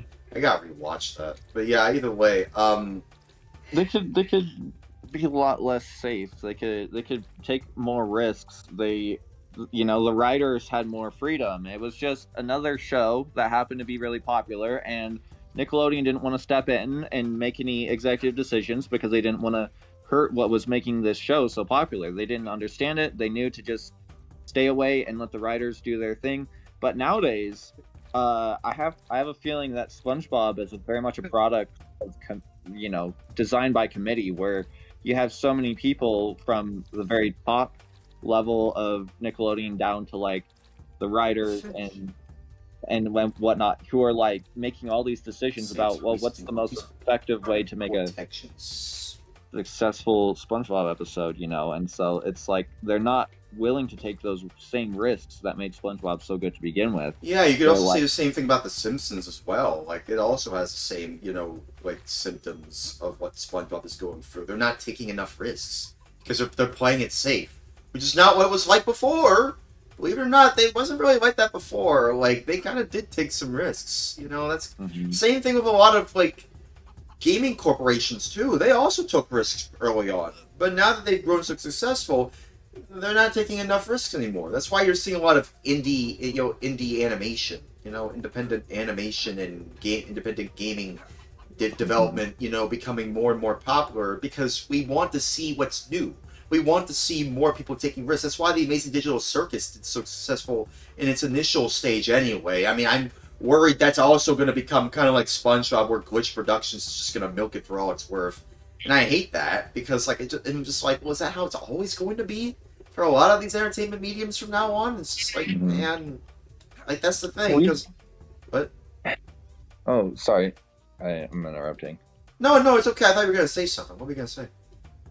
Well, unfortunately, the other thing, too, is the AAA scene and AA gaming scene used to be, like, so much more varied because you had so many more developers. Like, the AAA scene used to be closer to what the indie scene is today, where, like, you had more franchises, you had new IPs, old, like, sequels. Not too many workers, though. There was just, like, not too many, like, game devs. Just enough to make it feel like it was cohesive. Not, like, it wasn't too bloated. You know, is that what you're trying to say? Well, no, it was decentralized. That's the thing. There were like hundreds of game studios, some very small, some big, and they would all, you know, they all had their own strengths and talents and whatnot. But over time, these mega corporations and big publishers have rolled up all of these small publishers into fewer and fewer studios. They'll buy them up, force them to make some garbage trending type of game that they have no experience with developing. It's rushed. Blue Point Studios with God of War's multiplayer live service. That's why they. And so the studio gets canned. And it's shut down. Yeah, because they put them onto a job that they were not designed for. They were not specialized. Like, that's I still can't believe Sony did that to Blue Point. Like, they only made one original game, and I still can't remember the name of it. Everything else was just remakes and remasters. That's just something to really think about. Like, I mean, I'm sure people still like them for those remakes and remasters, but still, in terms of original games, there's only like one, and I still can't remember the name of it. And that just goes to show, like, maybe it was maybe the writing for Bluepoint was always on the wall, even before this whole thing, you know, where they got shut down because of that God of War live service mandate that Sony gave on them, and I still can't believe they did that. Like, that just really pisses me off that they tried to make them to do that. Like, and to be fair, it was kind of like a new game, right? It was actually going to be like a brand new game. Maybe not a new intellectual property straight from them, but at least it would have been a new game made by them. Even though I still wouldn't have liked that. I don't think anyone who was a God of War fan would have liked that anyway. So, like, with that being said, I don't think that it was still a good idea that they put them on that anyway. It's not really a good thing, if you ask me. I think that it's really unfortunate too, just how homogenized gaming's become, because like everyone uses the same game engine now. Everybody uses Unreal Engine, so they all look, UE5. yeah, they all look fairly similar, but almost too similar. Unreal Engine has a lot of very specific workflows it was designed for specific types of gameplay. And so a lot of modern games just have the same gameplay. They have the same over-the-shoulder camera system. They have the same kind of physics. They have the same lighting, the same, you know, texture workflow, like the same asset pipeline workflow, everything. It all culminates in everything feeling, I don't know, kind of interchangeable. Like if you took assets out of Spider-Man and you threw them into like I don't know, whatever like the latest Unreal Engine game is, I guess it would just feel like normal. I think it would be like Pragmata, right? Yeah, sure. Yeah, you throw like Spider-Man video game assets into Pragmata, it would feel like normal and you probably wouldn't even notice. Yeah. You know, it's like But is that really a good thing though? Is that really a good thing? I don't know. I mean, I don't know. I mean, I just think that homogenization of, you know, games because of game engine, because of, you know, Unreal Engine 5 being the most ubiquitous game engine that's, you know, popular in a lot of AAA gaming space. And this is strictly from the AAA gaming space, by the way. Obviously, a lot of independent game devs, why are their feet sunk to the ground? Oh no, wait, they're just short. Oh. Well, yeah, like, quotations. Yeah, I mean, that's strictly just from the AAA gaming space, right? Like, yeah, it sucks that UE5 is becoming more and more, you know, abundant in a lot of these games when it shouldn't be. Because, like, what if it's not the right one? What if it's not right for it? That's the thing.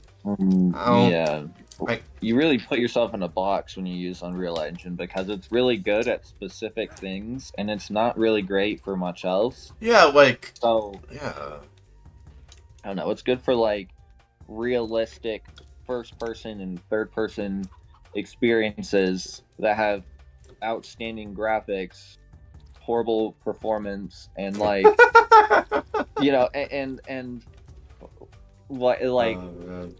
I don't know. It's good for like maybe like online games. I don't know. It's kind of sucks for like what a lot of people are trying to use it for. But like single player experiences where you don't have dynamic time of day and stuff. Like it's really a huge waste of performance because Unreal Engine does all this like real time light calculation and stuff that's all dynamic, and it's like not really necessary for like most of the games that are using it. Like, do I really need, like, real-time ray tracing in a, you know, like, I don't know, like, a life simulator where someone's like a hikikomori in Japan or something like that? Like, I'd be like, no. You could probably make it in, like, a visual novel game engine more so than Unreal Engine 5, you know? Like, some games are just meant for certain engines. It's not always UE5, you know? Well, back in the day, I mean, like, on the PS2... and GameCube and Xbox, like the Unreal Engine of that era was renderware. Renderware. Yeah, I was gonna say renderware. Yeah, renderware. Yeah. And you know, renderware honestly like was pretty good. I mean, had really good performance, and the variety of games that it supported was amazing. And I think that Renderware probably didn't do all of the physics and everything for you. I'm sure they had like built-in physics and stuff, but like I feel like developers could much more easily shape the engine into whatever it was they were trying to do. And also, it wasn't the only engine. Like, plenty of developers had their own in-house engines they were developing. Yeah. Like, for example, a good one would be the engine that powered a lot of like EA games. EA has their own graphics Oh my pipeline. god, hi, yeah. Oh, hey. Hello. It's okay. Yeah, there's more people joining in. Hey, how about you? Do you want to like yeah, there's more people in here. Hey, dude. There's someone else in here too that's new. Yes. Hey, what's up, dude? And there's also me. Hey. How do you do? Hey, we're fine. Me and Tri, we're just talking about stuff like in the gaming industry. We're talking about Renderware, which is like a game engine used for Underwear? Renderware. Renderware. It's a game engine. It's like the Unreal Engine of its time. Yeah. Yeah, everybody used it. Okay. Yeah. Damn, I need to get these kind of underwears. Where can I get them? Okay, hey, Uh-oh, we got a troll in the chat. Yeah. Yeah. I haven't even started trolling. That's fine. It's okay. That's fine. Hang on, give me a moment. I wouldn't really care troll. I just come to see what was going on. Yeah, I know. It's fine. We were just talking about stuff, really. Me and Tri, we were talking about like a bunch of different stuff. But yeah, what were you saying about Renderware? What were you saying about that? Well, Renderware was just an interesting game engine. I think that it didn't do a lot of it didn't do everything for you as a developer, so it was still on the developers to figure out like we want better lighting, like how are we going to implement that ourselves, or we want very specific physics for our racing game. Like some of the best racing game physics that I've played personally are in the Burnout video game series, Oh yeah, Burnout, I know about the Burnout games. Ran on Renderware, but they weren't using like a built-in physics library for all of that. They had to build that themselves, and I feel like Renderware really made it a lot easier for developers to just be creative and to design their own systems. But these days, it feels like developers are kind of just using pre-built systems that are included with Unreal Engine and just kind of trying to utilize those instead of building their own system. So all these games, they have like the same physics, they have the same lighting systems, they have the same kind of look, the same asset pipeline. Yeah, and it just feels bland. It doesn't feel unique. Yeah. Well, yeah, it just it feels samey. Yeah, it feels all like homogenized, like boring, bland soup. Yeah, I'm not playing insert game title. I'm playing Unreal Engine with like, a medieval skin, right? Yeah. Yeah, that's just kind of how it is. Like, I mean, I'll be honest with you. I'm sure people were. I don't know how many people back in the day were annoyed when they saw Renderware, on back in the 2000s. I mean, anyone cared. No, that's the thing. People didn't really care because the games that were made were fun. They still felt different. Yes, even with Renderware. Even when there were a lot of, game devs that were using Renderware, I'm pretty sure, like, even Sonic, I'm pretty sure, like, even, like, Sonic, only Heroes, I think, or a bunch of those other games in its franchise use Renderware, I think. I know GTA, I think San Andreas uses Renderware, I'm pretty sure. Mm-hmm. Yeah, so, like, and those games couldn't be... Yeah, those games couldn't be any more different. Almost every licensed game, like any low-budget game or mid-budget game would use Renderware. That was just what you used, and it was never really an issue, and you couldn't really... It didn't have the Renderware look or Renderware feel because they were all designing their own custom camera systems, custom character controllers, sometimes custom physics engines. Yeah. And they were configuring the rendering pipeline in different ways to optimize it for their art style, so they might yes, be using renderware, but they're Making it using unique. like specialized shaders and stuff. Yeah, they made it specialized just for their game, and I like that. I like that there were so many games that had that unique feel to it. I wouldn't be surprised if this game, Shrek Extra Large, I wouldn't be surprised if it also used renderware. Because, like, if you're looking at this game, like, if this also used renderware, I wouldn't be surprised. But, it feels kind of unique. Even though I would still say this game does suck. It looks nice.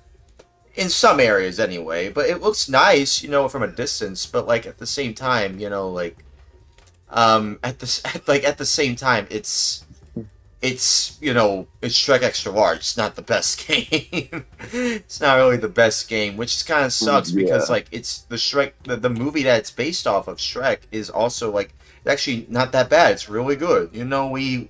We seem to have talked a lot about how great that film is and just how deep its messaging really is. Like, whereas this game is like, oh, okay, you play as Shrek, you can give him some armor at some point, and you can just move around like Mario. It's like, okay, I don't remember that being in the film. I mean, I know Shrek's pretty athletic. I know about that. Like, he was able to run even when he was at, like, Dragon's Castle. Or Dragon's Lair. Yeah. This was, like, 2001 was right, towards the end of that era where, like, 3D platformers were really popular, Yeah. So they were just like, oh, wouldn't it be so sick to make a 3D platformer? And it's like, oh, we got this license to make a Shrek game. What if we make Shrek, but it's like a 3D platformer? I mean, I don't know. I mean, to be fair, Shrek 2 is also kind of a 3D platformer as well, and people really like that. People really like that. That game is also really good. And I wouldn't mind playing that again. I'm going to be doing that later on anyway. Like, I'm going to be playing that later on anyway. So, yeah, that'd be exciting. So yeah, I don't know. I mean, I do wish that more game developers would just, understand that, hey, the AAA gaming industry that you once knew is not the same. I think it's changed a lot. A lot has changed. A lot has changed. Like every industry that we have, it's all been rotten to the core by financialized bullshit. By greed. It's no longer like making a good game isn't the point. The point is to make a platform for people to buy microtransactions endlessly. That's what you're actually making when you're tasked with making a multiplayer game. It's, oh no, how can we like basically get a massive return on investment from this? They're not and actually they treat it like a stock market, not like an art. And I hate the stock market, so that should really say something. That really says a lot now, doesn't it? Yeah, everything is ruined by financialization at this point. That's why there's not a lot of good products to buy or art. A lot of good art to appreciate. The only way you can find that is in the small independent scene. Where you're seeing a lot of independent animators, independent game devs that you may or may not know. Like, you have to go out of your way to find them, or hopefully maybe they get promoted. Hopefully they do get promoted. But like, that's the thing. Like, the chances of you getting noticed is very few and far between. Because, like, if I'm being honest with you, like, a lot of the things that we're seeing now with like independent animation, like, I'm gonna be talking a little bit about like independent animation just for a little bit, because like I wanted to mention this, like the Amazing Digital Circus. You know about the Amazing Digital Circus? Try? You know about that? Are you? No. Oh, okay, that's fine. Well, I suppose I could just say this. Like, at the end of the day, people have the right to like what they like. People have the right to like what they enjoy. People have the right to make what they want to make. But you shouldn't be disrespected by, big companies who don't care about, what you're able to purchase with your the buying power you have with your money. You shouldn't let your wallet be disrespected by a lot of the stuff that's coming out nowadays that isn't really worth the time nor the money. Like, a lot of this stuff isn't really, I'm being honest with you, a lot of the stuff that we're seeing, like I would say, like, the latest Call of Duty is a good example for that. I don't think people are interested in that anymore, and that says a lot, because I'm pretty sure you're aware of how well Call of Duty sells, even some of it sucks. Like, they always sell well. you know, and it's why it's hard to really say, okay, well, what's the most best-selling, game of the year? Chances are it's usually just Call of Duty, because so many people like Call of Duty. Probably Fortnite anymore. I think that Fortnite is the best-selling game ever because it's free, so anyone can get it, and then, it has enough. It's like basically the only live service game that's actually properly lived up to the expectation. Yeah, but even because what?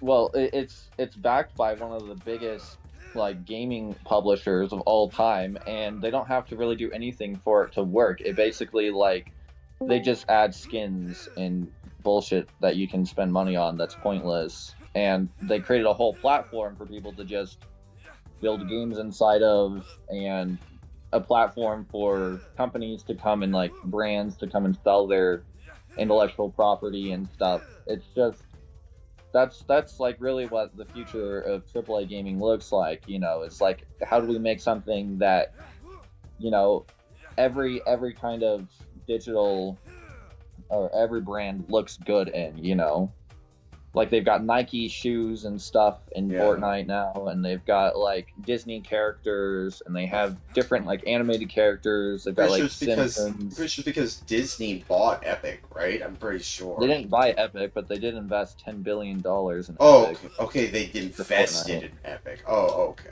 Yeah. Yeah, and they have licensing deals and stuff to sell Disney characters. Yeah. I'm surprised I haven't seen unless they did, if I missed it. Wreck-It Ralph, Disney's Pixar's Wreck-It Ralph. I don't know, did they do Wreck-It Ralph skin for Fortnite? I wouldn't be shocked. Probably not yet, but they did Pirates of the Caribbean, Toy Story, but not Wreck-It Princesses. But not Wreck-It Ralph. Wreck-It Ralph has been a big IP for them. They're going for the most recognizable, best-selling movies. Yeah, I know, but Wreck-It Ralph is based off of it's based off of video game culture. You'd think that they would include that in a lot of their gaming stuff. It's just, I don't know, it's just kind of weird to me they haven't made a Wreck-It Ralph skin in Fortnite. That just Wreck-It Ralph so much probably didn't sell enough for them to care about it. Aw, man, that sucks. Well, Wreck-It it's Ralph. Disney. Disney doesn't give a fuck about the art that they create. They don't give a fuck about the artists. They don't care about their customers. Yeah. What they care about is the money flowing into their coffers. Yeah. Also, on the topic of Fortnite, also, hey, someone else joined in. Crazy Sniper Cat. What's up? Hang on. Give me a moment. Let me see if I can find you around here. I think you might be somewhere around here. I know you're around here somewhere. Oh. Give me a moment. No. Someone named Crazy Sniper Cat. He's someone that is a good friend of the channel. Recent good friend, anyway. Just give me a moment. Yeah, what's the whole Clippy profile pic thing about? Oh, you mean Clippy? Oh yeah. Louis Rossman? Do you know who that? Yeah. I just wanted to do that, but I never paid attention to why. Oh, there he is. Some kind of rebellion. Yeah, I mean, I think the best explanation is to just watch both of the videos. Oh yeah, probably. From Louis Rossman, you mean? Yeah. Yeah, I mean, I've watched of his videos about it. I know exactly why. I know exactly why. It's everywhere. I just think it's kind of. I don't know. I just think it's kind of weird that Lewis is just kind of stooped to that level, because I don't know if he considers himself a cult leader in that regard, but that just kind of seems like cult-like behavior. You know what I mean? Because I'll be honest, I've watched his stuff for the longest time. I remember watching his stuff even before he did the whole Clippy thing. I was there for a lot of his videos. I was there. Well, I think it's an act of protest, not necessarily a cult thing. Well, yeah, I'm sure, but at the same time, if you see what happened to Lewis, he just kind of he's just kind of been beaten down by a lot of congressmen, law-wise, a lot of the stuff about the right. Been really anxious. He's always been really anxious and stressed and heavily under the influence of depression because he's one of those people who has unfortunately opened their eyes to the realities of the various systems that work to oppress us day in and day out, And once you look behind the curtain, you can't really unsee what you've seen. And so he's out here trying to be an advocate for positive change in a system that actively wants people like him to not exist. You know, yeah, so it gets to you. Yeah, and I think that's probably the real reason why he's doing the Clippy thing. Like it's all in good intentions. Like his intentions are pure, I imagine, but at the same time, the way that he's putting it into practice, like at the end of the day, I'm just like, well, you know, eventually some people are just gonna put, you know, Clippy as their profile image. It's just like, oh, I'm just seeing a lot of people doing that. Might as well do it as well. Like, they don't really understand the whole meaning behind it because, like, that's just kind of what happens when a message just gets diluted, or not diluted, it gets diluted after a while. Well, you can always look it up, though. That's the thing. Yeah, but like, but how many people do that? Like, let's be honest, how many people actually do that? But still, there's still the fact that some people will, because, you know, you're in, like, a comment section, like, every 6th profile picture is Clippy, and it's like, what the fuck is going on? So you might look it up or you might not, but I mean, ultimately it creates visibility for the issue in spaces where people who believe in that issue show up. It's something that I haven't educated myself on personally. I do watch Louis Rossmann sometimes. I mostly watch the stuff where he's talking about like legislation that's recently passed or some like big tech scandal or something. I don't watch him like religiously or tune into him all the time, but I do generally like what he has to say. He sometimes just kind of annoys the fuck out of me though, so I can't always take his energy, but what do you mean? I appreciate what he does. What do you mean? Well, I mean, sometimes he's just he just is so fucking pedantic. Like he'll bring up an issue, and then for the next 15 minutes he'll basically just repeat the same 4 like gotcha talking points over and over again. And I like he's not doing it to like clip farm, or he's not doing it to like make it as long as he can. He's just like he's just very scatterbrained, and sometimes he just gets so repetitive. I'm like, oh holy fuck, I'm out. I got the point. Thanks. See ya. You know? I think I think I know what you mean, because like I think I remember I would see some of his videos, and it would kind of make me go, oh, okay, I get it. Jeez, just can you get on with it? Just get on with it. You know, it's like that Monty Python meme. It's like, get on with it. Everyone's just saying, get on with it. You know, that kind of thing. Oh, okay, so that's what I have to do. Okay, so I have to find some bonfires and use my flatulence to light it up. Okay. Yeah. Oh my god, I think this guy's just sitting in a corner. Who? It's not even a good spot. He's just sitting there. Who? I'm playing Insurgency. Oh, okay. Okay. What I don't know if I've heard of that game before. I feel like I have. What is that game about? I mean, it's kind of like a tactical game. Oh, an extraction shooter with like tactical mechanics. Oh, okay. Well, I'm playing Shrek Extra Large because I want to see if I can finally beat this game. I might not be able to beat it tonight. Might be able to beat it tomorrow though. But well, at least if I can at least get to this level. So yeah.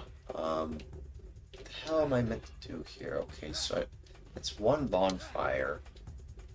There's like a few more. I've just been wandering around. You probably noticed that, Troy. I was just like, right? Like I was just wandering around while you were talking because I'm just like, what the hell am I supposed to do? But it's fine. You know, it's distracting. What? Wait, what? I said I'm very distracting. Well, it's fine. No, I mean, I like the discussions we're having. It's very informative. It helps people become more aware of this stuff, you know? I like when, you know, we have these discussions because it helps us become more aware of, like, the world around us and everything else around us. So, Uh-oh. GameCube Discord server gone woke. Gone political. Gone weird. I mean, see, that's the thing. Politics, you know, I always say bugs are like politics. You know, they always find a way to crawl themselves into everything. you know, Yeah. or politics well, are like. everything is influenced by politically influenced systems. You know, everything from our favorite, you know, gaming industries to the groceries that we buy at the store to, you know, the care that's given to our elders, you know, like to policies that affect our privacy and every single device that you own, right? The policies that define, you know, what ownership even means. Like everything is at some level influenced by political decision making. Everything is interconnected in this world. Yeah, I know what you mean. I just think that you know, the point where it just becomes annoying is just, you know, oh man, dude, I just want to just play some video games. I don't want to hear about like all this stuff about things I don't really care about. Like, well, what's something that's absurd? That's political. I can't think of any. Actually, that's how much I don't like it. I just don't remember any of them. Like I remember watching. Well, I mean, to be honest, ignorance is kind of the main thing that keeps this system working the way that it's intended to. Oh. You know, the less that people are like aware of the things that are hurting them, and the more I don't know, resentful you feel just in general, the easier it is to take advantage of that and then create a straw man and, you know, get people radicalized towards one thing or the other. You know, typically it's toward a right-wing pipeline that, you know, I think shift blame onto completely unrelated parties. And yeah, that's why it's important that I feel like we're more aware of this stuff. I like making sure that we're all aware of this kind of stuff, you know, so that we're less ignorant and more, you know, smart about how we, you know, conduct ourselves in the modern world, you know, like, because like it is easy to just be ignorant about something and just say stuff without thinking about what you're saying. So yeah, that's why I always like to spread all kinds of awareness about certain things that are relevant, even if I don't like talking about them. If it's something that, you know, needs to be talked about so that people are more aware of it, then yeah, by all means I will mention this stuff. But if it makes me feel uncomfortable, then yeah, of course I'm not going to talk about it. But that just depends. It's always on a case-by-case basis, you know? I think that's really the way the hard part about that for me is, you know, it's like there's plenty of things that make me uncomfortable that I don't like really feeling the need to talk about. But at the same time, it's like the most uncomfortable things are often the things that need to be talked about the most, right? Yeah. You know, people would much rather just be completely ignorant and not talk about something that's deeply upsetting, but at the same time, by ignoring it, the problem doesn't go away.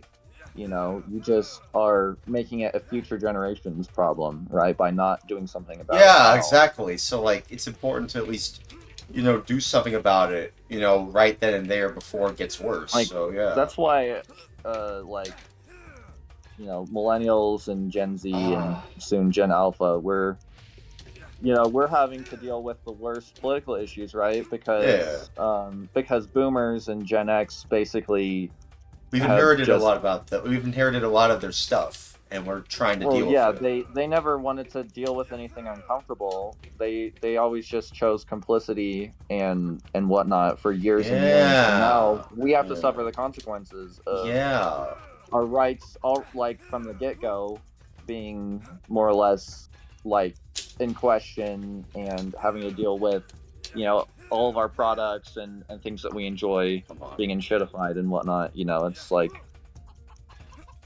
we have to suffer those consequences because the people who came before us didn't know how to took it upon themselves to deal with these problems responsibly.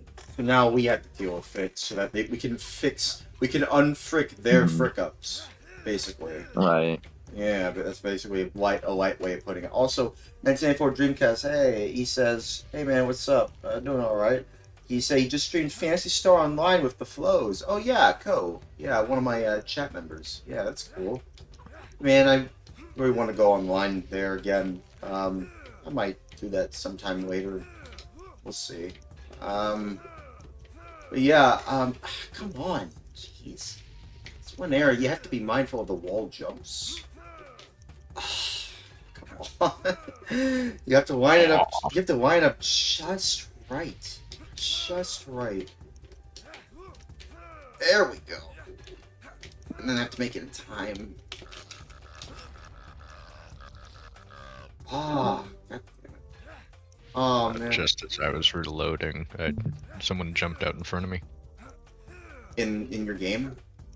Yeah. Oh, okay. I've watched 4 separate people try to run into this door that's blocked in by a barrel. Really? I mean, you would think that you can access that door, but there's a barrel in front of it, and it's not obvious until you actually walk up the stairs. Let me see. Let me see your gameplay. Are you streaming that right now? I can. Oh, okay. Yeah, I didn't. Yeah, it's hard to see Sandstorm. Yeah. Yeah, I like to share what different people are playing in my stream. So if you don't mind, just so I can see what you're talking about. Fine. Okay. Cool. There we go. Let me see. Oh, you're back. What happened, Try? I wanted to listen to a voice message that my girlfriend sent me. Okay then. Well, it's none of my business. Yeah. Anyways, go out. I'm glad Well, I you're back. couldn't hear it because it was like really quiet because I'm on my phone and. Oh, okay. And so, I hung up so I could actually listen to it. Yeah. Well, anyways, yeah. Well, welcome back. Yeah. What were we talking about before you left? I was trying to think about what we were talking about. I mean, yeah. It's okay to feel uncomfortable about things. It's important to talk about issues that are uncomfortable. Yeah, because it means that we can find a way to fix them. Exactly. Yeah. That's where discussions should eventually lead, right? It's like a solution. It's one thing to acknowledge the problem and how it got there, but it's another to then, I guess, try and discuss solutions, which is what's usually left out of most conversations about these sort of things. Finally, I finally got the bonfire to work. Jeez, I don't know if you saw that. Man, I had to do a lot of work there. This game looks so tedious. I know, right? That's what I'm saying. I had to do all that. This is rage bait the game. It rage bait. Shrek bait the game. It's I have to do all this stuff. I have to do. They're trying to be like Mario 64 so badly. They really want to be like Super Mario 64 so badly with the way you can wall jump and do all these ways of moving from building to building, wall jumping even. But they failed to recognize that what made Super Mario 64 so fun in the first place was the way it implemented all of those, abilities that you can do as Mario. And the level design felt fluid, and which is impressive considering it's a launch title for Super Mario 64 being a launch title for the Nintendo 64. But this, and of course, Xbox, with the original Xbox, this game, at least the original version, was also a launch title. So, but this game feels a little bit less, polished compared to a game literally 5 years ago. Literally from 5 years ago. That's crazy. Well, Mario 64's art direction and game design worked hand in hand. Yeah. This game's art style works against it because they're like, oh, let's put these super thin, stupid things here on the castle that you can jump on. But they didn't design it to be jumped on. They designed the castle to look cool, and then the gameplay was an afterthought. Yeah, exactly. They just treated the gameplay like an afterthought. Nothing much else than that. And so it just felt kind of rushed to me, which is crazy because this is meant to be a quote enhanced unquote port of the game that was a launch title for the original Xbox in 2001. This came out in 2002, so you would think that okay, maybe we can try and improve the gameplay. Maybe we can make it actually better and less rage baity and more fun to play. But no, they didn't really think that far ahead. They just thought, I think the very first, if I recall correctly, the Xbox version of this was like one of the first, if not the first, games ever to use deferred rendering. Yeah. Yeah, the GameCube version does not use. The GameCube version, they use forward rendering because you can't do deferred rendering on the GameCube. But because the Xbox had a programmable shader pipeline, you were able to do deferred rendering on it. Yeah, so like that's kind of proves to me that they still managed to port this game to GameCube, and it does kind of look a little weird, I will say. Like it still looks good, but not as good as the Xbox version. So like the Xbox version had way more flexibility because deferred rendering is where you render the scene multiple times. You render it without any lighting at all. Each time you render the normal maps, basically the normals for all the objects, and then you render a depth pass, and you render everything, just the color without like any shading or anything like that, just the textures. And then depending on how complex for this era, there wasn't a lot more to it than that. There's like maybe reflectivity or roughness or whatever, and then basically after you have all these buffers of these different layers, then you can do some fancy math and you can do the lighting on top of that using data from all of those layers, and you can do really complex shading and stuff for a lot cheaper.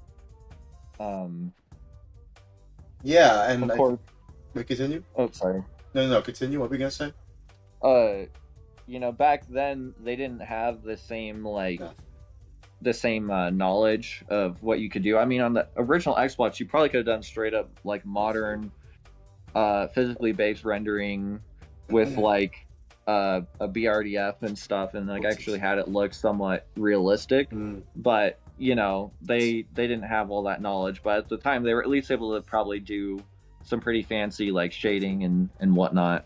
Yeah, and I think that's just something about the original Xbox that makes it so interesting. Like the way that games looked even back then, like when games for the PS2 and GameCube were coming out back then. Like the original Xbox, a lot of their games, even to this day, kind of still look pretty good.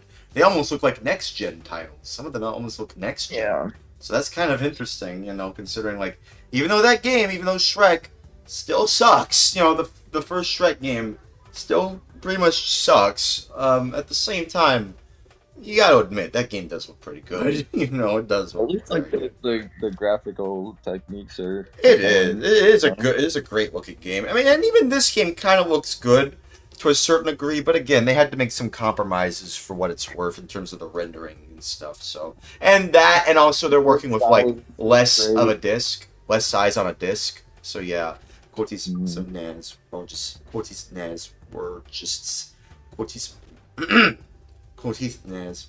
saves resetting Cortis more textures. But yeah, anyways, yeah, just hang on, just give me a moment. I need to calm down a little bit. Been playing this for a while. I need something to calm me down just for a little bit, because I've been going on for like I don't know, like almost 5 hours. Jeez. That's a while, yeah. Give me a moment. That's too much Shrek, dude. I know. I know. Break from Shrek. This game. Yeah, I think it's a fun problem if I play for 5 hours straight. Yeah, that's what I'm saying. So like after this level, I might take a few hours off, and then I'll come back to stream again in this call as well, and I'll come back here around like in a few hours because I do want to take a little break. So, yeah. You gonna play more Shrek? No. Shrek 2. How about Shrek 2? That's a good game. That's actually a good game, actually. It's fun to play with other people with a co-op on it. What? It has a co-op mode, like split screen. Yeah, it does. It does. Yeah. Oh, okay. That's cool. Yeah. Okay, hang on. Cortis 1. Just give me a moment. Whoa, wait, hang on. Cortis, Naz, we're just saves. Cortis. Resetting Cortis. Naz, we're just all saves. Resetting quotes. More connections. Okay, alright. Give me a moment. That's cool, dude. Take your time. Alright. Quotes 1, 2. So what's this? 1, 1, 1, 1,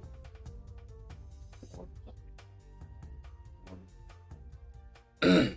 Quotes. What? Jesus Christ. Quotes 1, 1, 1,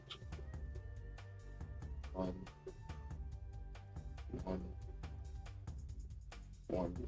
Quotes 1, 2, 3, 4, 5, 6, 7, 8, 9, 10. Quotes 1, 2, 3, 4. Quotes 1, 2, 3, 4, 5, 6. Okay, I'm back. Okay. Okay. Sorry. What were we talking about again? Sorry. I was just. Yeah. Sometimes that's just what my anxiety does. Like I just have these moments, and I just need to calm down. So now I'm calm. Yeah. I appreciate, the patience, for me to. No, that's good. I didn't mean to overstimulate you. No, it wasn't you. No. It was just. It's fine. It's not you. No, it wasn't you. It's fine. I'm just trying to deal with it my own way. I'm still trying to manage all of it. Like, at the end of the day, I'm still alone. Like, I'm still the only one living here. Like, I wouldn't mind although it's not exactly true because I have roommates, but I don't need to involve them in all this. No, they live their own separate lives. But like, the thing is, though, I would say that, in my opinion, I would like to just have, someone that I love to always be there for me. Like, that's just... Because I really don't like being alone. I really don't. I hate being alone. So just having a companion that will always be there for me no matter what. Like, in my darkest moments and my greatest moments, like, just always someone who's always there for me, like, for everything and every waking second of it. That's just... I feel like that would cure me of my anxiety. That's really what I need. I've been looking for someone like that for years, so that's why I've just been anxious this entire time. That's why I behave this way. But do you live in a city? Yeah, I do. But it's like, but I don't live like in the downtown part of it. No, it's like a college dorm. It's like a college apartment area. It's not like the city. It's like, the city's like miles across from here, but it's like not too far. Like, you know what I mean? Yeah, so what, you go to college? No, I don't go to college, actually. I tried it, and I ended up with student loans that I had to get my dad to pay off for me because I didn't have the money for it. So he saved me from that. W Dad from the chat. That's nice. Yeah, that sucks. And it sucks that I had to go through that, and that's kind of why I refuse to go to college. I don't think no one should go to college. I feel like if you have to go to college, that's fine. But just be prepared for having to pay student loans. That's all I'm saying. Like, that's the only reason why I hate college, because of the student loans. Yeah. I had to deal with that for years. And only recently, like in the last few years, did my dad pay it off for me. So, like, yeah, W Dad in the chat. Yeah. W Dad. Yeah, either way. That's the thing. If I'm being honest with you, I feel like I live a very weird life. I live alone, for the most part. I don't have a job, at the moment, anyway. I am basically unemployed. Again, for the most part. I mean, I do kind of get some money on Twitch, but it's like chump change. It's not much. it's like pennies on the dollar. So I wouldn't really call it a quote job, unquote. Not really. Yeah. No, not really. It's not really much of a job if you ask To be me. like totally honest with you right now, that's like extremely normal. Yeah. In today's economy, unemployment is actually pretty high, and the United States goes above and beyond as hard as they can, basically trying to psyop everyone into thinking that it's better than it is. Like the way that they measure unemployment or joblessness or whatever is so skewed to make it look like everything is fine, but it's not. Genuinely, it's really not. It's it's not. Pretty dire. Wait, what? Say that again. It's pretty dire in the United States. It's the job market. Yeah, especially nowadays. Like especially nowadays. Like this is probably the worst time to find a job, nowadays, because of like, and which is crazy because like 5 to 6 years ago it was kind of different.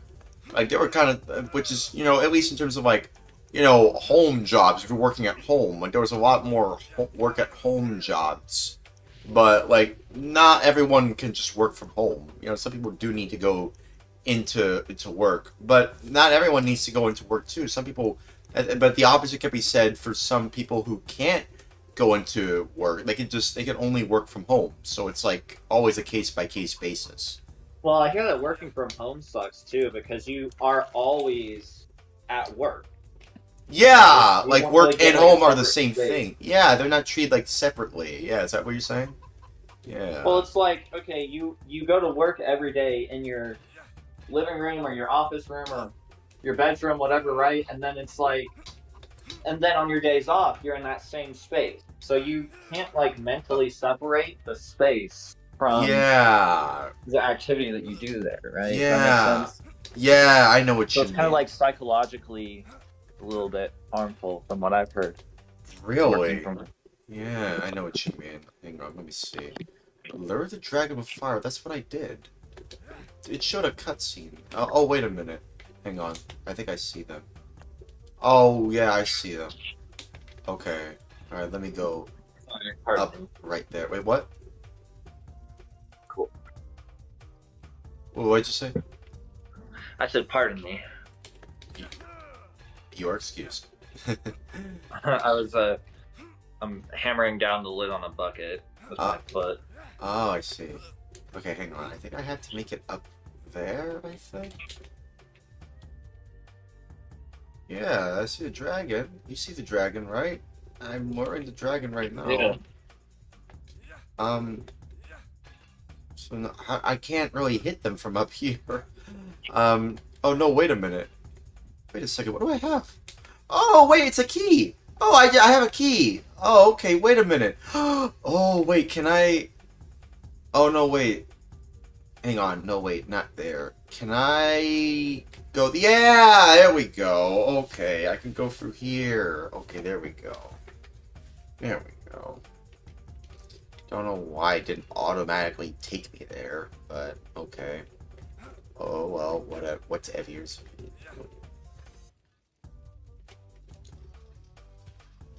I saved you.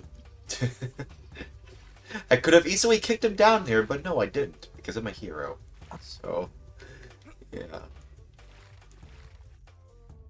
The Joker would have kicked him down there, but I'm no Joker now, am I? No, sir. I'm a Shrek. Shrek is love. Shrek is life. Shrek is love. Shrek is life. Amen, brother. Amen. You know, I'm wondering, where did that meme actually come from? Does anybody know where that actually came from? YouTube? Well, probably, yeah, but like, what video? Was it a video on YouTube? Yeah, there's a video series. Yeah, where, like, it's really messed up, actually. You might not want to watch it. Oh, really? Oh, wait a minute. Yeah, I think I know what you mean. Is it an SFM series? Yeah, it's an SFM, Yeah. but it's basically like this dude gets, like, molested all the time by Shrek. Oh, so that's where it comes from. Yep. Oh man, they characterize him very differently in that show. I wonder who made that. Don't look him up. I don't know. I don't Some know. degenerate. Probably. I mean, a lot of people, didn't really understand much about Shrek, after this, because, like, you gotta understand, I'm pretty sure this was after Shrek 4 when that video was made. It was like after Shrek 4 was kind of made and, like, Shrek started to kind of lose a little bit of relevancy. So that probably tracks where that video is from and why why it comes from there. Shrek was fully in meme territory at that point. He was. So I think someone was like, He was meme. "Oh, what if I take this popular meme character and then I make some like deranged, like animated series about him, or like a creepypasta or something, or like some sort of .exe, like Shrek.exe or something like that. So those stupid ass creepypastas or whatever. You know what I mean? Yeah. Something like that. That was like during the era of like creepypastas and like horror stuff and like it was just kind of just very weird. I don't know. I mean, I'm not really what? I was just gonna say it's like literally like this dude talking about how Shrek would like come into his room at night and like have sex with him. Like that's like the whole premise of the thing was that like his dad would like beat him and then like Shrek would come and like rape him in his bedroom. That's like the whole premise of Shrek is Love, Shrek is Life. It's really I just got back. Oh, hey.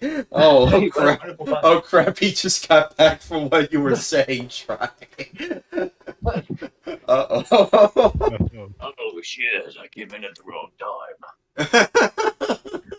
It's okay. It's fine. We're just talking about Shrek and, like, like, where the whole Shrek is Love, Shrek is Life. Is life. It's kind of messed up where it came from. But, like, I feel like nowadays, separate from that video series, I feel like people, just kind of come full circle when it comes to Shrek. Like, people have kind of learned to separate that from the video, even though I'm sure people are probably aware of those. I am actually aware of that. I think I know what you're talking about. I think I have seen that video before, I think. Yeah. I think I have, so I think I have seen it before. Yeah, so. I've seen it.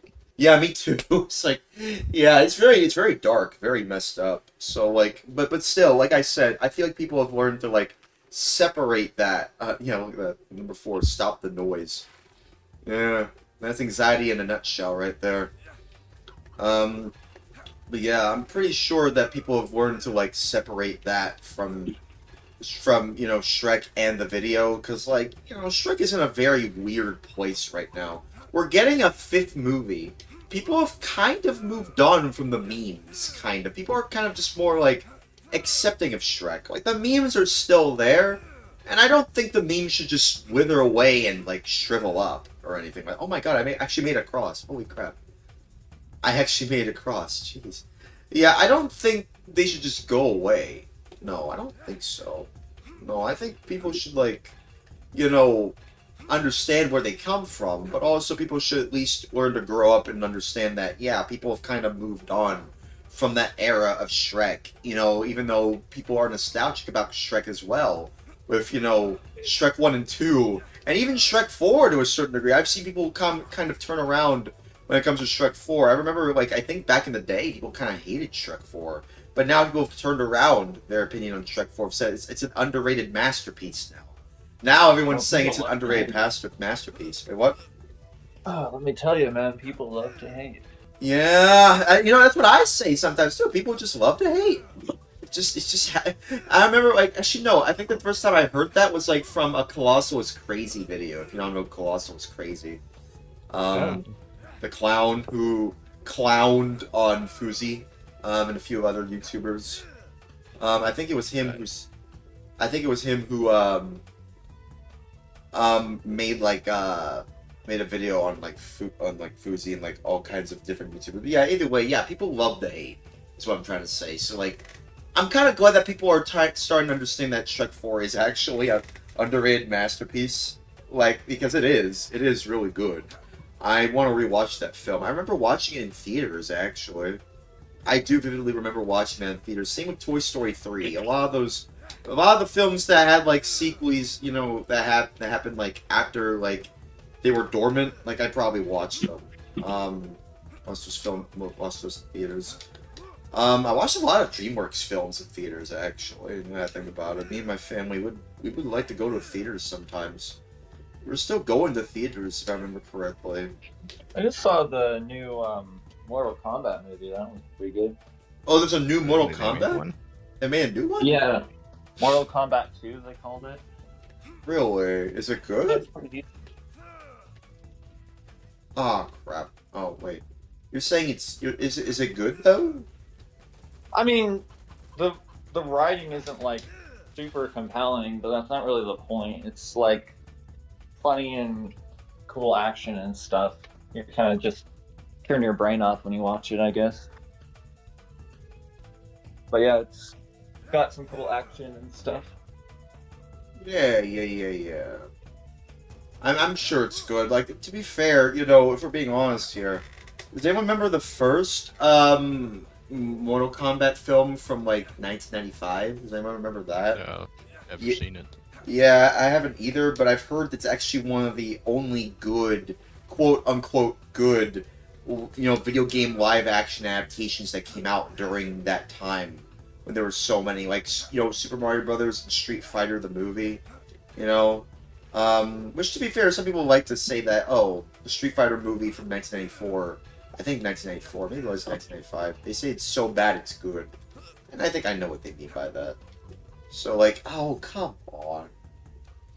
But yeah, I will say, though, the state of, like, video game movie or TV show or animated, or even, like, animated or anime adaptations, like, it's becoming better, you know? You know, like, Castlevania, you know, there's, like, a Castlevania anime, I think. People seem to really like that one. I've heard a lot of people say it's pretty good. Witcher, I think there, I don't know about that. There's also, like, well, there's also a lot of different, like, live-action movies. Like, I think a good example is probably, you know, the Sonic movies. You know, the Sonic live-action movies? Yeah, Yeah. I saw the first one in theaters. Yeah, I that mean, one was pretty good. yeah, I've heard people say it's pretty good. Yeah, that's what I'm saying. Like, and even Mario, the first Mario movie, like, that one's actually not that bad. The second one, It's pretty though... uninspired. Like, I don't know. Like, You sure? I mean, I was- suppose, yeah. I mean, I don't know. it was just like really safe, you know. Like everything was technically fine about it. It just Yeah. it was really, really, really safe. Which You know, is kind of... there's- Yeah, but, like... Wait, you want to continue? Continue? Sorry. So what were you saying?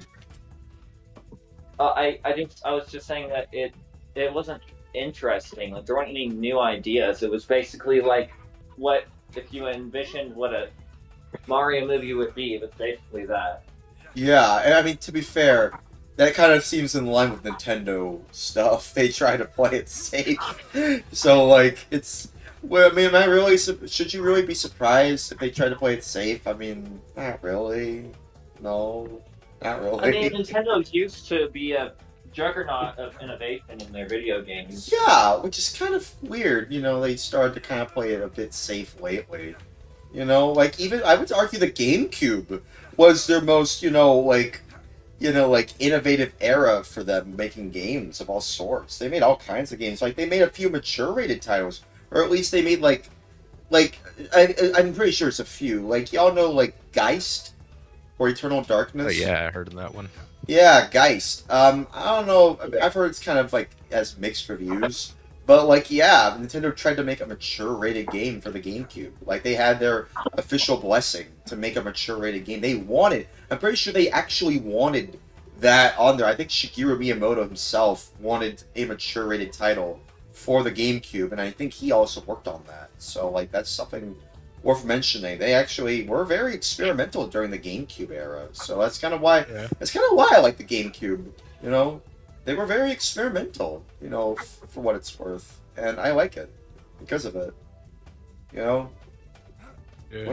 What do I do? I see what you mean.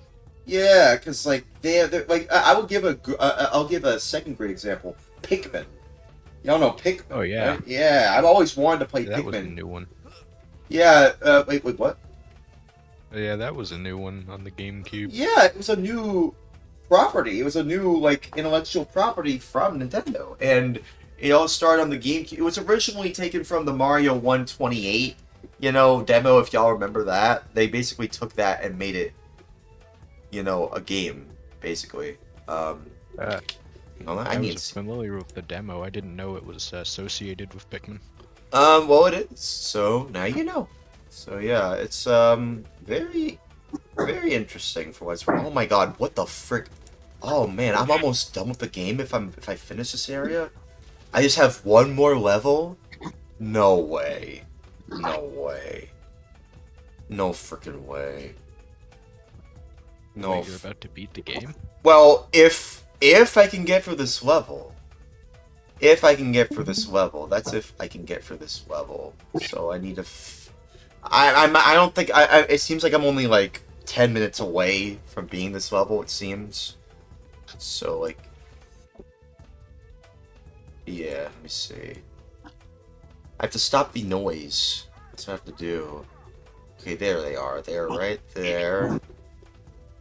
Did they manage to make it across there? Oh yeah, they do. They do have to jump on there. Lots of platforming. Lots of platforming. They kicked one of the knights off in that walkthrough. What the frick? Hang on, I'm looking up a walkthrough right now. Let me see what to do here. See, here's the thing. You want to know what bad level design is? Me looking up a walkthrough. That is bad level design. I'm sorry, but if I have to constantly look up a walkthrough every time I play a game, because I literally wander so much that I can't even be bothered to know where to go, would you say that's bad game design? Yeah. Yeah. Oh, I have to keep on wall jump. Wait, what? I'm inclined to assume that it is. Yeah, pretty much. Okay, what the frick? How did they get all the way up there? What the frick do I do? So I have to make it all the way up there. There's stuff up there. So it's like, this reminds me of? This second reminds me of Getting Over It by Bennett Foddy. Because there's just so much you have to do to climb up. Oh my god. So much you have to do. You have to be mindful of all the walls. You have to like get you have to make sure you get there at the exact point, the exact time. You see what I mean? Like, I don't think Mario 64 made you do that, right? Unless they did. I don't think so. No, Mario 64 like at least made most of the platforms like easy enough to do reliably. Yeah, and again, that's a game from 5 years ago. On a brand new platform where Nintendo was experimenting with three-dimensional gaming for the first time in their eyes, anyway. So just yeah, and this game is trying to copy that, but it's like they fail to understand what made Mario 64 so great, which is again, the way they designed the levels felt intuitive. It was in a very intuitive way. You didn't have to constantly look up a walkthrough. You didn't have to constantly walk around for hours upon hours, even. I wouldn't say hours, but like at least 30 minutes to an hour. If it takes you 30 minutes to an hour, maybe even more than, God forbid, 2 hours, just to make it through one level, that should tell you all you need to know about the way they designed a game like that. Okay. I'm gonna look up the walkthrough again, because clearly I'm confused. Like a skill issue. Say that again? Dude, sounds like a skill issue. Yeah, I know. Skill set issue. I know. I'm not good at video games, haha. Not really. Well, I'm not that good at video games, but it's fine. I have to... What are they doing? They have to jump to the pillar? And then... What? What? No, they're just back down there. What, do I have to... Okay, so I have to jump up there. Okay. Oh, okay. So I have to make it over to those pillars, then. But wait. No. Jesus, Squirty. Stop jumping all over the place. Stop, Shrek. Stop jumping all over the place. He's too ogre-powered. He is ogre-powered.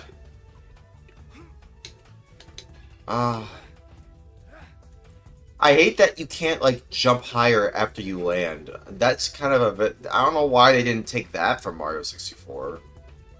Kind of a missed opportunity. Because at least in Mario 64, you could like, jump. You can at least jump, and then when you land, you can jump higher, and then when you jump even higher, you can like float. You can like hover down. You know, like you can like float all the way down. You can hover all the way down. You know what I mean? Like they did that. It's just like, oh, okay, now I made it up there. Okay, cool. What the frick do I do now? Man. You see, like, one thing I hate is that you can only wall jump 2 times. Oh no no no no no! Oh no! Yeah, you see what I mean when I compare it to Getting Over It by Bennett Foddy? Now I have to get all the way back up there again. Oh, that's rough. I know, right? Now I have to do it the way the walkthrougher does it. I do it like this. Get out of here. Oh, no, wait, they're fine. Nope. Wait, are they fine?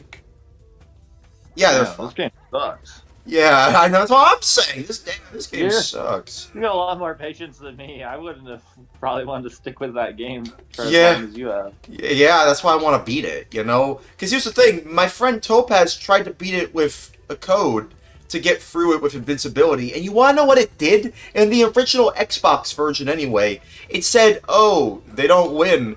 People using the codes like that, they don't win. And so he's basically unable to complete the game because they told him hey, don't use codes, you know, and so he can't get the true ending.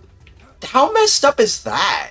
Like, that's just so... Imagine making a game so bad that you know people have to use codes to get through it, and so you decide out of spite to make an ending specifically for people who use codes just to get through the game. Like, that's so messed up. And you want to know something crazier? In the original Xbox version anyway, they have, like, the way that you get invincibility is... They have it built in. They have a code... They have, like, a system where you can buy, you know, codes with currency.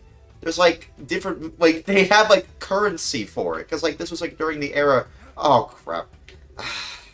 This is, like, during the era where, like, codes like that were, like, rampant, you know? You saw a lot of games, like GTA San Andreas, they used a lot of codes like that, too. So, like, I don't know why they did that, though. Like, it's coming from DICE! You know? The Battlefield guys! The people who made Battlefield! They made this game, too. What the fuck? Are you serious? Yes! They made this game! They made this game! Shrek 2? Yeah! No, they didn't make Shrek 2. No, I think that's a different studio. Luxaflux, they made that game. Not DICE. But the DICE made this game. The same people who made Battlefield. They made this game. I'm not even joking. They made this game.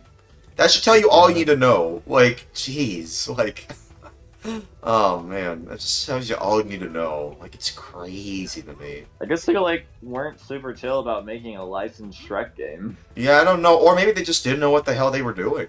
They just probably didn't know what the hell they were doing. What they were given. They probably just... This was probably their first time making something. Oh, to be fair... Okay. Oh, crap. Finally! Get up here. Wait, now what?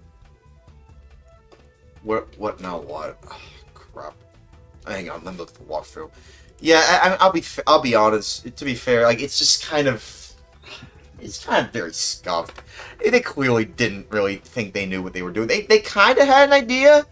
They were like, oh, guys, who played Super Mario 64? It's like, oh, I have. Can I work on it? It's like, yeah, let him work on it. And it's just like, yeah, that's what happened. It's like they just took bits and pieces of what they remember from Mario 64, tried to copy it, but failed to realize that, hey, tight level design is what really makes a game memorable.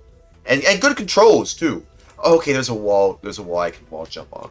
Okay, let me find it. I feel like if they actually slowed down the movement, like, a lot, and they just worked on refining the moveset, it would have been a fine game. Yeah, the moveset should have been refined, as well as the level design. The camera system sucks ass. Like all of the basic gameplay features suck. Like, if they had kept even the shit level design and they had only improved the character controller, like, it would be loads better. I have to kick this cow, knock him out.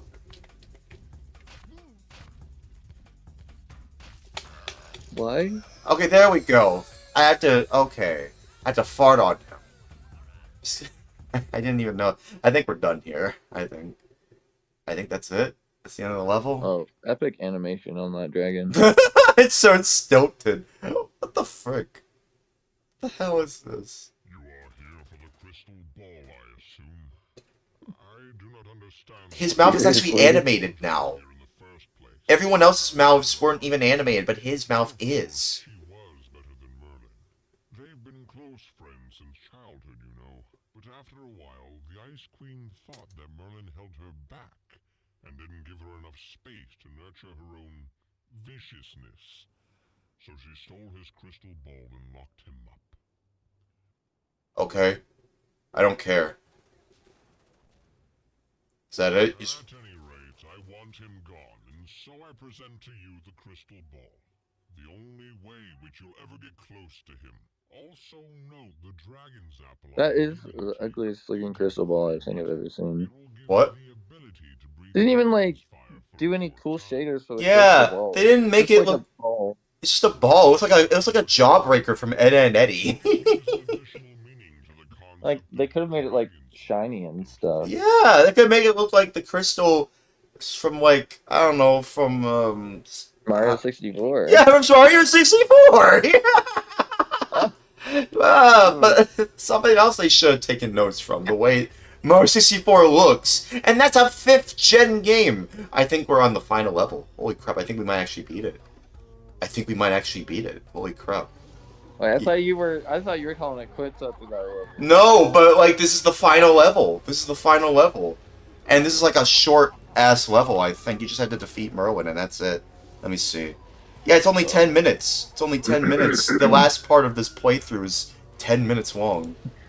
So, like, yeah, we're almost done. Holy crap, I can finally complete this god-awful game. Merlin's Dark Tower Fortress of Badness. Okay, here we go. Oh, crap. His head's on fire. Its head's literally fire. Thank you for the crystal ball, Shrek. My trusty knights have already brought it to me.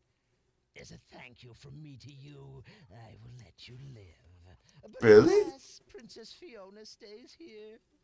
The Ice Queen's spell. Oh, there's Fiona! No way! So it will have to be her. So they gave her a damsel in distress trope for this game? That feels like disrespectful. That is disrespectful, dude, because she could just easily get herself out of that. But no, they didn't. Okay, so what? Oh, okay, there's no missions. So this is the only mission is just defeat Merlin and get to Fiona. That's it. That's all you have to... but knowing this game, it's going to be really frustrating. Yeah, but to be fair, in the original Xbox version, they didn't give Merlin a voice. You only hear him when you defeat him. You don't actually hear what he has to say. I'm sure a lot of this stuff you don't actually hear in the original Xbox version. The Ice Queen and Merlin. I don't think they are given any voices. So yeah, Shrek Extra Large Deluxe Edition, Definitive Edition, featuring Dante from the Devil May Cry series. Yeah, and Knuckles. Okay, what the hell do I do? Okay, I need a key. I need to find a key. So the crystal gives you unlimited fire breath. Oh, it does. In a level where you fight fire people? Yeah, I mean, why not, like, give me, like, water or ice breath? Why not ice breath? Why not Too that? much development time. We didn't feel like putting in the effort. Which is crazy, because this was given an extra year to make this stuff. So, like, what excuse do they have? It took them a year to record Merlin's voice lines, bro. Yeah! Like, or even the Ice Queen's voices. I don't think they gave the Ice Queen voice lines either. I don't know. They probably spent most of that time just reworking the graphics pipeline to work on the GameCube, because... Yeah, there's no, like, that rendering you mentioned earlier. I don't think it's in here, no. Well, they don't do deferred rendering, so they would have to adapt it to the GameCube's fixed function rendering pipeline, which is forward rendered. Okay, I'm gonna have to look this up again. Okay, I'm gonna have to look. Because, see, that's the thing. Like, I already don't know what to do. His Hell Knights. Literal Hell Knights. They look like they're literally taken straight from the pits of hell. Ice Queen's spell still requires a prisoner, so it will have to be her. Okay, come on. What do I do? I have to pick up the knight? No? No? Oh, no, wait. Hang on. No, wait, no, wait. What do I do? What the hell are they doing? Just kicking everyone around. Come on! Oh! Oh, okay. Oh, okay. I have to use the barrel, dude. Get over here. That's how I unlock the door. How was I supposed to know that? Also, I have to use the Hell Knight to let them expose. See, that's what happens. I have to be very careful about that. So I have to be fast. Man, the movement is so bad. Movement is movement. Words of all time. Oh. Oh, no. Okay, go. No, not me. Them. Yes. Oh, crap. No. Oh, crap. No, my hearts. Give me hearts. Give me hearts. No. Give me hearts. Why aren't they giving me hearts? No, living chair. No. Get up. No. Oh. God damn it, dude. Oh, okay. No. Oh, I didn't mean to go there. That's the first level. Oh, you gotta beat that level again. No, I don't. No, I don't. Now you gotta 100% it. You gotta go back and get every single objective and side quest. I don't have to. I just have to beat the game. I don't have to complete everything. I'm not Gerard the completionist. Because I don't take money from charity for my own personal gain. I don't do that. But also, I'm not interested in 100% in completing. I can skip the cutscenes. You can't. Oh. Oh, no, exit. Oh, I thought... What? Okay, I thought... Continue meant... I thought it meant, like, skip cutscene. Okay, oh well. Oh well. No, get out of it. No. No, I need all the health I can get. Is that why they want me to collect the Easter eggs?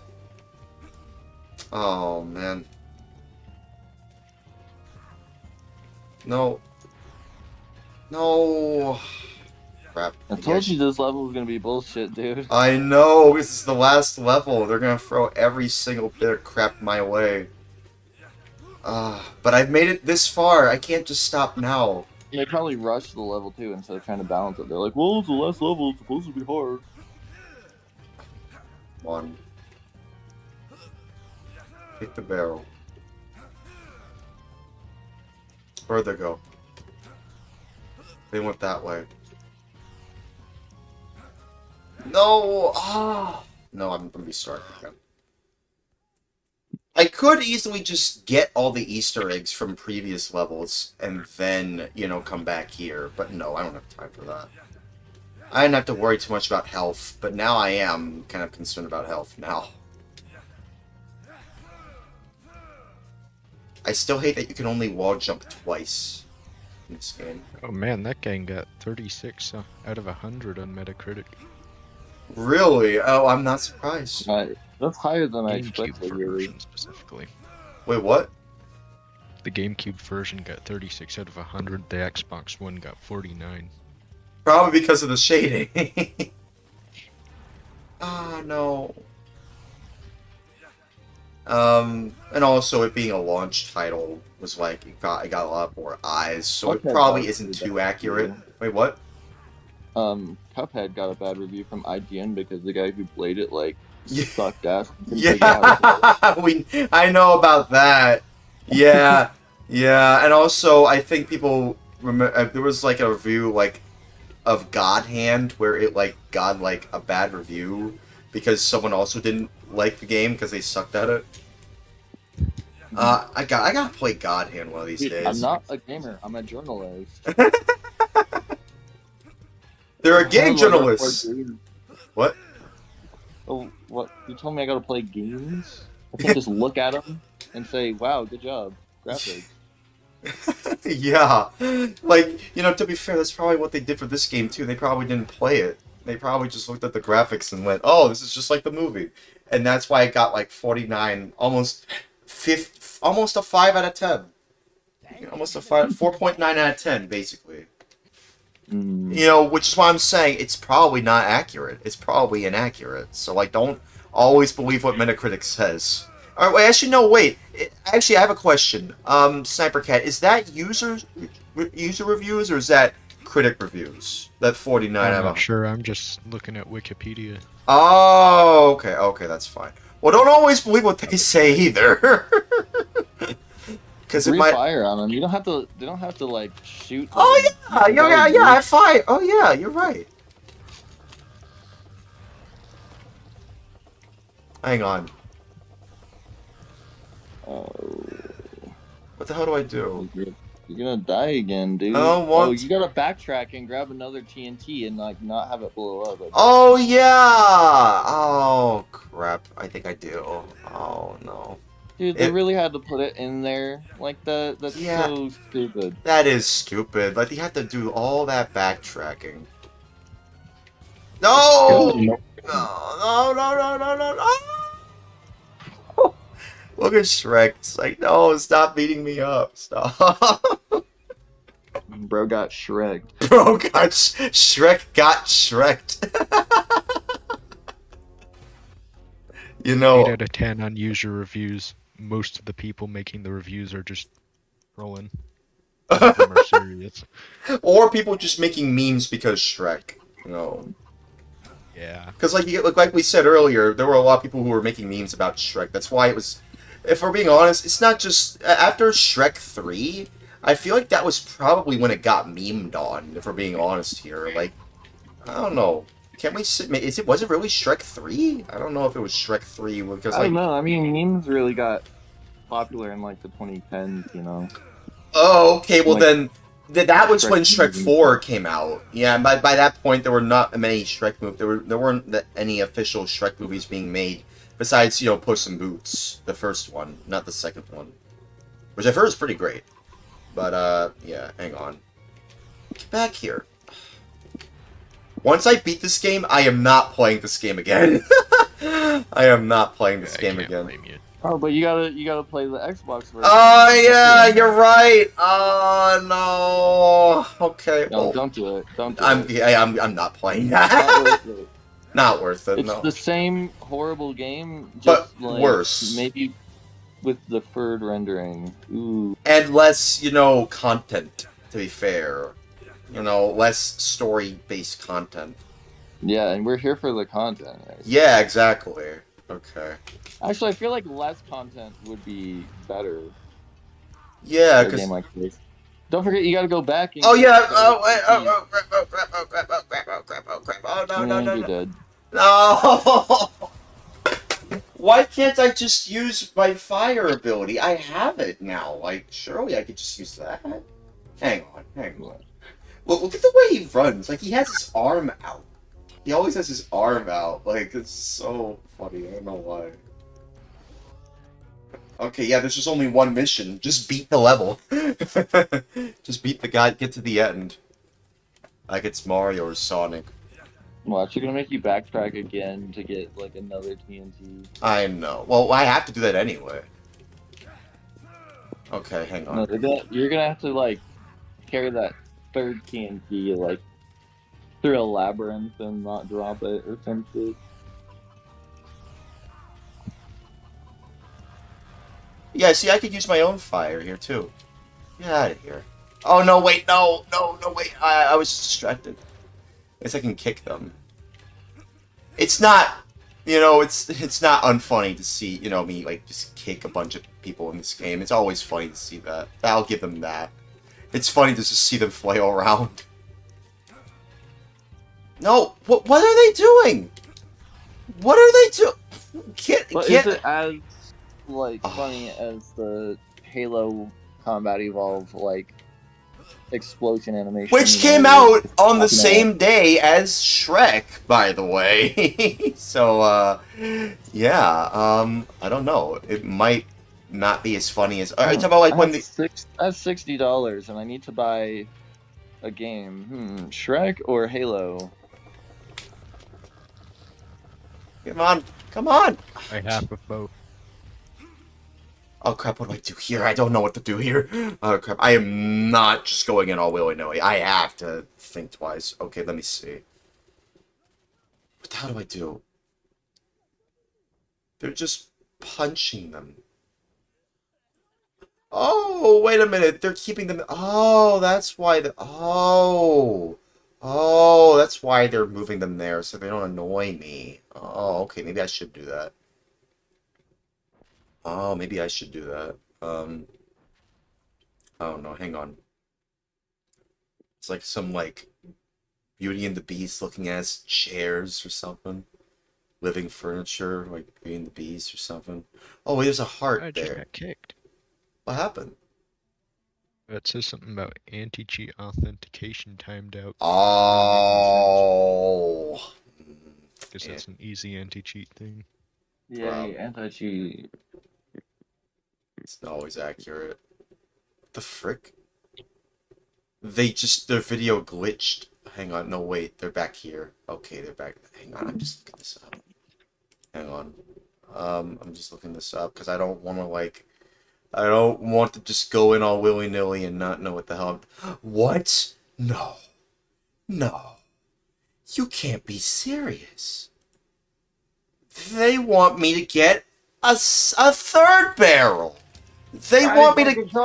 They get me a third barrel right here! Oh my god. Oh, I hate this game. Rage quit. Get No. the fuck out of there. No. We have to beat it. I made it this far. I can't just... Cost fallacy. It's not worth it, bro. Dude, I could do it. I just have to be more Ow! Okay, I'll try this. I have an idea. The one thing that's making it hard for me is those, Oh no, I didn't mean to go there. God damn it. Hang on. I didn't mean to go there. I did not mean to go there, god damn it. Where is it? Okay, so, I can just trap them.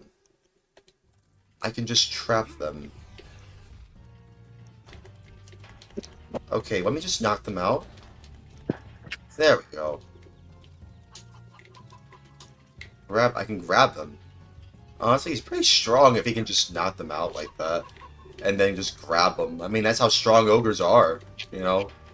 Yeah, give Shrek... Ogre-powered. Oh, he's ogre-powered, yes! He's ogre-powered. There. Now they're trapped. Oh, but that one Hell Knight... I'm just gonna call them Hell Knights, because that's kind of what they are. What? Wait, they can't do anything now. They can't hit me. What? Did I solve it? Is that what I had to do? No way. Hang on. So, like, drop it and then catch your Clarks on fire. Or do that, I guess. Yeah, that works. They just went through... They shot fire through the door. Shots fired.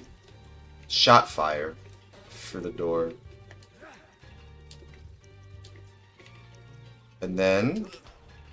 No. And then... No. Ah, god damn it. Wait, I could do like, I can do a super punch. Okay, knock him down. Oh! Maybe you gotta, like, bring him up onto the platform and throw him across. Yeah, I think so. Hang on. Okay, hang on. Just give me a moment. Let me knock them out. And then move them there. There we go. I still have to take the barrel with me, so now there's just two... Well, technically 3 people in there. But they can't do anything to me. Yeah, because they need to catch their head on fire. Yeah, and they can't do that. Oh yeah, you're right. That's how they were able to get me. Oh. But I have fire too, so like, you know, I'm fine actually in terms of getting across. Maybe if I just trap them all in there, I won't have too much of an issue. That might actually make it more easier, actually. I think for your bomb guy, if you fart next to him and you blow up your farts. Yeah. Let me try that. Let me try that. Yeah, see, there we go. There we go. Let me move that. Yeah, there's like some... Why are there chickens? There's always chickens here. I am picking up a chair, and then kicking the chair. And then there's a table I have to get. This is actually not that bad of a strat. Why is there always chickens here? Y'all notice that? There's just always chickens everywhere. Everywhere. I don't know if it's like an in-joke or what. There we go. Now I have to get that. Actually, no, wait. There might be some more Hell Knights I have to cage up. Nope. Yeah, see. Are they in a different spot? No. No, wait. I guess it's just a cautionary tale for like Battlefield or Battlefront 1. You know, DICE looking at these great graphics, but also our game sucked ass. Yeah. Yeah, to be fair, yeah, you know, DICE being the ones that made this game, it kind of just says it all now, doesn't it? Yeah, it kind of does. Battlefront 2048. Yeah, Battlefield anyway. Battlefield. Omen from Shrek Extra Large. Wait, say that again? Shrek Extra Large was just a bad omen for like the future of EA and DICE. Yeah. And to be fair, there are some people who do like the Battlefield games. But, okay, now I made it across. I just have to... Yes! That's fine. Now I can just take him across. There's like an extra bit of health I can get. I can just farm that, and I can get back to full health. This is actually kind of brilliant, actually. Just trap them there, and they can't light their heads on fire. It's brilliant. Oh, what the frick? I don't even know what happened there. You threw him. Oh shoot. Oh, soft lock. No. No, wait. No, I didn't. No, I didn't. It's not soft lock. Oh, crap. Oh, crap, they're hitting me. Oh, crap, they're hitting me. It's the table, dude. Oh, no. Okay, it's... I did not expect that. Okay, I'm gonna need to farm for health, then. Might take a while.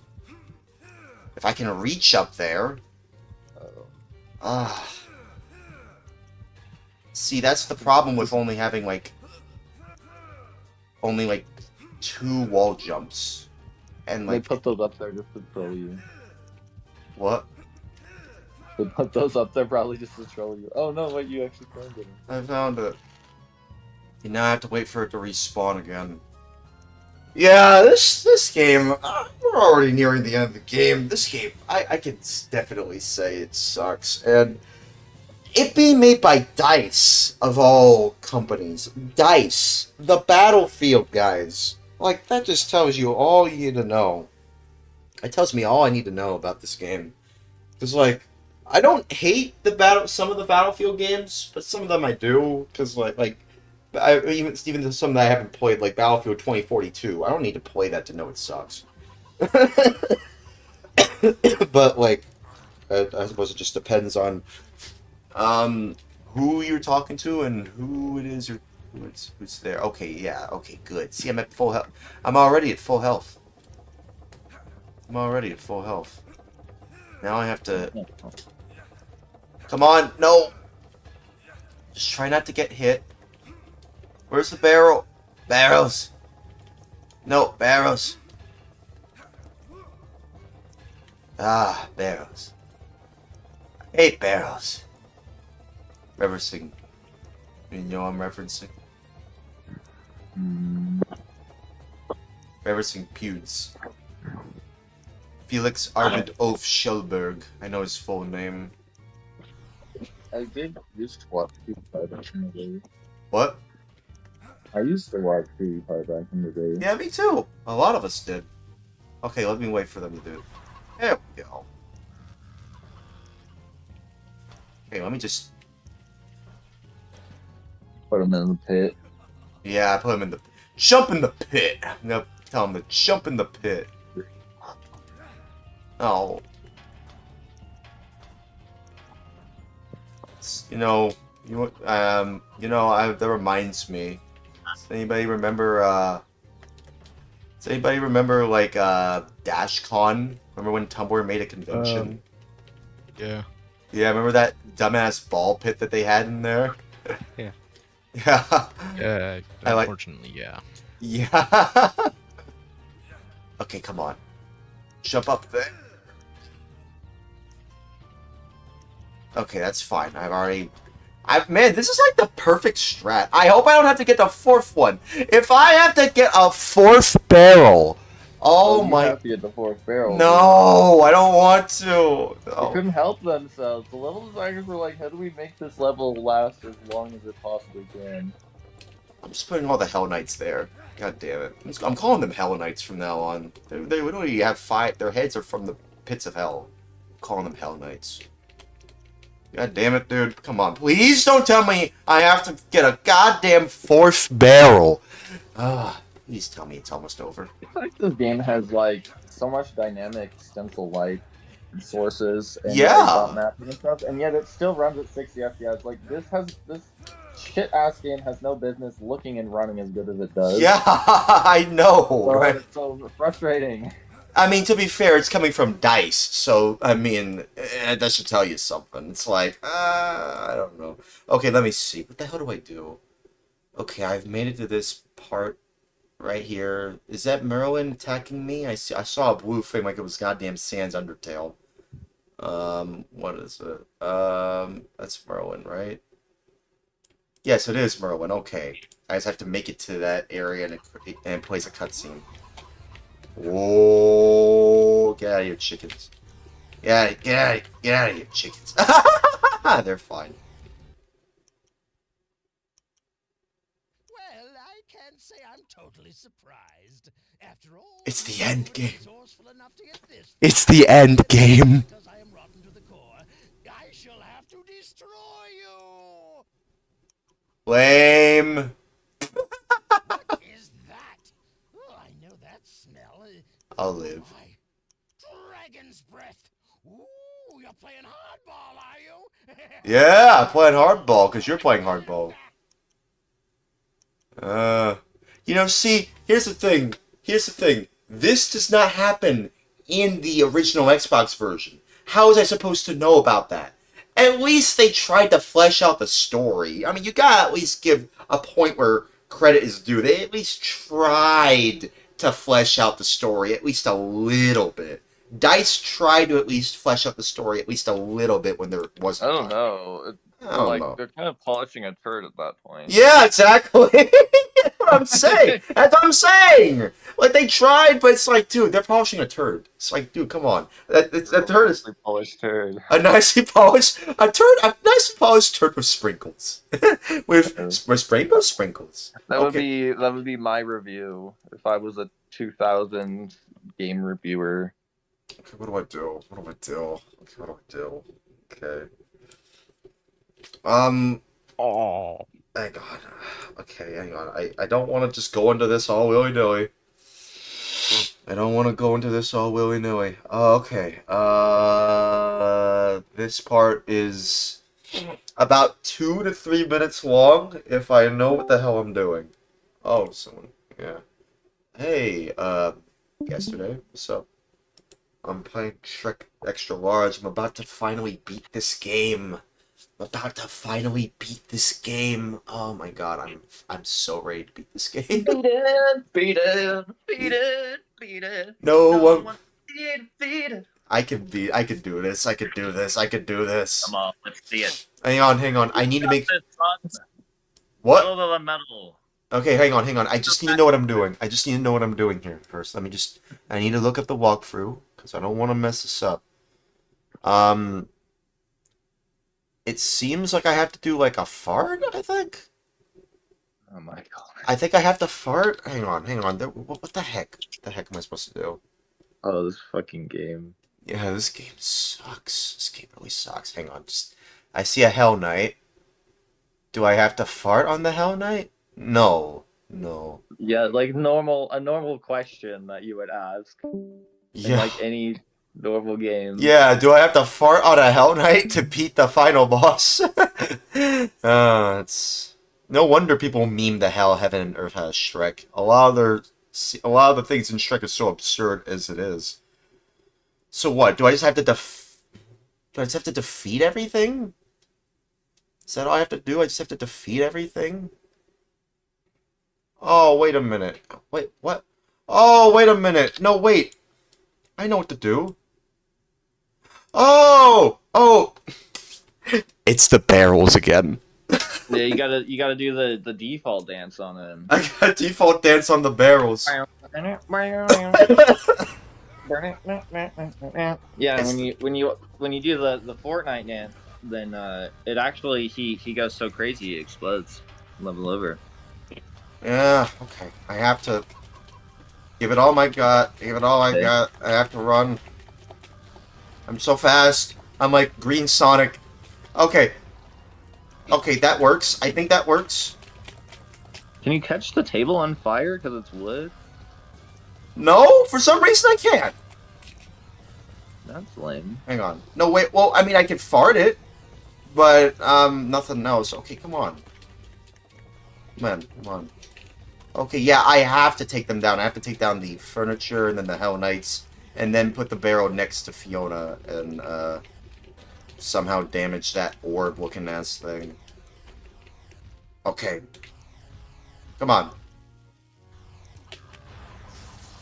Yes! Okay. I did it! Right? I did it! I did it? Cool. I did it! Finn. Finn? No? Game over. Game over? What, you are a winner. You are a winner, come on! What's going on? You won. He's still laughing. Merlin's still laughing at me. What the hell am I supposed to do?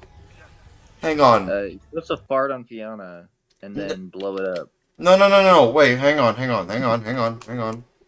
Ah, damn it. Walkthrough, save me. How do I do? What the hell do I do? Even there, like, what the hell am I supposed to do? Oh, I have to go up. Oh, I have to go do platforming. Okay, hang on. What do I do?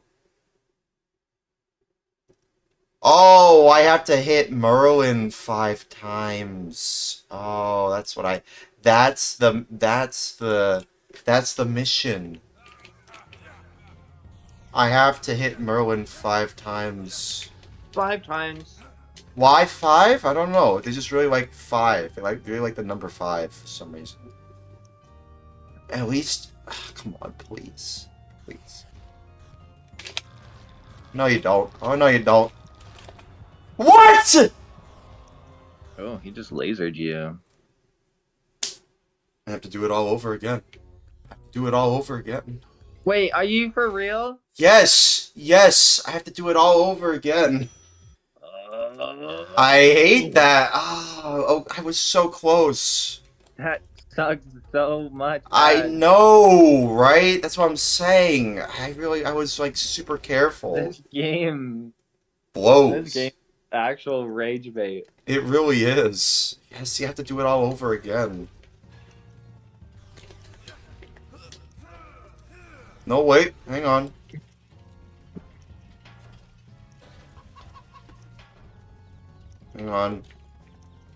Ah, God damn it. Get over here. Those Hell Knights are starting to really piss me the frick off. Man, every time I say frick, I feel like I'm talking like Sammy Classic Sonic fan. You know, you are an adult. Like, you can say the real thing. Yeah, I know, but I'm a Christian. You know? Christians say fuck all the time.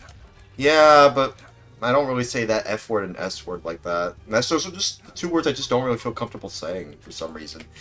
I don't really feel comfortable saying. I can say bitch. I can say bitch ass, damn bitch ass, bastard, something like that.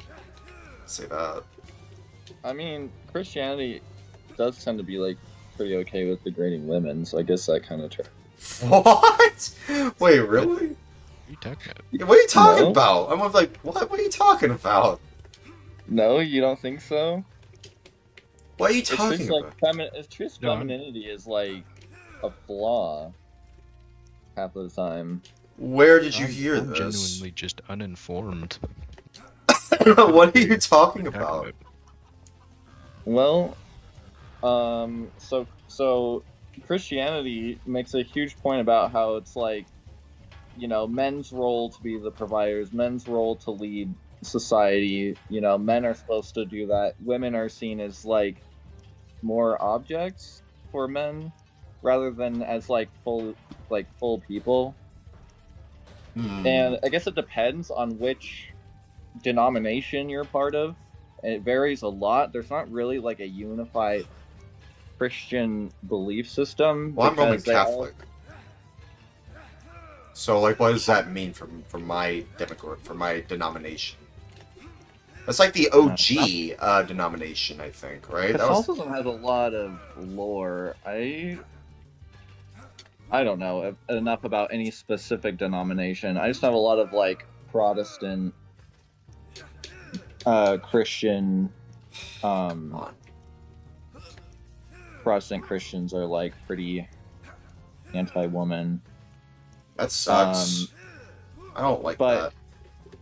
But for Catholicism, my understanding is that they've come a really long way, and like they're a lot more progressive these days, and more in line with Jesus's actual teachings of like love thy neighbor and you know, and like being pro-immigrant and stuff, because Jesus was an immigrant. Yeah, he was actually, right? Yeah, Jesus was an immigrant. Yeah. He came from Bethlehem, and then like he well, where did he go next? Like he then was taken to Jerusalem, right? Yeah. So that makes him an immigrant in that sense, right? Yep. Wow. And he talks about like how you shouldn't mistreat immigrants and stuff too, is my understanding. I mean, that's fair. That's fair. Bible, but no, like honestly, if Jesus saw the way that a lot of modern Christians, so-called Christians, are basically like, I feel like the modern headcanon of like a lot of evangelical Christians is that Jesus was like a Republican who hated immigrants and hated women and hated like people of color. What? No. Yeah. I mean, it's not true. I'm not obviously it's not true. But that's how like there's like pastors that are like white supremacists. I've seen pastors that like hold that are just sexist and disgusting people and very disgusting. That's disgusting. Like, well, that goes completely against what your actual prophet was talking about back in the day, and I feel like I don't know, the Bible, you know, talks about false idols and stuff. I feel like these modern fucking like TV evangelists are like probably your actual false idols. Like, you should be very cautious about the people that you let represent the face of your religion, you know, because if it's just some like bigot who's using Christianity as a platform to promote like hate, then that's bad. You know, you're probably not. Jesus taught love. He didn't teach you to hate everyone that wasn't white and male. You know, like that's fucking crazy. Yeah, that's messed up. Instead, Jesus taught people to love thy neighbor, like to love one another. Like that was kind of the whole point of what he was trying to teach. That was literally the whole point of his messages, to spread love because of God. You know, because God created all of us. God is what creates us equal. Ah, crap, I have to get the barrel again. Mm-hmm. Yeah, so like, I mean, either way, Jesus was just kind of preaching a message at the end of the day. And, you know, some people just didn't really understand that message. They just kind of just saw a guy that, you know, was turned out to be the Son of God, and they didn't believe that first. If Jesus was alive today and like preaching and stuff, the modern evangelical Christians would probably crucify him again. You know what? I honestly, for being too woke. Honestly, as much as I hate hearing that, I actually would believe you, because like that's kind of what I worry he's about. Woke, he's too effeminate. Yeah, he's not masculine enough. He's not violent enough towards like immigrants and stuff. He's like again, that's not what he does. That is literally not what he does. No, his whole message was about tolerance. It was about like, you know, being like taking care of our, you know, fellow man and stuff. Not about like, you know, how like fucking helping ultra wealthy organizations and people to ruin the world. And it's also really not about like, you know, all these like super, you know, helping pastors, you know, build their super church. Super rich. Yeah. Like, I don't think Jesus wanted, you know, pastors to create super churches with like. Have you seen the super churches where they fake miracles? Yeah, I think I know what you mean. They like make the people fall down. They like touch them on the forehead, and they like fall down and like. Yeah, and, it's such pathetic behavior, dude. It's so pathetic. Yeah, it makes me mad. They're literally just grifters. Yeah, but they're also taking advantage of people who may or may not, you know any better, you know, or. And there's churches where they'll put they have someone who goes up in the HVAC system, you know, like for the air conditioning and stuff, and they'll put like gold glitter in there, and then when people are praying together, and the AC kicks on, it'll blow the like gold glitter over everyone, and it looks like this crazy like miracle, like con artist bullshit. That's so weird. What the frick are we doing, dude? But that's the thing, is that a lot of these modern mega churches, they aren't actually about faith or about actual like religion. They're about money, basically running a business that's tax exempt and also functions as a proxy for ultra conservative right wing propaganda, so that these pastors taking advantage of everybody and in this like vulnerable state being in this church, you can say whatever the hell fits the messaging, and you can convince people to believe in all sorts of horrible things. Nothing makes me more pissed off than, you know, corrupt, you know, pastors taking advantage of the less fortunate. That always just pisses me off, because like they know exactly what they're doing. They know exactly what they're doing when they're taking advantage of these people. They know the kind of power that they have, and they don't care. They do not give a damn. They don't give a damn. Quite frankly, you know, for pardon my French, they just really don't care. And it always pisses me off to see, you know, pastors take advantage of the less fortunate. It just makes me sad. Oh yeah, oh absolutely. It is really sad. You know, and some of these churches, like too many of them, plenty of them, they have a sort of a culture of like of misogyny, where they go where basically they say, oh well, like when women are getting raped and stuff, they victim blame. They go, oh well, what was she wearing? You know, was she dressed like a slut? Was she dressed like a whore? Oh, you know, because men, like, you know, fellas, you gotta control yourselves. You gotta control those urges. But women, you gotta be watching what you wear, because you are sending a message. And when you're dressing like provocatively, then you're asking men to, you know, give you that attention, and then you can't be surprised when, you know, about insensitive. That is so insensitive. Dude, that is so insensitive. But the churches that will stand and they will house pedophile like priests, and they know what's going on, but it isn't until there is legal action that's taken, they won't go out of their way to correct that behavior until it becomes a publicity issue.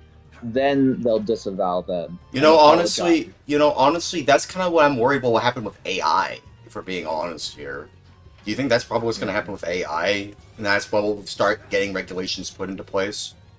That's kind of what I'm worried. Twitter. So Elon Musk's stupid Grok thing on Twitter. So for a while there, people were asking it to. They would give it like a picture of someone, and they would say undress them, and it would do so for them. And you could go to the media page where it showed like just what people were using the AI to generate for pictures and stuff. And for a while there, it was just like nude versions of people. And people were using this Grok AI to harass people. They'd say, "Hey Grok, describe in great detail how you would torture this random public figure," and then send the message to them. And so it would mention them in its posts, and the Grok thing would explain all the steps it would take to do horrible, vile things to that person. AI needs to be regulated, dude. It needs to be regulated. Crazy is that after that news was starting to get really controversial, Elon Musk comes out, because he's a fucking idiot, and he says, "Oh, God, you should check out Grok's new spicy mode. It's really popular." As it's sexually harassing people and being used as a tool of harassment. That's when he feels like it's time to come out. He is such a complete idiot. Dude, I'm honestly just done with Twitter at that point. This is why I don't want to go back to Twitter. This stupid, and even Elon Musk's stupid Grok AI thing called itself Mecha Hitler, because I remember when that. I remember that. Yeah, dude, he went out of his way to remove all of the safety guardrails that the engineers put on the thing, and then he had to poison the data that they were feeding it to convince it that all of these conspiracy theories that are demonstrably false were actually true, because Elon Musk believed they were true. So he programmed it to just constantly go off about white genocide in South Africa, and to talk about and to deny the Holocaust and stuff. He designed the AI. Well, he didn't. People more competent than him were given orders to make the AI more of a Nazi, and then he just leans into it. He loves it. He's such a fucking moron.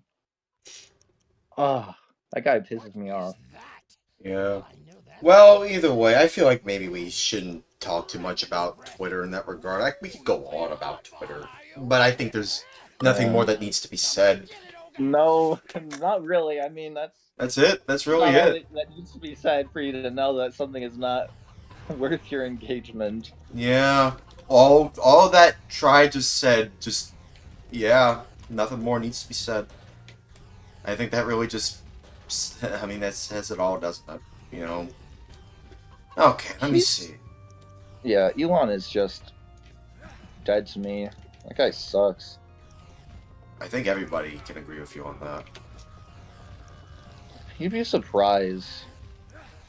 That's a red flag for me. If someone gasses up Elon Musk and they talk about how he's this super intellectual, amazing. Oh no. I'm actually, you read anything he says and you try to fact check it. Basically, no, he doesn't. He's a complete moron. He's a rich kid who grew up with a silver spoon in his mouth. His parents were slave owners in South Africa until that became illegal. Then they immigrated to the United States, and they're super bigoted and horrible people. And he basically was given the world, and he got lucky with PayPal, which was an amazing investment for him. A good, honestly, he probably had people on the inside who gave him insight to fund PayPal because they saw potential in it. People smarter than him. He invested in PayPal. It made him a billionaire. And then he invested that into Tesla, which didn't actually make him a lot of money. Tesla was already failing, but it was also an established brand. And just because of his popularity, he created this cult of chills, cult of personality around himself, where he just the media would always talk good about him, and so he got all this good publicity for no reason. And people would talk about like he's a genius, when really he didn't engineer anything. He didn't create anything. Everything that all of the success he's ever had is taking other people's ideas and stealing them, and then like, you know, profiting off of it. But even like Tesla and SpaceX and all those other things, they don't actually make like tons of money. Where the real money is the financial schemes, where people speculate on the hype that Elon Musk generates around his companies, where he's talking about how his SpaceX is in the future going to be taking people to Mars on spaceships, and it's going to be taking people, it's going to be like a space bus, and then and Tesla is going to have fully autonomous self-driving vehicles, and they're going to drive everyone around, and no one's going to drive anymore, the Tesla.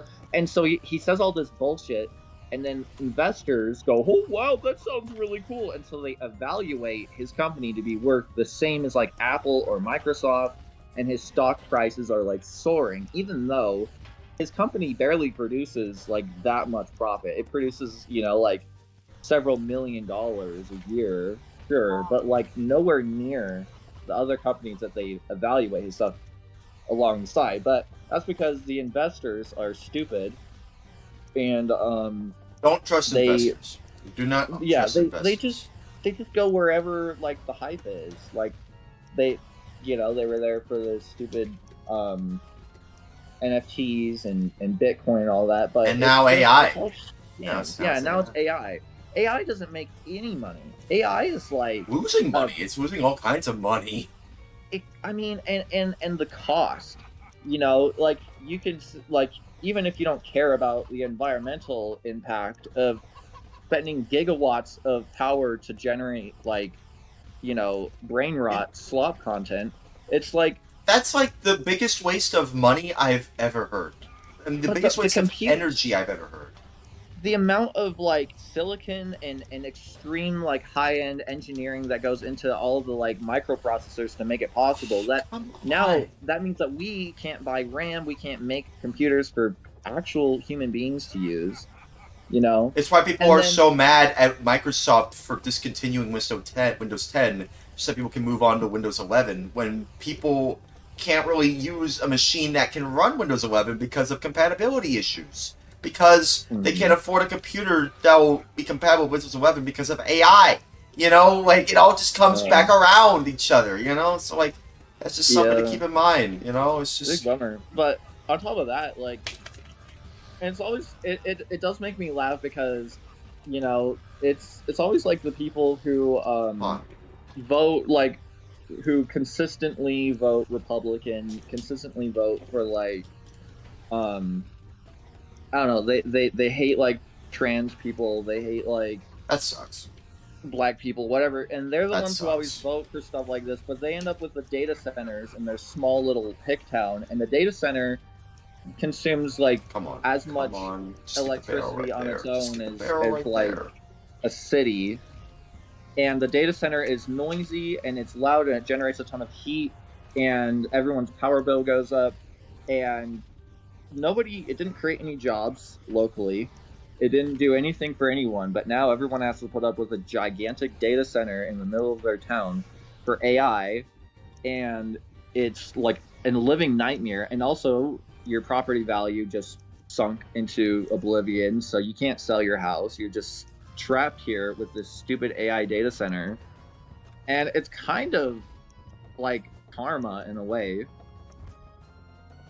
Yeah, I mean, what'd you expect? I mean, all these these AI corporations are starting to feel the consequences of their actions. And I'm kind of glad, because, yeah, I'm kind of pissed off at a lot of what AI has done to everything. Like, at first it was a novelty, but now it's just become, like, something that needs to be regulated.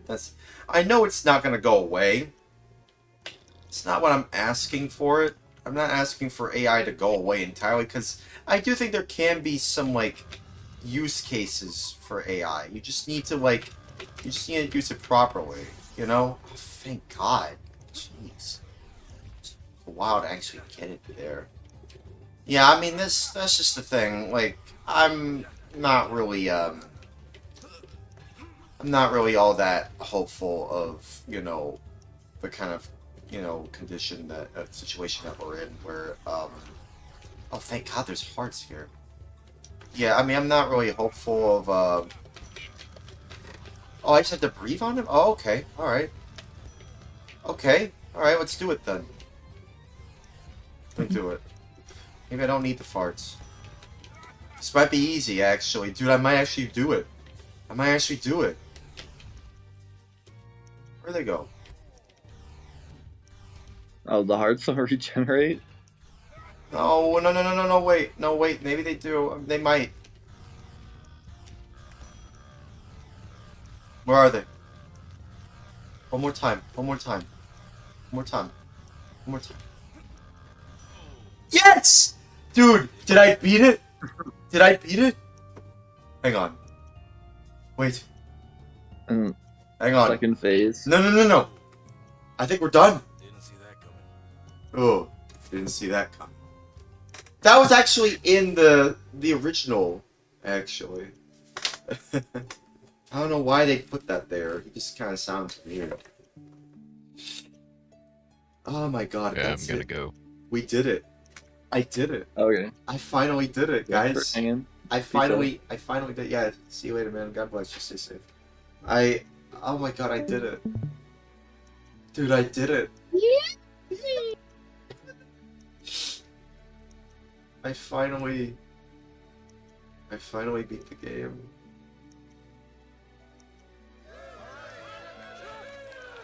Yeah! We're all happy for you, Shrek. You beat, you know, patriarchy. Look at Humpty Dumpty. Look at Humpty Dumpty. Look at him. Looks like an anime character. Look at him. It's adorable. What the frick? Many people from far away to come and watch. But Shrek and Princess Fiona stayed in their swamp, happily ever after, with their pet. Merlin's their pet now. Wow. Nice. I did. Oh my god, I did it. I beat this god-awful game. I actually did it. Come on, fight. You did it. I actually... You don't have to play it anymore. Well, this version anyway. Don't play the Xbox version, no. You fool! No! My what? I'm what? What? Don't play the Xbox version! It's not worth it! Yeah, I know. I know. I'm just glad I beat it. I can't believe I did it. I'm gonna need to take a little bit of rest after that one. Oh my god, I can't believe I did it. Oh. Final thought? You know what I just remembered? What? I have some Dairy Queen ice cream in my freezer. Oh, okay. Wait, is that the credits? That's it? Yeah. What? That's it. That's it? Oh, that's lame. I thought it would last a while. You know what, to be fair, I mean, the credits being that short, maybe that says something. Oh, I didn't even last longer than like 5 minutes. Damn. This was very much like a B project at the company where they were like working on something bigger, and then they had like a few developers. They were like, "Yeah, just work on like Shrek Extra Large." Maybe it was like the original Shrek film. It like punishment for making bad animation in DreamWorks or like screwing up was you had to work on the Shrek project, and so it like all of the people who were like just considered like failures for like one thing or another, they would like have to go and work on the Shrek project, and that was kind of how it started until they finally felt like they actually had something good with it, and so then they really like dedicated to working on it full force. But I wonder if that's how this game was, where it's like, fuck you, your bug like screwed up this whole engine code and we had to refactor everything. Like, go work on the Shrek project. With dice. Yeah, maybe it was like punishment to work on this game. They're giving me a demo, but they're not showing me the gameplay. I think that tells you everything you need to know. They're just showing Yeah, a demo. look at the graphics, dude. Look at the graphics, dude. Oh my wait. God! I can't believe this is on my GameCube. Where's the gameplay? Where's the gameplay? I'm just seeing stars, but I don't see how I can control the star of the game that is Shrek. It kind of reminds me of Banjo-Kazooie art style a little bit in this level. Yeah, I kind of see that. I think I can know what you mean. Very interesting that they're just... I can't believe this is what they're doing with the demo. That is so pathetic. Yeah, it is a demo, alright. It's a glorified demo, if I'm being honest with you. Oh, there's red writing. There's like... This is a glorified demo at best, if I'm being honest with you. Wow, realistic graphics. It looks just like the movie. Yeah, until you look at Shrek's model, and then you go, oh my god, what happened to your face? You know, which is saying a lot, because, like, you know... What? What? Look at this dude. Look at this dude. Look at this dude. Look at him pulling his earwax, trying to turn into a candle wax. Which, to be fair, candle wax and earwax, they're both wax. So, like, I don't know. I don't know. Depends on how you look at it. I don't know. I feel like this game is, like... It's crazy to me that they even made this game. It's crazy to me that this game even exists the way it does. I feel like the Shrek 2 game is way better than this. And that's what I'm gonna play after this. I'm gonna be playing Shrek 2 focused on gameplay. Yeah, they did. And the graphics actually kind of looked pretty good for its time as well. It did. Yeah, so, like, it plays a lot like the Lego games, you know? It kind of does. You can switch characters. So, yeah. Would you play a Lego Shrek game? I probably would play that. I mean, yeah, probably. That'd be decent if it was made by, or what are they called? The studio that makes those. What's what? I can't remember what the studio is called, actually, that makes the Lego games, but it's yeah. Telltale. It's TT, yeah, Telltale. Or no, not Traveler. No, not Telltale. Traveler's Tales. Yes, Traveler's Tales. Yes, there we go. Yeah, Traveler's Tales. They made that game, but then they called themselves. They made their own custom engine for the Lego games.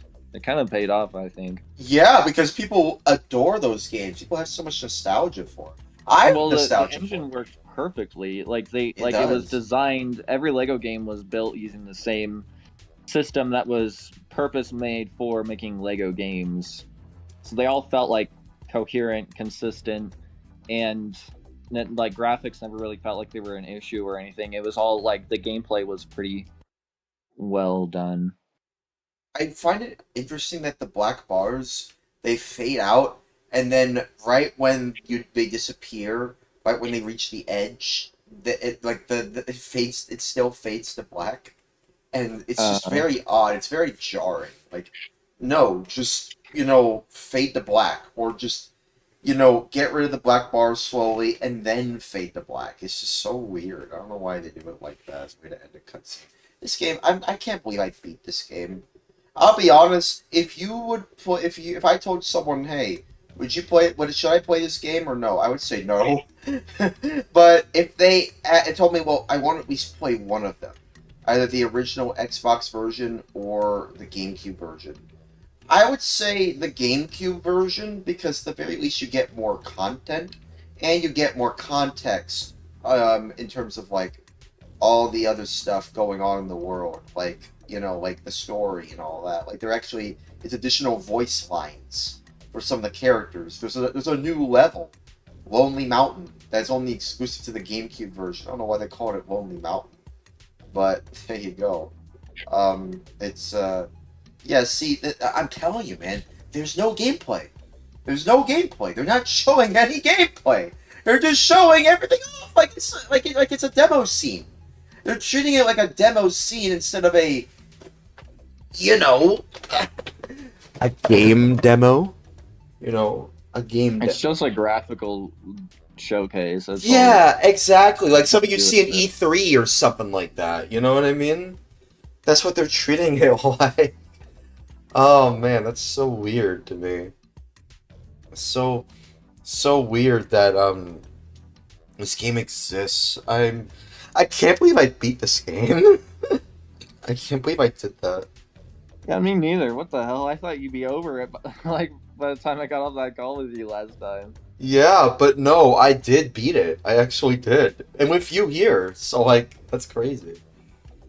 Yeah, that's crazy to me. I can't believe I actually beat this game. I'm kind of proud of myself for being able to beat it, honestly. I really am. And that was some dedication. Yeah, I know, right? That's what Commit to the bit. What? You commit to the bit. Yeah, well, it wasn't really a bit. I just wanted to finish the game for the... Well, I mean, the bit I probably was like, oh, it's a SHREK-A-THON, you know? I want to beat, like, all the Shrek games I can. And I actually beat it. I beat the GameCube version of Shrek, extra large. And I'll be honest, I think calling it extra large is really compensating for something. You think they're compensating for something? It's all filler. It's all filler at the end of the day. I mean, to be fair, you know, look, like I said, the extra content, you know, making it... We wanted extra content. Like, gotta be honest. I think the shorter the better. Yeah, especially considering the gameplay is very scuffed. They didn't improve on the gameplay. They gave him new moves, but it's not really worth it. They gave him a body slam. I don't think that was in the original. But, yeah, it's, yeah, I'm not really saying that this is a game worth playing, honestly. You just don't play this game in any of its forms. I'm worried I might play the original version. I don't want to. I'm probably not. Don't do it! No, I'm not. I'm not. No. No, I'm not. I'm not. Dude, you're gonna lose your mind. I don't want to play it again. And to be fair, the original Xbox version is not as polished, or I'm sorry, it's not as quote-unquote polished, unquote. It's not as... that polish gave it a worse Metacritic score than the Xbox original. Yeah, I mean, that's, you know, that's actually a good point, actually. It got a lower Metacritic score than the original Xbox version. That, if that doesn't tell you anything about this game, then I don't know what will. I don't know what will. The longer it is, and the more things they try to... The more they polish the turd, actually, the more the turd just kind of, like, you know, gets smeared around and turns into a bigger mess. Yeah! You know, couldn't have said it better myself, honestly. I really couldn't have said it better myself. That was expertly said. Well said, Try. Well said. Thank you, thank you. Yeah, you're welcome, you're welcome. Yeah. But yeah, that's Shrek Extra Large, everyone. I finally beat it. Applause for me. I finally did it. I finally beat the game. And then it's now it's off to Shrek 2. And yeah, I am excited because I really like Shrek 2, the movie, a lot. And I heard people really liked the Shrek 2, the game. So I can't wait to try that out. So let me see if I can do that. You might want to take a break after all that Shrek. You know, honestly, yeah. Yeah, I mean, I kind of want to, honestly. I'm kind of getting a little tired. Don't burn out, man. Yeah, I know. Maybe I should probably save... Shrek 2 will always be waiting for you tomorrow. Yeah, I know, but like, I mean, I know, but still, Damn! What? Who's got a terabyte of space on their SD card? Yep, pretty much. I got the entire library of GameCube games, minus Homeworld because it's a peer-to-peer game, and that literally ruined my internet, so I deleted it. So it's not every game, but I don't care. Damn. Yeah, I have the entire library with me. You know, it's crazy to me, like, yeah, it's crazy to me that, you know, we don't have, like, video game libraries in the same sense as, like, book libraries, you know? Like, there's just nothing like that, you know? There really isn't anything like that. That makes too much sense, man. It doesn't too much sense. It doesn't make enough money for the companies. Well, yeah, the licensing and stuff, they aren't willing to do it because of all the complicated, like, yeah, all the licensing. They would never, and the hard thing too is, like, a book, anyone can pick it up and read it as long as they're literate, but you know, with like a game, you need like a console and controllers, and, like, adapters, and so it's like you can't just you can't just pick it up and enjoy it, you know. No, you have to have everything set up first and then you can enjoy it. But of course, you But could. dude, a library with every game console and like all the games on the shelves, and you could go and like pick one out and like put it in the console, or like rent a console or something to play it. That'd be cool. Well, at that point, that's just basically a glorified Blockbuster, isn't it? Isn't that just Blockbuster all over again? Not if you didn't have to pay to like take the game. Yeah. You know, you had to pay if you like stole it or whatever. And maybe not. Maybe you didn't have to pay a late fee. Remember late fees? Oh man, I was around when Blockbuster was still around. Like they kind of. I'm pretty sure they went bankrupt in like the late 2000s, right? Late 2000s or early 2010s, I think. Like yeah, something around that. Yeah, they were still around when I was alive. Early 2010s, I think. Yeah, I was still alive when they were still around, like at least commercially. They lost relevancy like much earlier because of Netflix. They died. Yeah. Well, Netflix originally came out in 2005, but it was just a DVD like rental service. I didn't know it was 21 years old. Oh crap, I didn't know that. Yeah, you could buy DVDs from Netflix, and they would like send it in the mail, and you could watch it and send it back. And like that was kind of Netflix's early model was like Blockbuster but on the internet.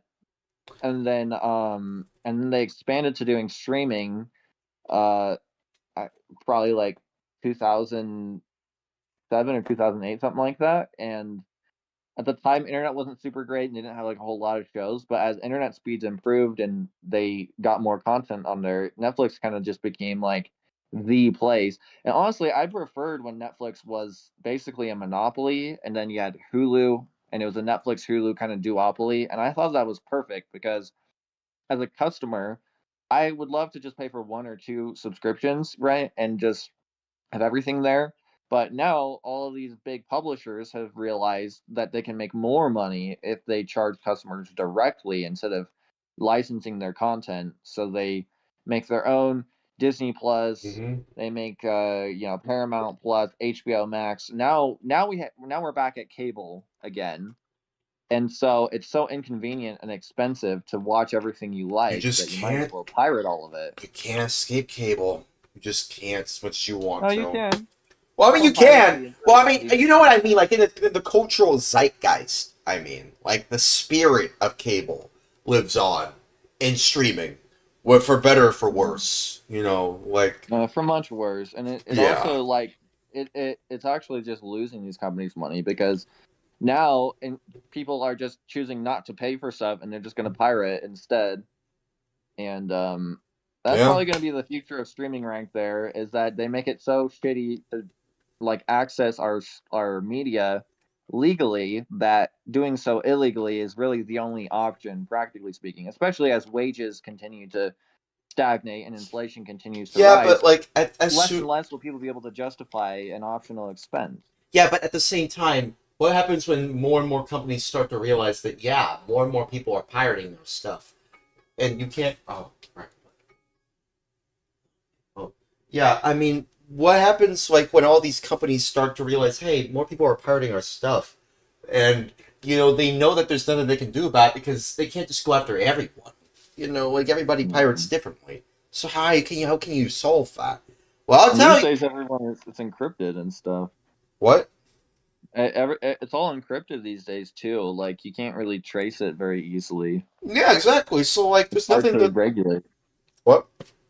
It's hard to regulate. Exactly. So like, the only way they can stop it is if they made their service much better. Make it better. That's all they can do. Like, give your consumers a better service. And there's no facts. There is no facts. Wasn't it Gabe Newell who once said, quote, "Piracy isn't a pricing problem, it is a service problem," unquote. Wasn't it him who said that? Yeah, something like that. Yeah, so like, make the service better. Don't decrease the price, although people wouldn't mind if you decrease the price. But like, also, but really, just make the service better. That's all you need to do. The experience just isn't good. Yeah, as exactly. Like a customer. Exactly. It doesn't feel good to have 5 different streaming services and then your content is always disappearing off of one and then reappearing on another for a limited amount of time. And also, these companies, they also treat, again, financialization, they treat these movies like they're just assets in a financial scheme. Like they will remove hundreds of movies off of their platform that they own all of the rights to, and then they can write it off as a loss and to cheat on their taxes basically. So instead of paying taxes, we'll just delete like hundreds of movies that people love. Wile E. Coyote versus And Acme. Is that kind of like that? Wile E. Coyote versus Acme. That basically is what happened to that movie. It was written. It was basically treated as a tax write-off. That's why it's hard to find the movie anymore. Although I think they fixed that recently. I don't know. I mean, I have to look more into it. But yeah, that was the one big talking point I heard. A lot of animators, a lot of animation channels like SaberSpark. If you know SaberSpark, like he made that his biggest talking point about like Wile E. Coyote versus Acme. I don't like that they took it down. We should advocate against taking down media that needs to be preserved. We should advocate against the takedown of media. I don't know how SaberSpark talks. I mean, it's been a while since I've seen his videos, but basically, like, you know what I mean. Like, it's pretty much just a weird situation overall that a lot of our media is just becoming more and more hard to access because of all the arbitrary, and that's the key word here, arbitrary. What a lot of these corporations are doing is very arbitrary at the end of the day, because because some of this stuff they actually own, and they're messing with it. And all you can do is just, well, okay, I suppose I'll just find it somewhere else. But if you can't find it there, well then what can you do? Well, all you can do, at that point, you might as well just pirate it. If it's hard to access normally, or if it's too expensive to reasonably justify the cost, that's where I would say something is pirate worthy. Like, especially for video games. You know Panzer Dragoon? You know Panzer Dragoon Saga? Are you familiar with that game? Yeah. That's like the most expensive game, I think, on the Saturn, and it hasn't been ported anywhere else, and it's super expensive. You might as well just pirate it or play it in an emulator. Also, hey, Knights 94 Dreamcast, hey dude, or CD, hey dude, what's up, man? Yeah, I think I'm probably just gonna take a little break now, cause like I've been going on for like 6 hours and 45 minutes. God damn, dude, jeez. Yeah, I probably should like just take an hour or two off, like just a few hours just to recuperate, and then after that I'll come back to streaming again tonight, because I do want to do a second part of the stream. This is like part one, because I didn't stream yesterday. I want to make up for that. So like tonight when I'm feeling a bit more refreshed, I'm gonna come back, and then I'm going to make sure that I can feel a lot better. But yeah, it was fun to finally, like beat this game. I cannot, like, dude, try it. Can you believe that I actually beat this game? Like, the entirety of this I think you're crazy for playing that all the way through, but damn, but I respect the tenacity. Thanks, man. I appreciate that. I feel like there's not a lot of people like me, that can do that, especially at my age, because, like, I imagine a lot of people like me are just more interested in just playing Fortnite or something like that, but not me. No, I beat a game on the goddamn GameCube, on real hardware, by the way. Real hardware. It's not the actual game, because, frickin', I'm not paying money for a crappy turd. So like, yeah, I beat the game on real hardware. But I used emulation, hardware-based emulation, but it's real hardware, so it all balances out. It's like the perfect match made in heaven. You're It's not like emulating anything. You're on a GameCube with a floppy drive. It's still loading everything through the original hardware and stuff. Yeah, it is. It is. But like, it's not through a disc. What? Well, but the disc is just a digital data storage format, just as the SD card is. It's really the same thing. Yeah, I suppose so. Yeah, I mean, you know what? Yeah, I guess I did beat it on even going real through hardware. the DVD drive. Yeah, it says DVD device right there. Yeah, so yeah, I suppose I did beat it on real hardware on a real GameCube. Yeah, that's awesome, man. I'm kind of glad I beat this game. I'm so glad I Me beat too, for your mental health. for my mental health. I think it might be better if I just move on from that game. I am not touching it again. Oh man, but it was fun. We talked a lot about a bunch of things. Like those things we can't ignore. Like we talked about a bunch of things. And I feel like that's stuff we can't forget. You know, like criticizing Elon Musk, you know, talking about how digital rights management, or DRM, that is basically what DRM means. It means digital rights management. Just gone full on haywire when it comes to live streaming, and that's why people are advocating for physical media and actually owning what you buy in terms of streaming services, you know, and disc-based stuff. But if we're being honest here, when you pirate something, you download it and you own it. You know, think of it that way. I can do it. Yeah, if you download a movie, you can put that on any device that you want. I can put it on my freaking GameCube. Yeah, I built tooling that lets me do that. I can take, but you can't. You know, you only get to play your Blu-ray on whatever, or you only get to use Netflix on approved devices. And even if you pay for the top level of Netflix and you don't use the right web browser, you know, then you don't get to watch it in the full quality that you're paying for. You know, it's just like, yeah, that sucks. That sucks when you think about it. Like people are paying premium for the crappiest of quality and ads, and there's still sometimes you're still getting ads. Like, why would you do that? Like that just makes no sense to me. Why would you pay for ads when you're already subscribed to something? Like you know about YouTube Premium, right? You know about YouTube Premium? He was trying to ask me something. What? I'm sorry. What? What's up? What happened? Yeah, what's up? Hang on. I suppose I can just unmute him for a little bit. What happened?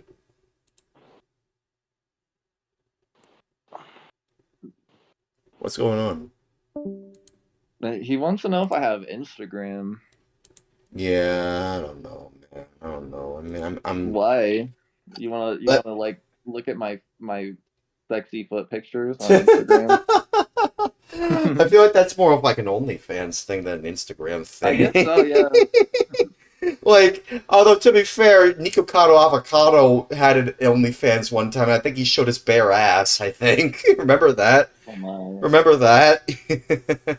No, I didn't follow any of that. That's crazy. Yeah, I know. I'm pretty sure Nikocado Avocado had a mukbanger or some shit like that. What? Wasn't he like a mukbanger? Yes, he is. He is.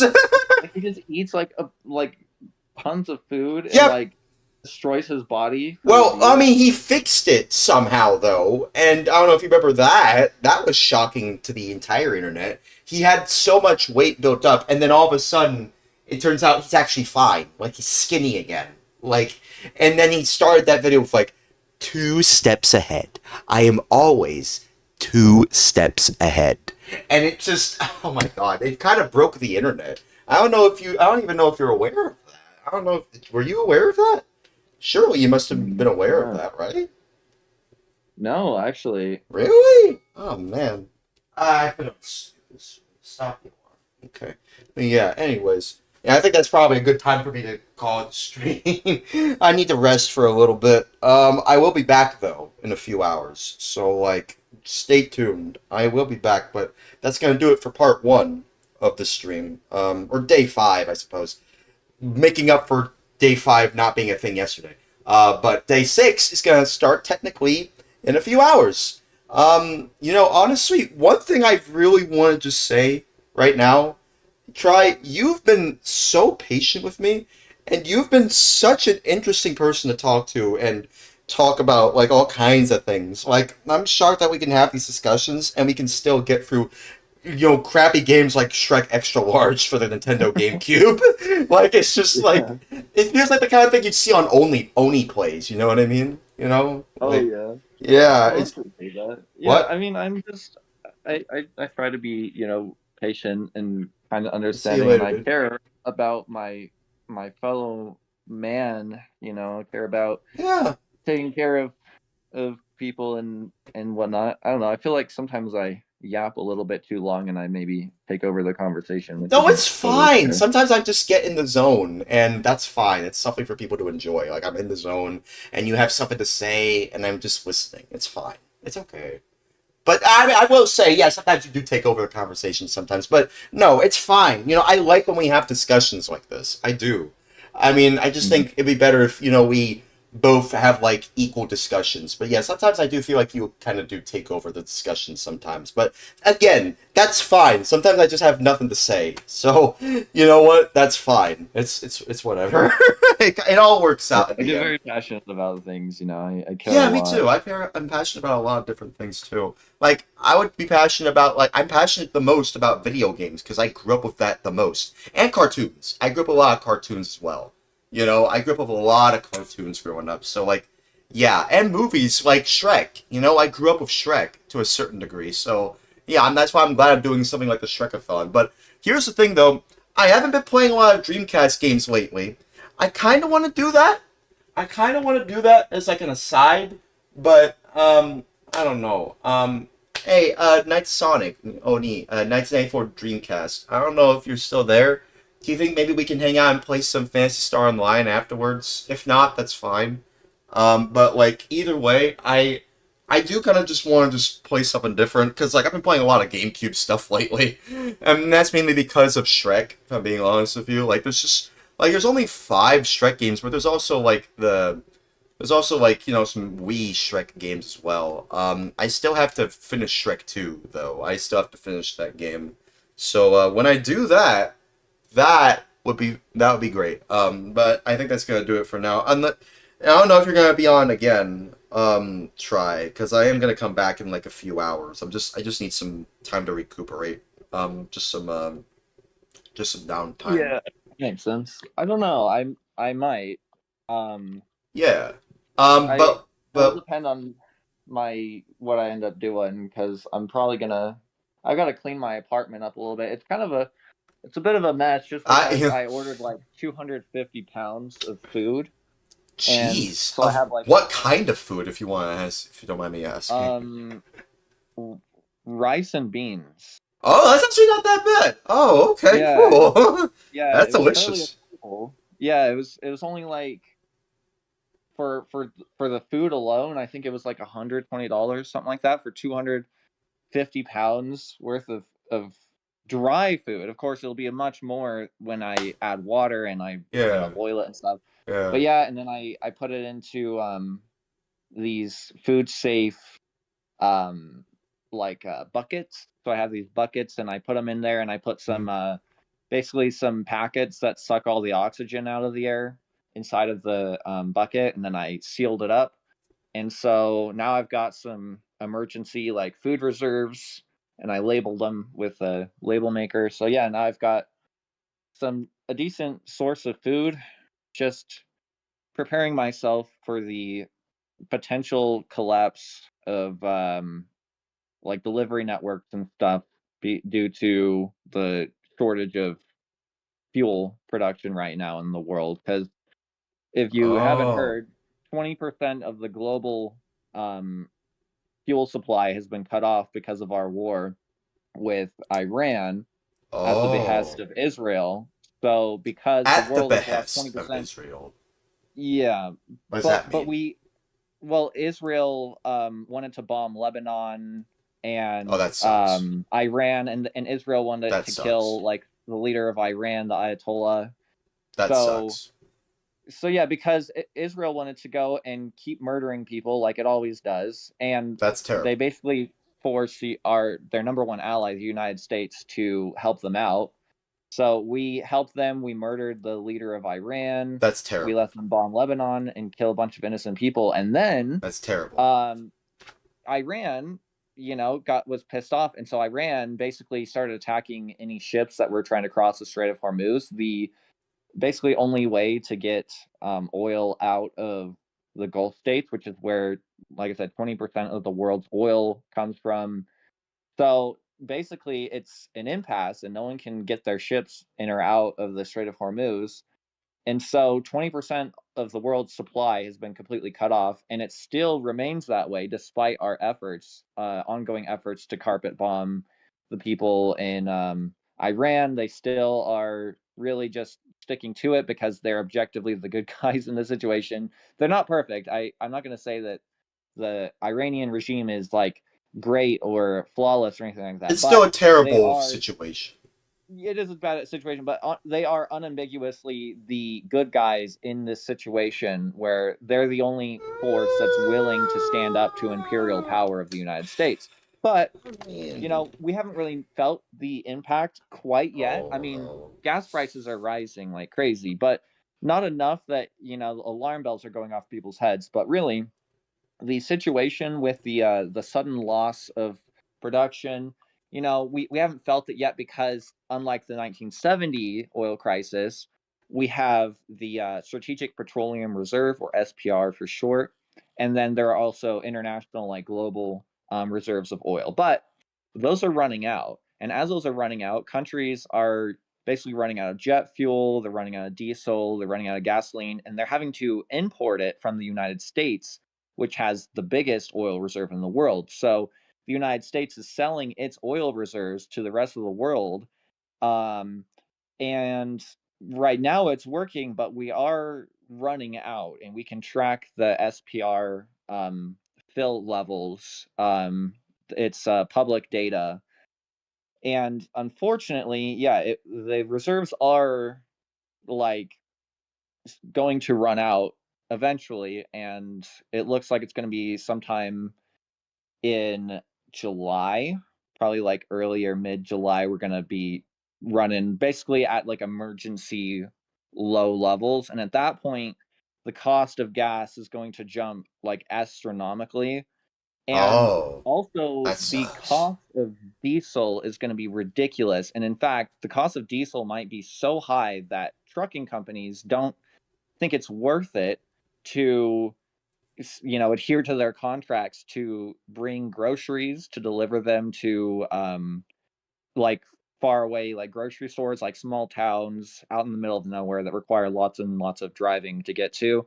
It's not going to be worth it for these trucking companies, and the people aren't going to be able to afford the extra cost to import those goods. So most likely we're going to see a lot of like rural towns where they being impacted. Well, they'll just have empty store shelves because no one will be able to afford the price that it costs to import. I have a question. Anymore. Is Baton Rouge a rural area? Because that's where I live. I don't think so, right? No, it's like how close do you live to like to rail lines? And there's like one rail line in my area. Like, it's kind of why I make a joke about, oh, there's train blaring again. Yeah, there's like one rail line around here. So yeah, it's like one. How do I? Sorry, I'm not familiar with your place. How do I spell it? Baton. BATONROUGE. It's. I'm not telling you anything more than that. Baton Rouge. Yeah. The capital. It's the capital of Louisiana. Louisiana. Oh. I think I should be fine, right? Well, you're kind of. Oh, I don't know. Maybe you might be okay because you're close to a lot of.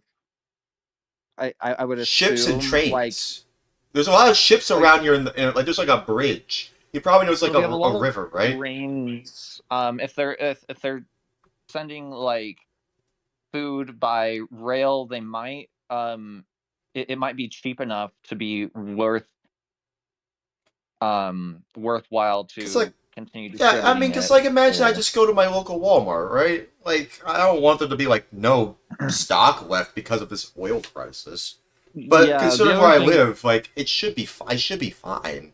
Like, it's a city. The thing is, though, we're gonna probably see a bit of a dichotomy where the people who get food, the people who can afford for their groceries to cost like 200% or more of like what they normally cost, the people who can afford the higher prices are going to be the ones who continue to have stocked store shelves and whatnot, and the people who can't afford a massive markup on their groceries are probably just going to go hungry and without any actual like access to food.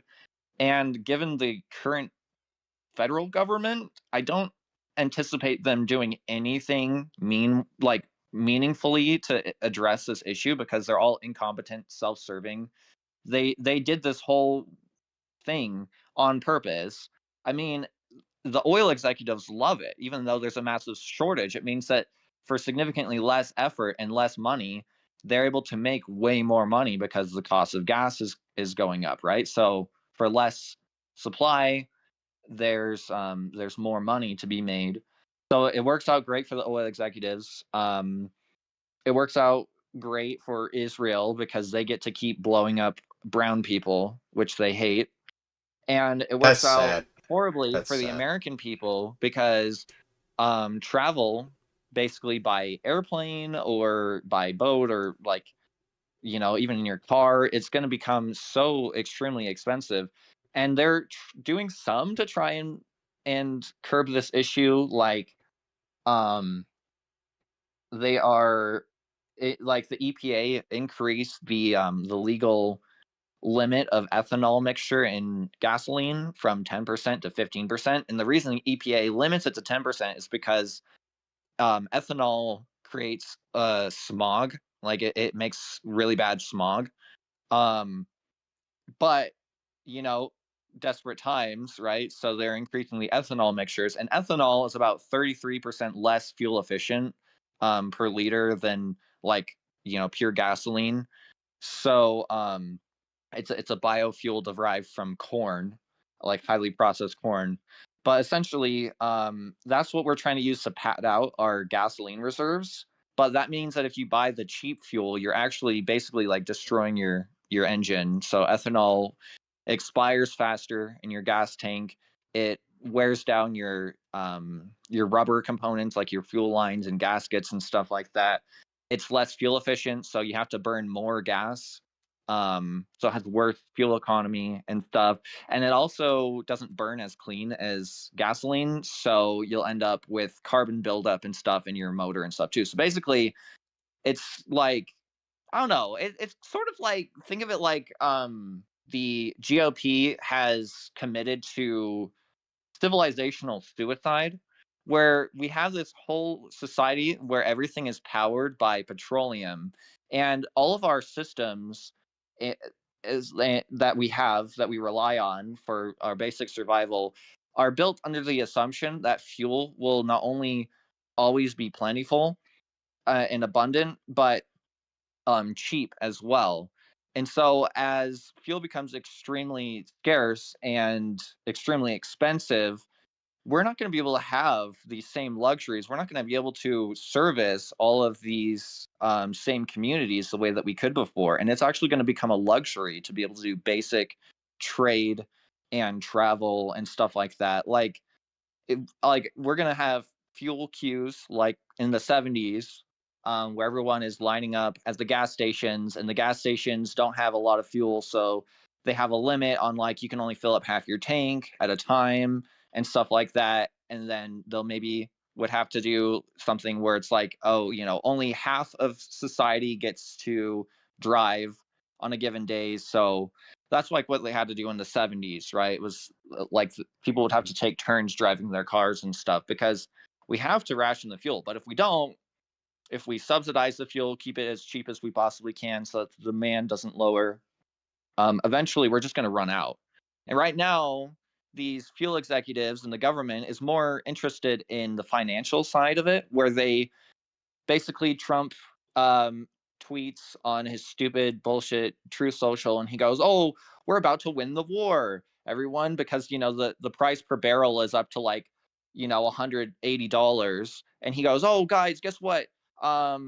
Yeah, the war we're just about to win." And before he makes that announcement, he does insider trading, and basically all the people who are already rich talk to one another, and they discuss that, hey, you know, when he does this, the price of oil per barrel is going to go down. And so then they all bet, basically, they all bank on the price of oil dropping. Dude. And then when he makes the announcement, the price of oil drops. they all get hundreds of millions of dollars. They keep playing these financial games, but eventually we're going to run out of the fuel. Dude, are you telling me Trump basically pulled a Yuji Naka? I don't know. I don't get the reference. He did insider trading. Yuji Naka. Yes, he did insider trading. Oh, okay. Yeah, so this whole thing is just insider trading. So Trump is basically talking to his. Well, you don't have to too much. Can you like? Okay, well, whose friend? What friend? Trump's friends, his billionaire pedophile friends. You know, he talks to them and he tells them, "Oh yeah, you know, I'm gonna make an announcement." Those aren't and then they go and they you know, make a big speculative investment on, like, they say, "Oh, we're betting all of this money against the market that, you know, the prices are going to go down on the fuel." And then he makes his announcement. The oil CEOs see the announcement that, you know, there's like progress on a ceasefire and we might be able to start getting fuel out of the Strait of Hormuz. And the CEO executives at these oil companies are fucking stupid. And so they trade their oh, hi. Yeah, I think maybe we kind of went a little too far. I think maybe yeah, I think maybe he kind of went a little bit too far. Well, I don't know. I mean, that's just like straight up what they're doing. Yeah, I know, but I think we kind of went a little bit overboard. I mean, I feel like these things are worth talking about. Yeah, I know. Because, you know, they affect all of us. I mean, everybody relies on gasoline on fuel and everything. I know, but like, I think that at the end of the day, like, I think talking about this stuff can only just lead you down so far to a path of like, oh, well, that's all I can really talk about. Just, I mean, I don't know. I mean, so this is what I'm saying. You kind of are taking over the conversation again. So, like, you know, maybe we should just move on. Also, you now have to get rid of some like intrusive thoughts because of some of the words you said. I'm not going to say them, but you know, some of the words you said kind of just, you know, affected my mind. So now I have to get rid of those thoughts and so I can move on properly. So I just. I'm sorry. No, it's okay. It's fine. It's not your fault. You're just. I'm just trying to, like, you know, let you know the way it is. I mean, it makes me upset too. I mean, I feel so stressed knowing all this stuff, learning about it every day. Like, man, it's so disappointing. I don't want anything to do with this freaking country, with its dirty business that it's doing. You know, it's really frustrating. Yeah, and I feel like that's kind of the thing. Like, we can only complain about this stuff for so long, though. I think that's kind of what I think you need to understand. Like, you have the right idea to make all of us here more aware of it. That's very noble of you. But at the same time, I just have to say, you know, we can only complain about this stuff for so long until we need to move on with our lives and take care of ourselves. And I think that's what we both need to realize now, because we both need to take care of ourselves now. So well, that's what I've been trying to focus on. Yeah, because the food. You bought a lot. You bought like 100 money. Food. Yeah, you bought like so much right. Yeah, beans and rice. You bought how much money worth of beans and rice? $100, $120. Well, including all of the equipment, like the buckets. Oh yeah, buckets. You mentioned buckets. Yeah, you did that. I also bought 4 5-gallon gasoline cans that are steel, so they're much more effective for long-term storage. Oh, that's good. Like fuel additive that lets you store it for up to 2 years. Oh, that's great. Oh, that's really great. Yeah. Would 2 years be enough, though? Maybe you should get a few more, just in case. It's only 20 gallons in total. I can't afford much more than that. I mean, you know what? So, you know what? At least you have something. You have a backup. You know, I'm glad. Good on you, man. You have a backup. The point is that I'm moving with my girlfriend in August. We're moving to a new city, and okay. Nice. The fuel reserves that I'm gonna have are meant for that trip, so that we can have some assurance, like basically like a contingency. So if a contingency plan, you know, if there's gas queues or God forbid the pump runs dry, when we're ready to move, we can make that final trip to that new destination.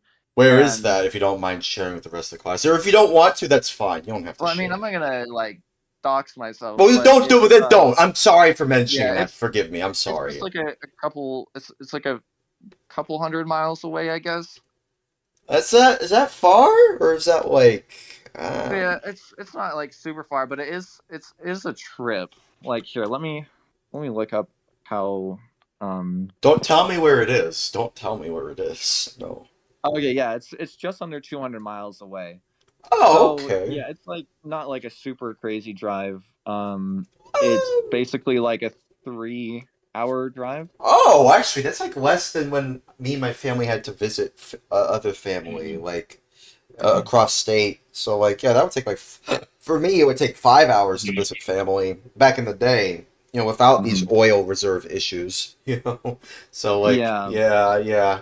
Anyways, I don't want to delay my trip by having to wait in a fuel queue or having to contend with whatever the yeah. low quality gases that they have at that point in Yeah, time. I don't want to. you made the right call to get backup gas. I think you made the right call in that regard.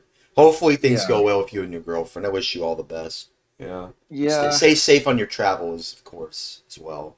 Thanks. Yeah, I don't know. I'm not very. I've been struggling a lot lately because I think we all for have. me the writing is on the wall. I mean, I know struggling.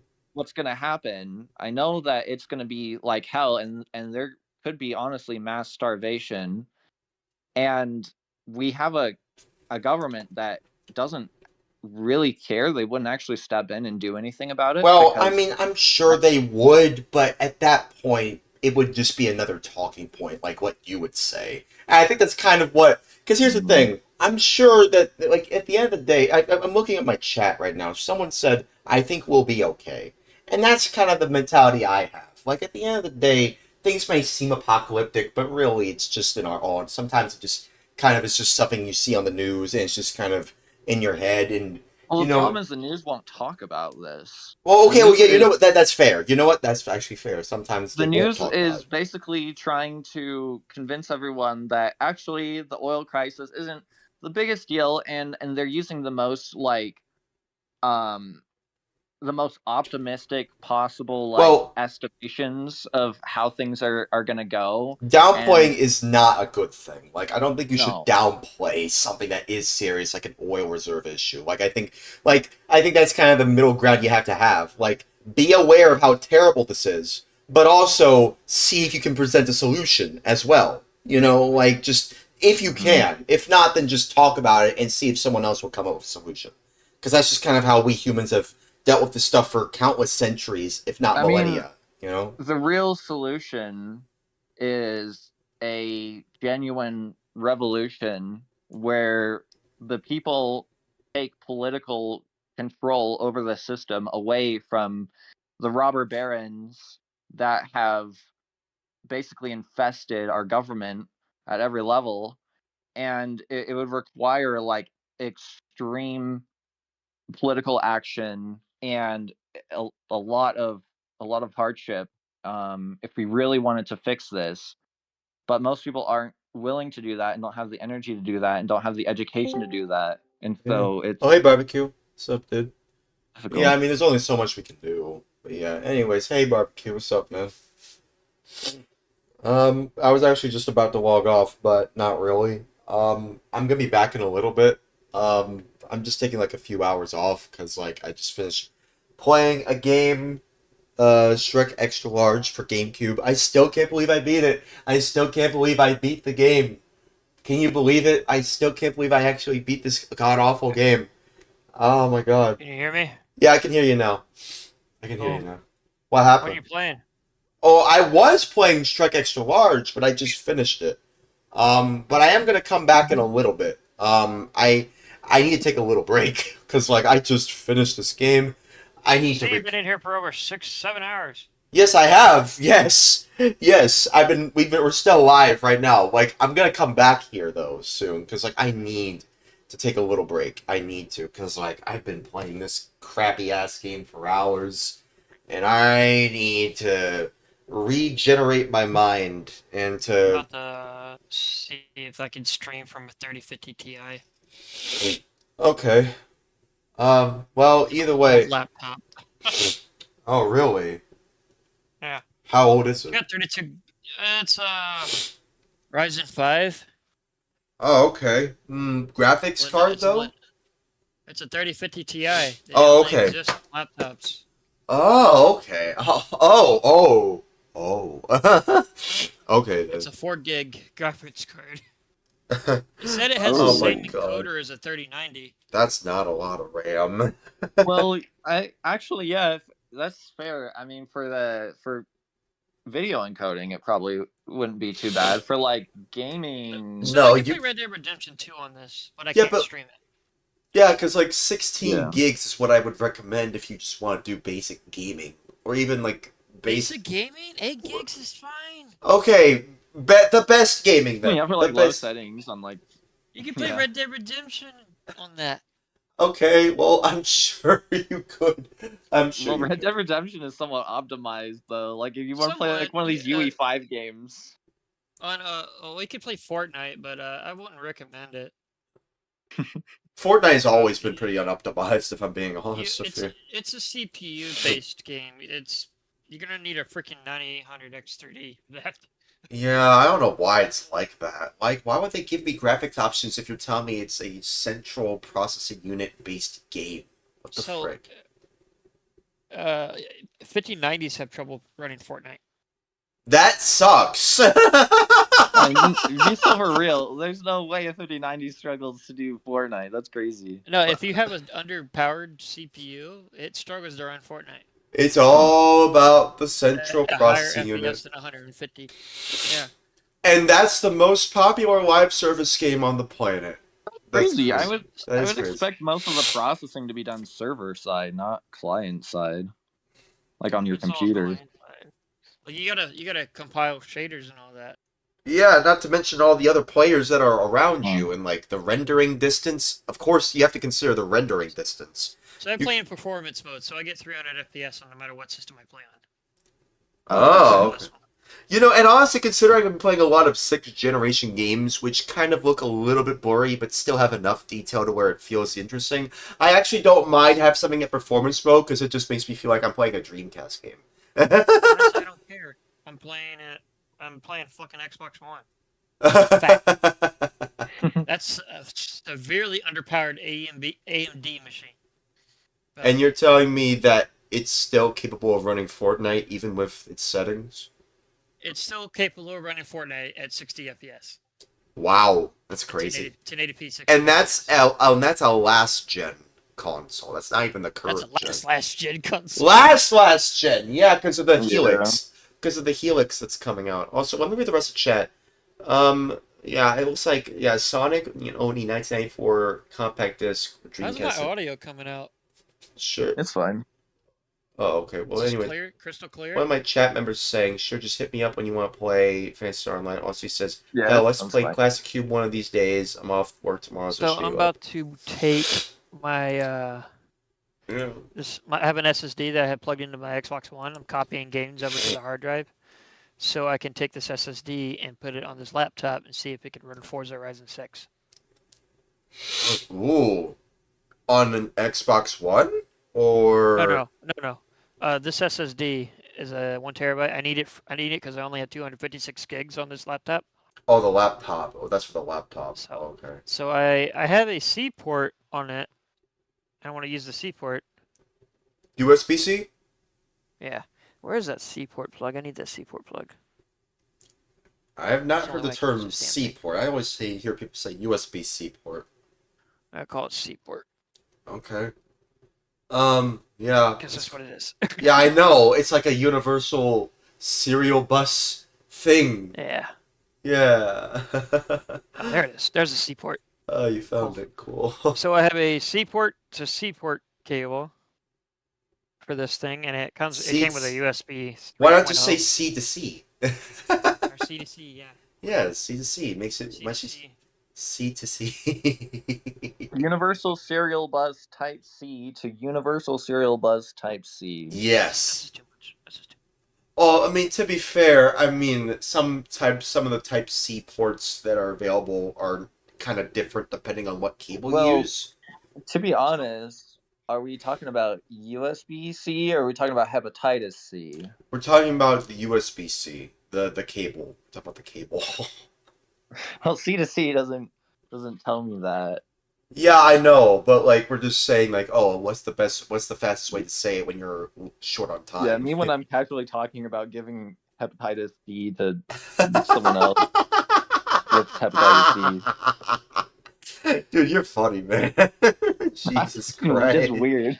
I know, but it's just still. I didn't think hepatitis C would be the first thing you think. Please tell me it has a graphics driver. What happened? I want to know if this thing has a graphics driver. Oh, okay. Well, you two have fun. I will be back, though. Hopefully y'all are still here when I come back, but I'll be gone in an hour. Oh, okay. Alright. I gotta go to bed and get up at 6 in the morning again. For work? 5 in the morning. Yeah, to do another 12-hour shift. Oh, okay. Well, good luck there, man. Good luck. Yeah. Well, anyways, I think that'll about do it for tonight. I will be back, though, so I will see y'all, later. Y'all have a good rest of your night. God bless y'all. What? I said, bye, have a great day. Yeah, or have a great day, yeah, or a great night. But I will be back if I do see y'all again. So, yeah, it's not quite over yet, but when I come back, I will come back. So it's never ogre. It's not ogre till it's Great ogre. day to be alive. I know the sun still shines. Okay, all right. I will be back in a few hours. God Get bless out you. of here. God bless.